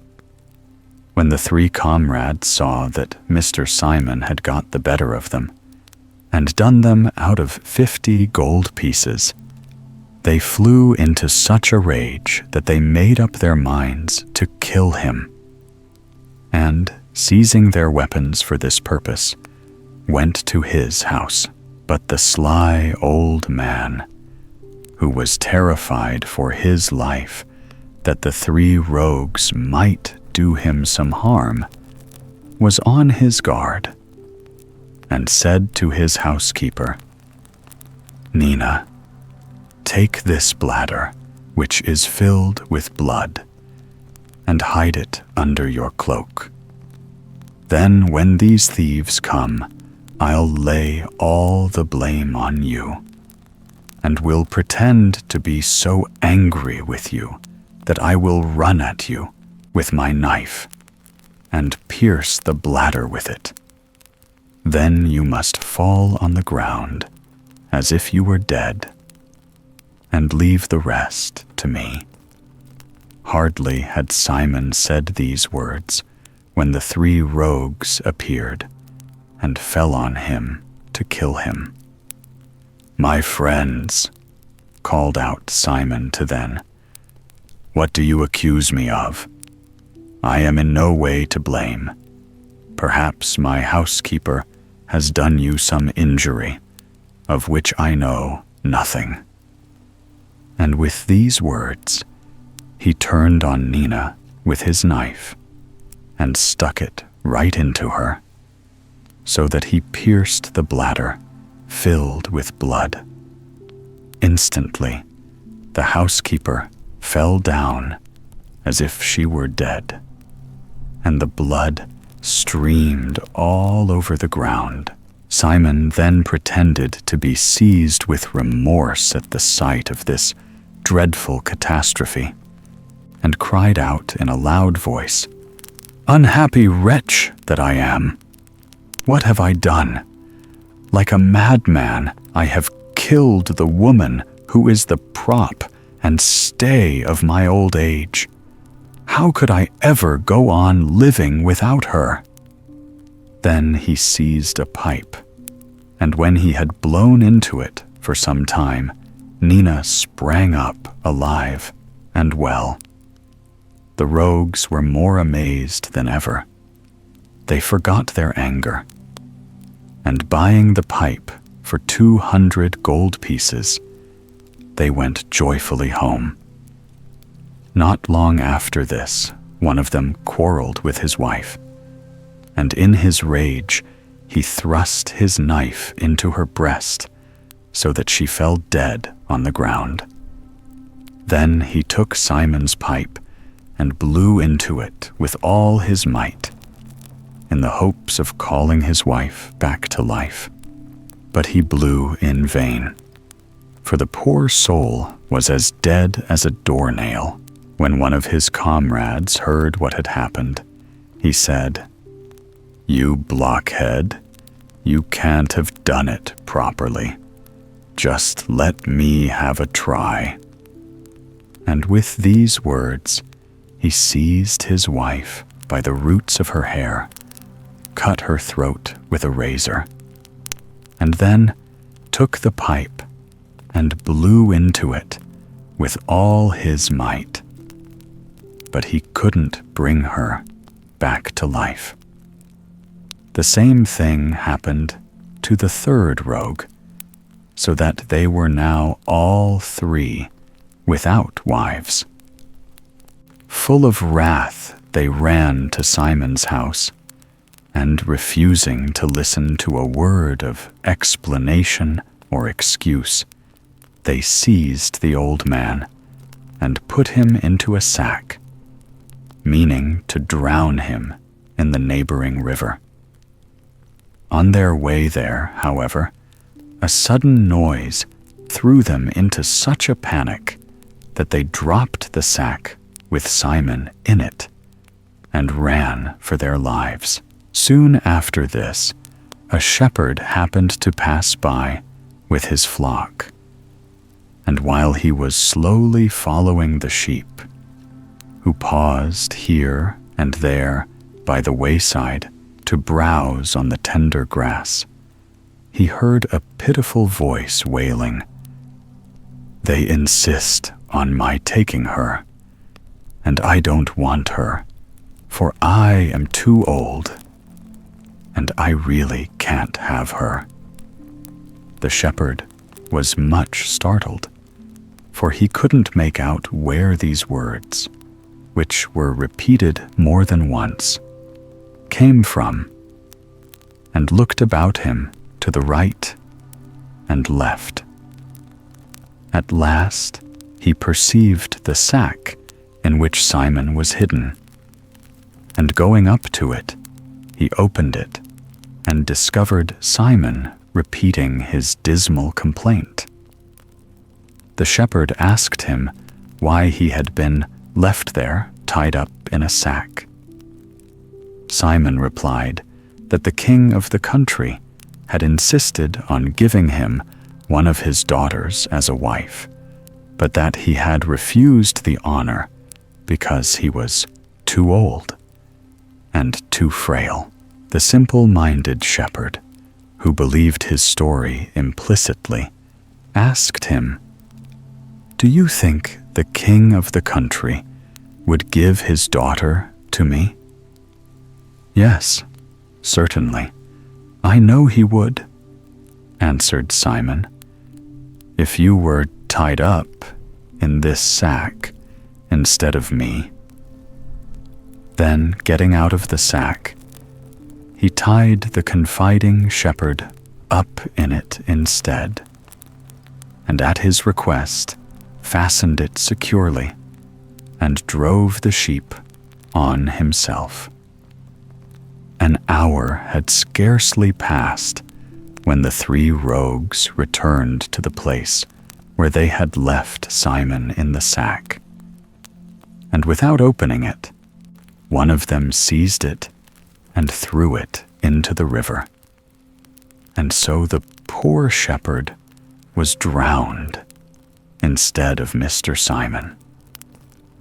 The three rogues, having wreaked their vengeance, set out for home. On their way, they noticed a flock of sheep grazing not far from the road. They longed to steal a few of the lambs, and approached the flock, and were more than startled to recognize Mr. Simon, whom they had drowned in the river, as the shepherd who was looking after the sheep. They asked him how he had managed to get out of the river, to which he replied, "Get along with you. You are no better than silly donkeys without any sense. If you had only drowned me in deeper water, I would have returned with 3 times as many sheep." When the three rogues heard this, they said to him, "Oh, dear Mr. Simon, do us the favor to tie us up in sacks and throw us into the river, that we may give up our thieving ways and become the owners of flocks." "I am ready," answered Simon, "to do what you please. There's nothing in the world I wouldn't do for you."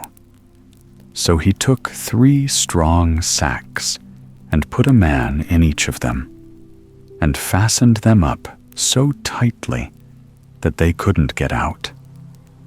And then he threw them all into the river. And that was the end of the 3 rogues. But Mr. Simon returned home to his faithful Nina, rich in flocks and gold, and lived for many a year in health and happiness. Kletka. King Kojata. There was once upon a time a king called Kojata, whose beard was so long that it reached below his knees. 3 years had passed since his marriage, and he lived very happily with his wife. But heaven granted him no heir, which grieved the king greatly. One day, he set forth from his capital in order to make a journey through his kingdom.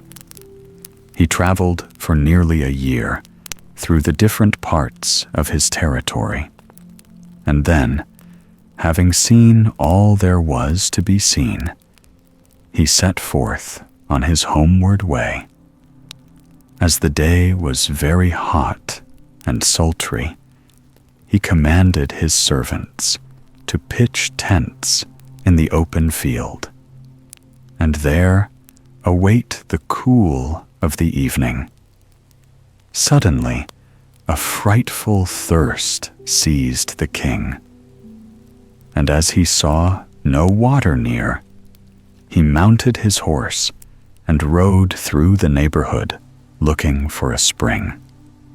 Before long, he came to a well filled to the brim with water clear as crystal, and on the bosom of which a golden jug was floating. King Kojata at once tried to seize the vessel, but though he endeavored to grasp it with his right hand, and then with his left, the wretched thing always eluded his efforts and refused to let itself be caught. First with one hand, and then with two, did the king try to seize it, but like a fish, the goblet always slipped through his fingers and bobbed to the ground, only to reappear at some other place and mock the king. "Plague on you," said King Kojata. "I can quench my thirst without you." And bending over the well, he lapped up the water so greedily that he plunged his face, beard and all, right into the crystal mirror. But when he had satisfied his thirst and wished to raise himself up, he couldn't lift his head because someone held his beard fast in the water. "Who's there? Let me go," cried King Kojata. But there was no answer. Only an awful face looked up from the bottom of the well with two great green eyes glowing like emeralds, and a wide mouth reaching from ear to ear, showing two rows of gleaming white teeth. And the king's beard was held, not by mortal hands, but by two claws. At last, a hoarse voice sounded from the depths. "Your trouble is all in vain, King Kojata. I will only let you go on condition that you give me something you know nothing about, and which you will find on your return home." The king didn't pause to ponder long.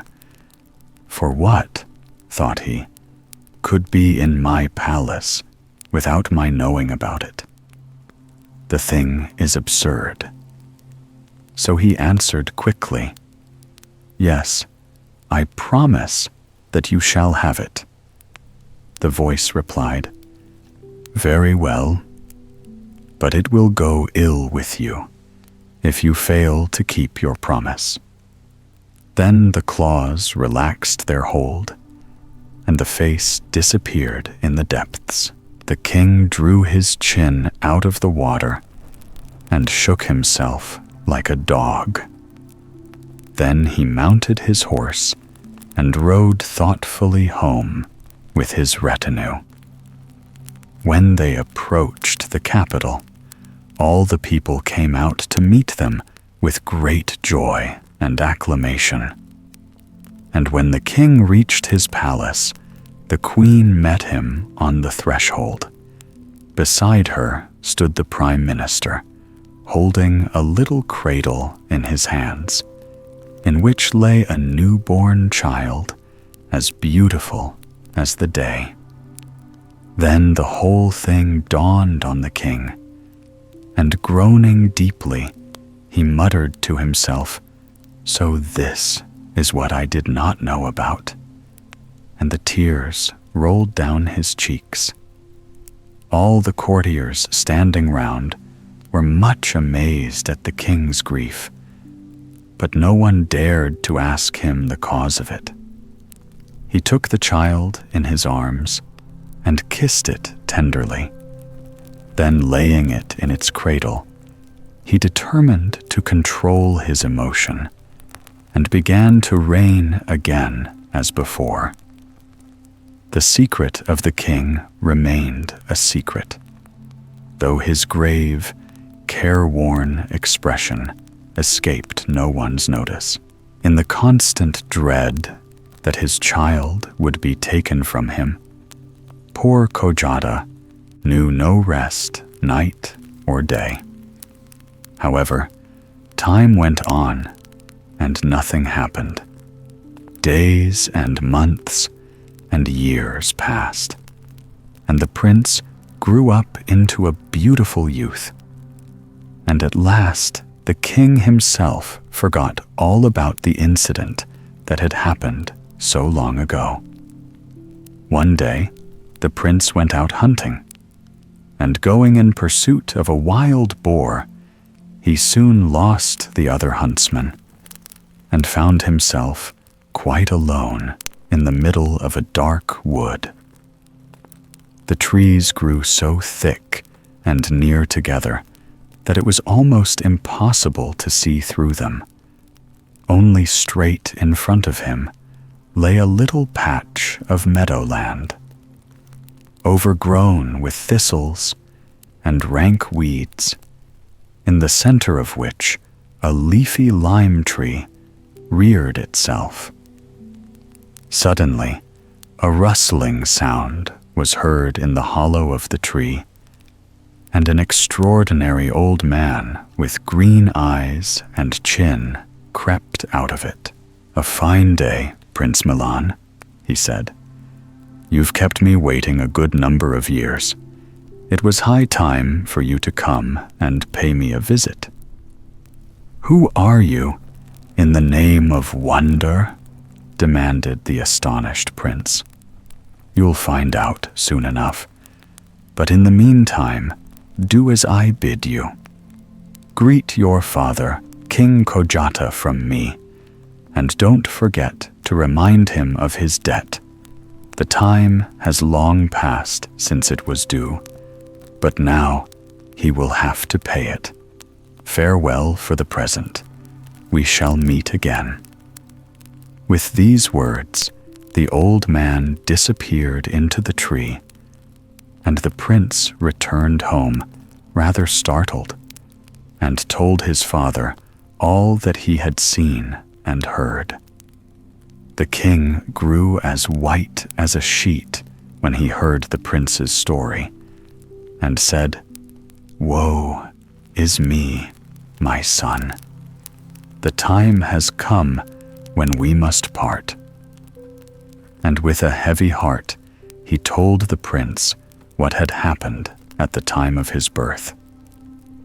"Don't worry or distress yourself, dear father," answered Prince Milan. "Things are never as bad as they look. Only give me a horse for my journey, and I wager you'll soon see me back again." The king gave him a beautiful charger with golden stirrups and a sword. The queen hung a little cross round his neck. And after much weeping and lamentation, the prince bade them all farewell and set forth on his journey. He rode straight on for 2 days, and on the third he came to a lake as smooth as glass and as clear as crystal. Not a breath of wind moved, not a leaf stirred. All was silent as the grave. Only on the still bosom of the lake 30 ducks with brilliant plumage swam about in the water. Not far from the shore, Prince Milan noticed 30 little white garments lying on the grass, and dismounting from his horse, he crept down under the high bulrushes, took one of the garments, and hid himself with it behind the bushes which grew round the lake. The ducks swam about and all over the place, dived down into the depths, and rose again, and glided through the waves. At last, tired of disporting themselves, they swam to the shore, and 29 of them put on their little white garments, and instantly turned into so many beautiful maidens. Then they finished dressing and disappeared. Only the 30th little duck couldn't come to the land. It swam about close to the shore, and giving out a piercing cry, it stretched its neck up timidly, gazed wildly around, and then dived under again. Prince Milan's heart was so moved with pity for the poor little creature that he came out from behind the bulrushes to see if he could be of any help. As soon as the duck perceived him, it cried in a human voice, "Oh, dear Prince Milan, for the love of heaven, give me back my garment, and I will be so grateful to you." The prince lay the little garment on the bank beside her and stepped back into the bushes. In a few seconds, a beautiful girl in a white robe stood before him, so fair and sweet and young that no pen could describe her. She gave the prince her hand and spoke. "Many thanks, Prince Milan, for your courtesy. I am the daughter of a wicked magician, and my name is Hyacinthia. My father has 30 young daughters and is a mighty ruler in the underworld, with many castles and great riches. He has been expecting you for ages, but you need have no fear if you will only follow my advice. As soon as you come into the presence of my father, throw yourself at once on the ground and approach him on your knees. Don't mind if he stamps furiously with his feet and curses and swears. I'll attend to the rest, and in the meantime, we had better be off."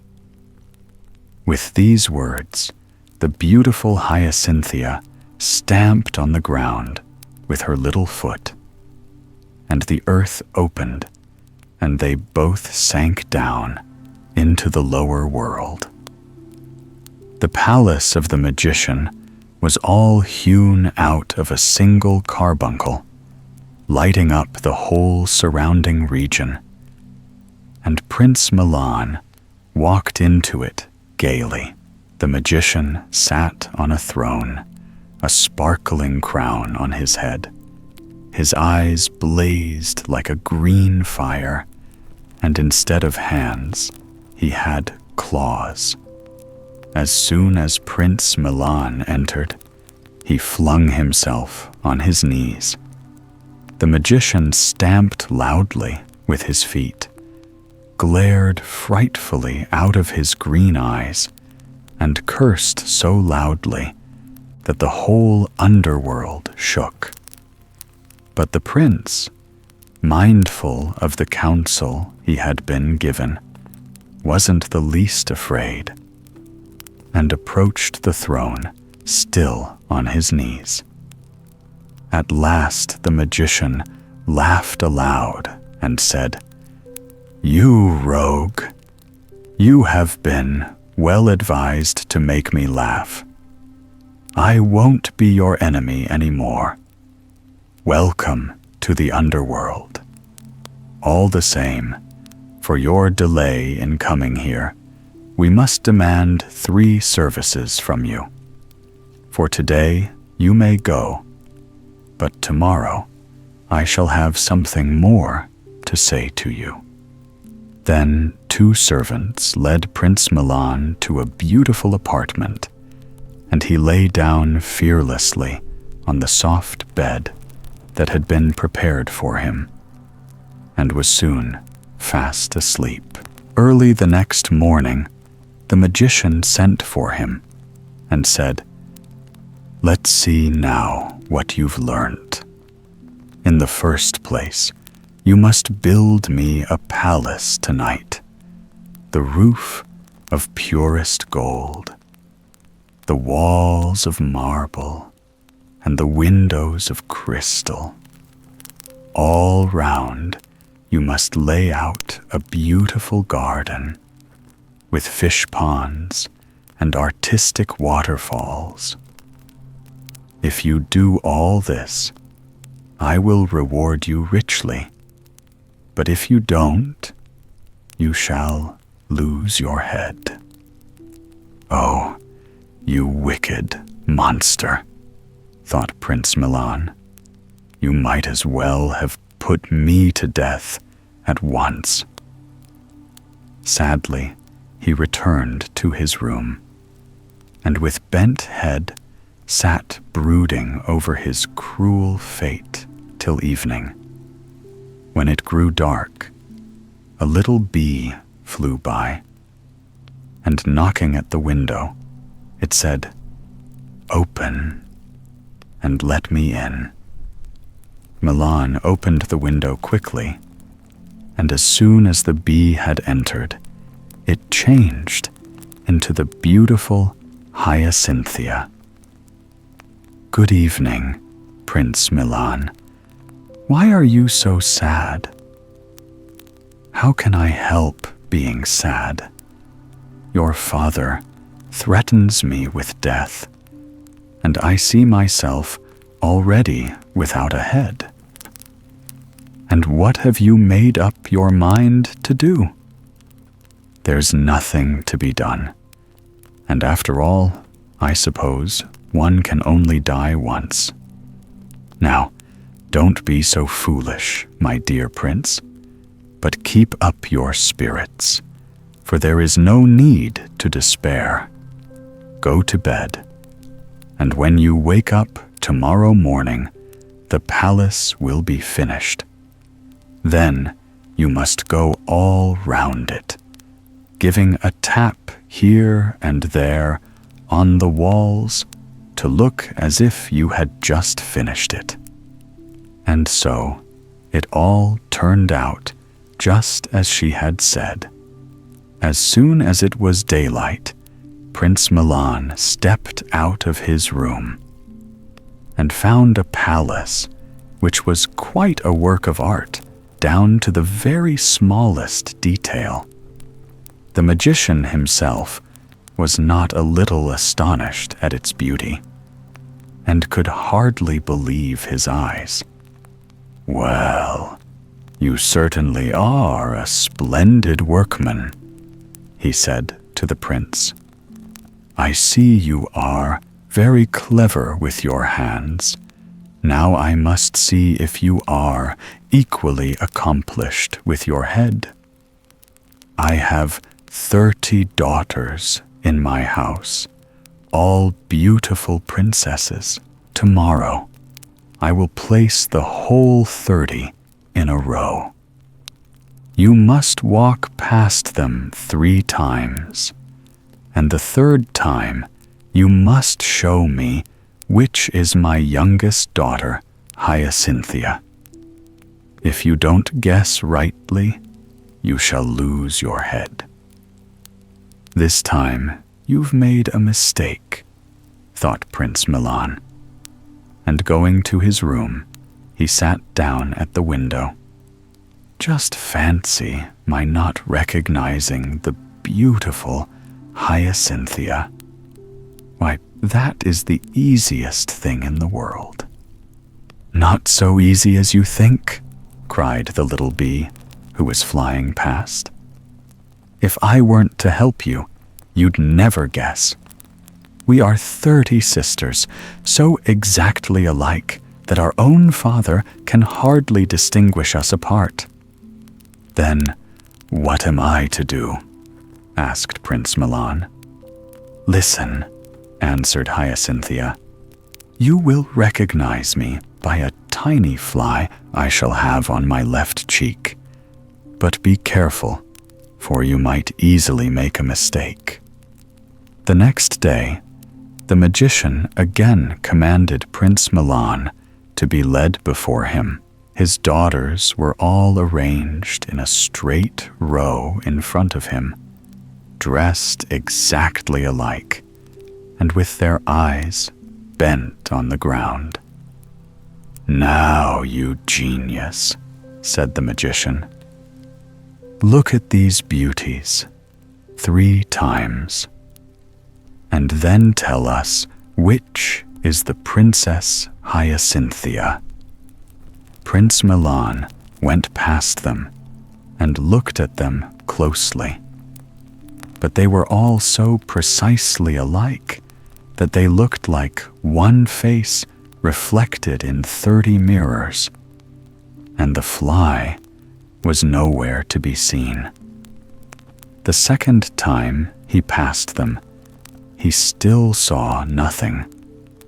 But the third time, he perceived a little fly stealing down one cheek, causing it to blush a faint pink.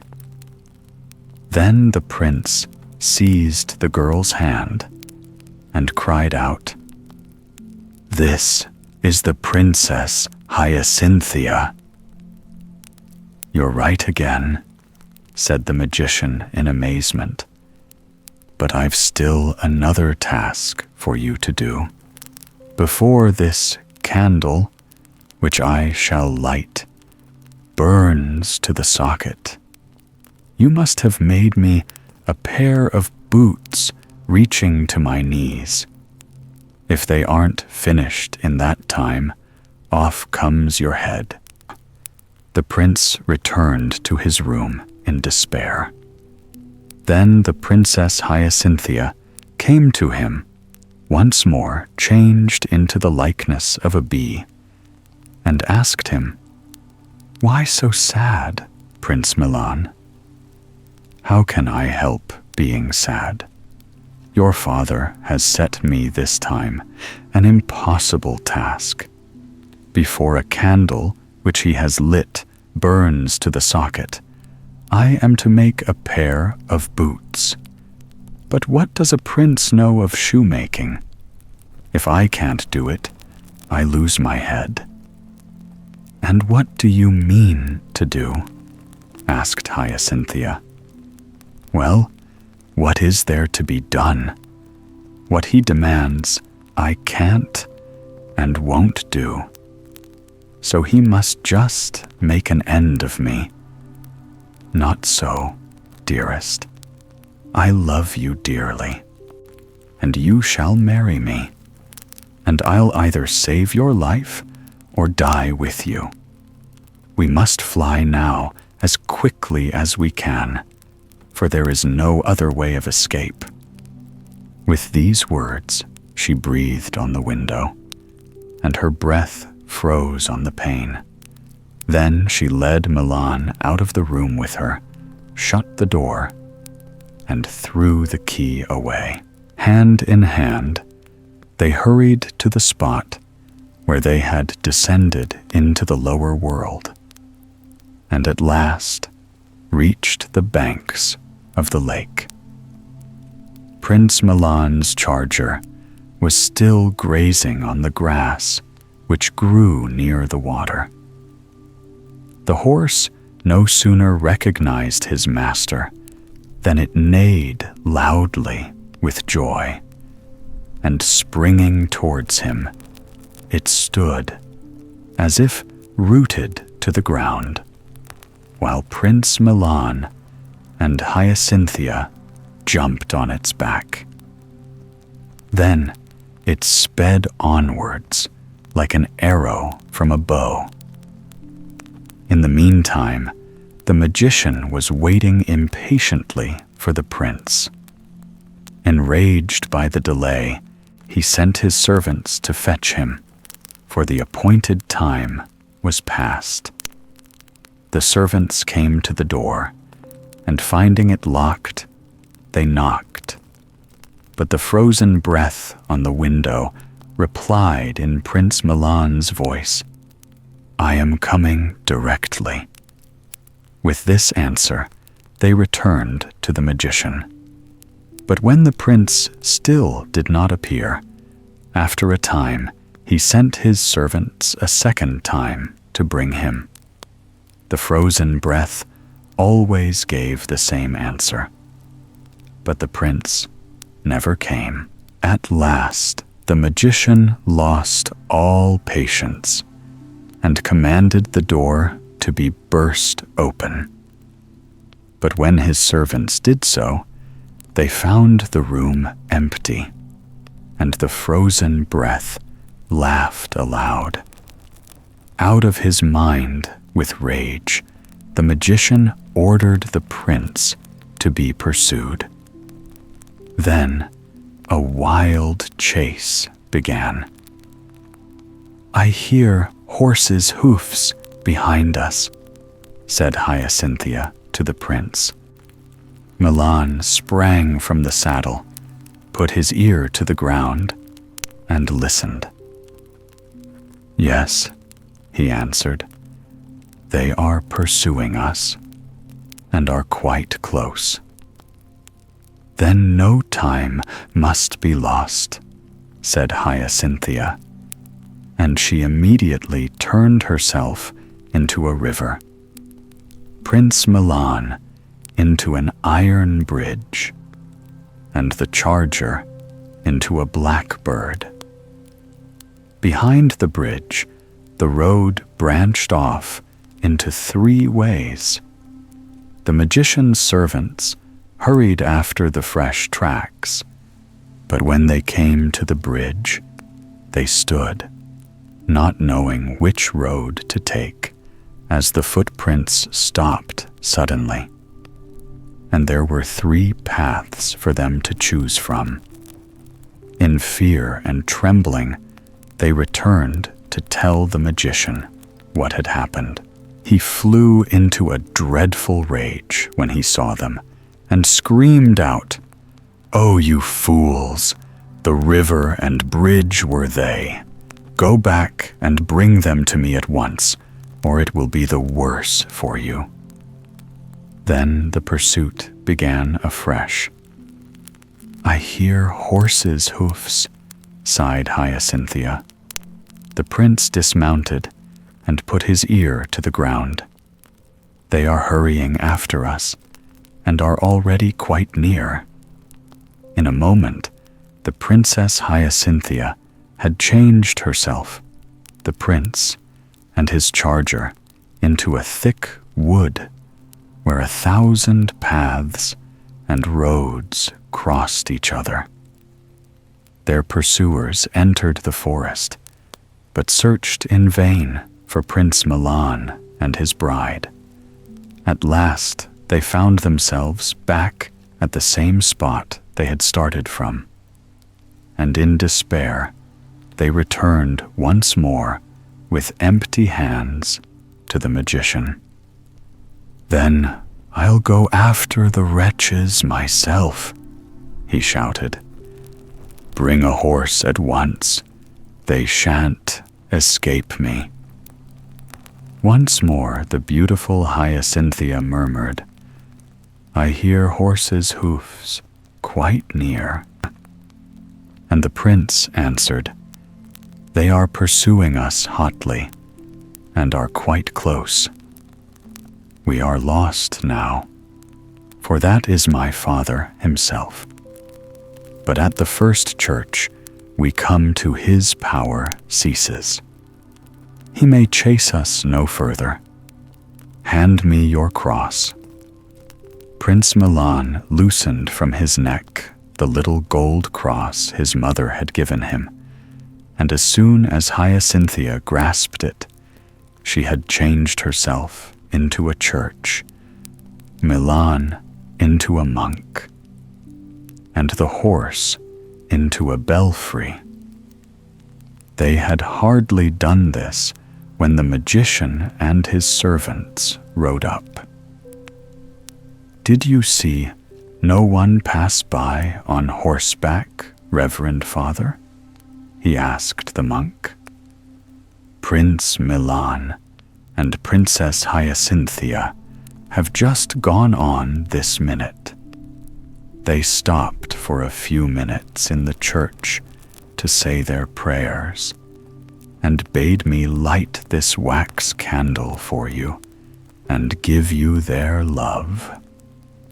"I'd like to wring their necks," said the magician, and made all haste home, where he had every one of his servants beaten to within an inch of their lives. Prince Milan rode on slowly with his bride, without fearing any further pursuit. The sun was just setting, and its last rays lit up a large city they were approaching. Prince Milan was suddenly seized with an ardent desire to enter the town.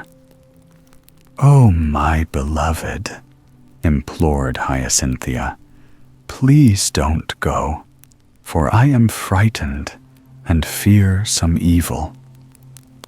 "What are you afraid of?" asked the prince.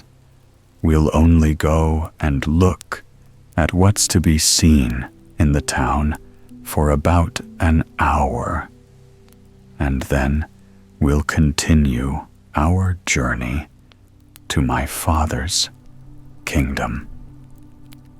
The town is easy to get into, but more difficult to get out of," sighed Hyacinthia.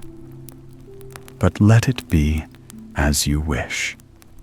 Go, and I will await you here, but I will first change myself into a white milestone. Only I pray you be very careful. The king and queen of the town will come out to meet you, leading a little child with them. Whatever you do, don't kiss the child, or you will forget me and all that has happened to us. I will wait for you here for 3 days." The prince hurried to the town, but Hyacinthia remained behind, disguised as a white milestone on the road. The first day passed, and then the second, and at last the third also. But Prince Milan did not return, for he had not taken Hyacinthia's advice. The king and queen came out to meet him, as she had said, leading with them a lovely, fair-haired little girl, whose eyes shone like 2 clear stars. The child at once caressed the prince, who, carried away by its beauty, bent down and kissed it on the cheek. From that moment, his memory became a blank, and he forgot all about the beautiful Hyacinthia. When the prince did not return, poor Hyacinthia wept bitterly, and changing herself from a milestone into a little blue field flower, she said, "I will grow here on the wayside till some passer-by tramples me underfoot." And one of her tears remained as a dewdrop and sparkled on the little blue flower. Now it happened shortly after this that an old man passed by, and seeing the flower, he was delighted with its beauty. He pulled it up carefully by the roots and carried it home. Here he planted it in a pot, and watered and tended the little plant carefully. And now the most extraordinary thing happened, for from this moment everything in the old man's house was changed. When he awoke in the morning, he always found his room tidied and put into such beautiful order that not a speck of dust was to be found anywhere. When he came home at midday, he found a table laid out with the most dainty food, and he had only to sit down and enjoy himself to his heart's content. At first, he was so surprised he didn't know what to think.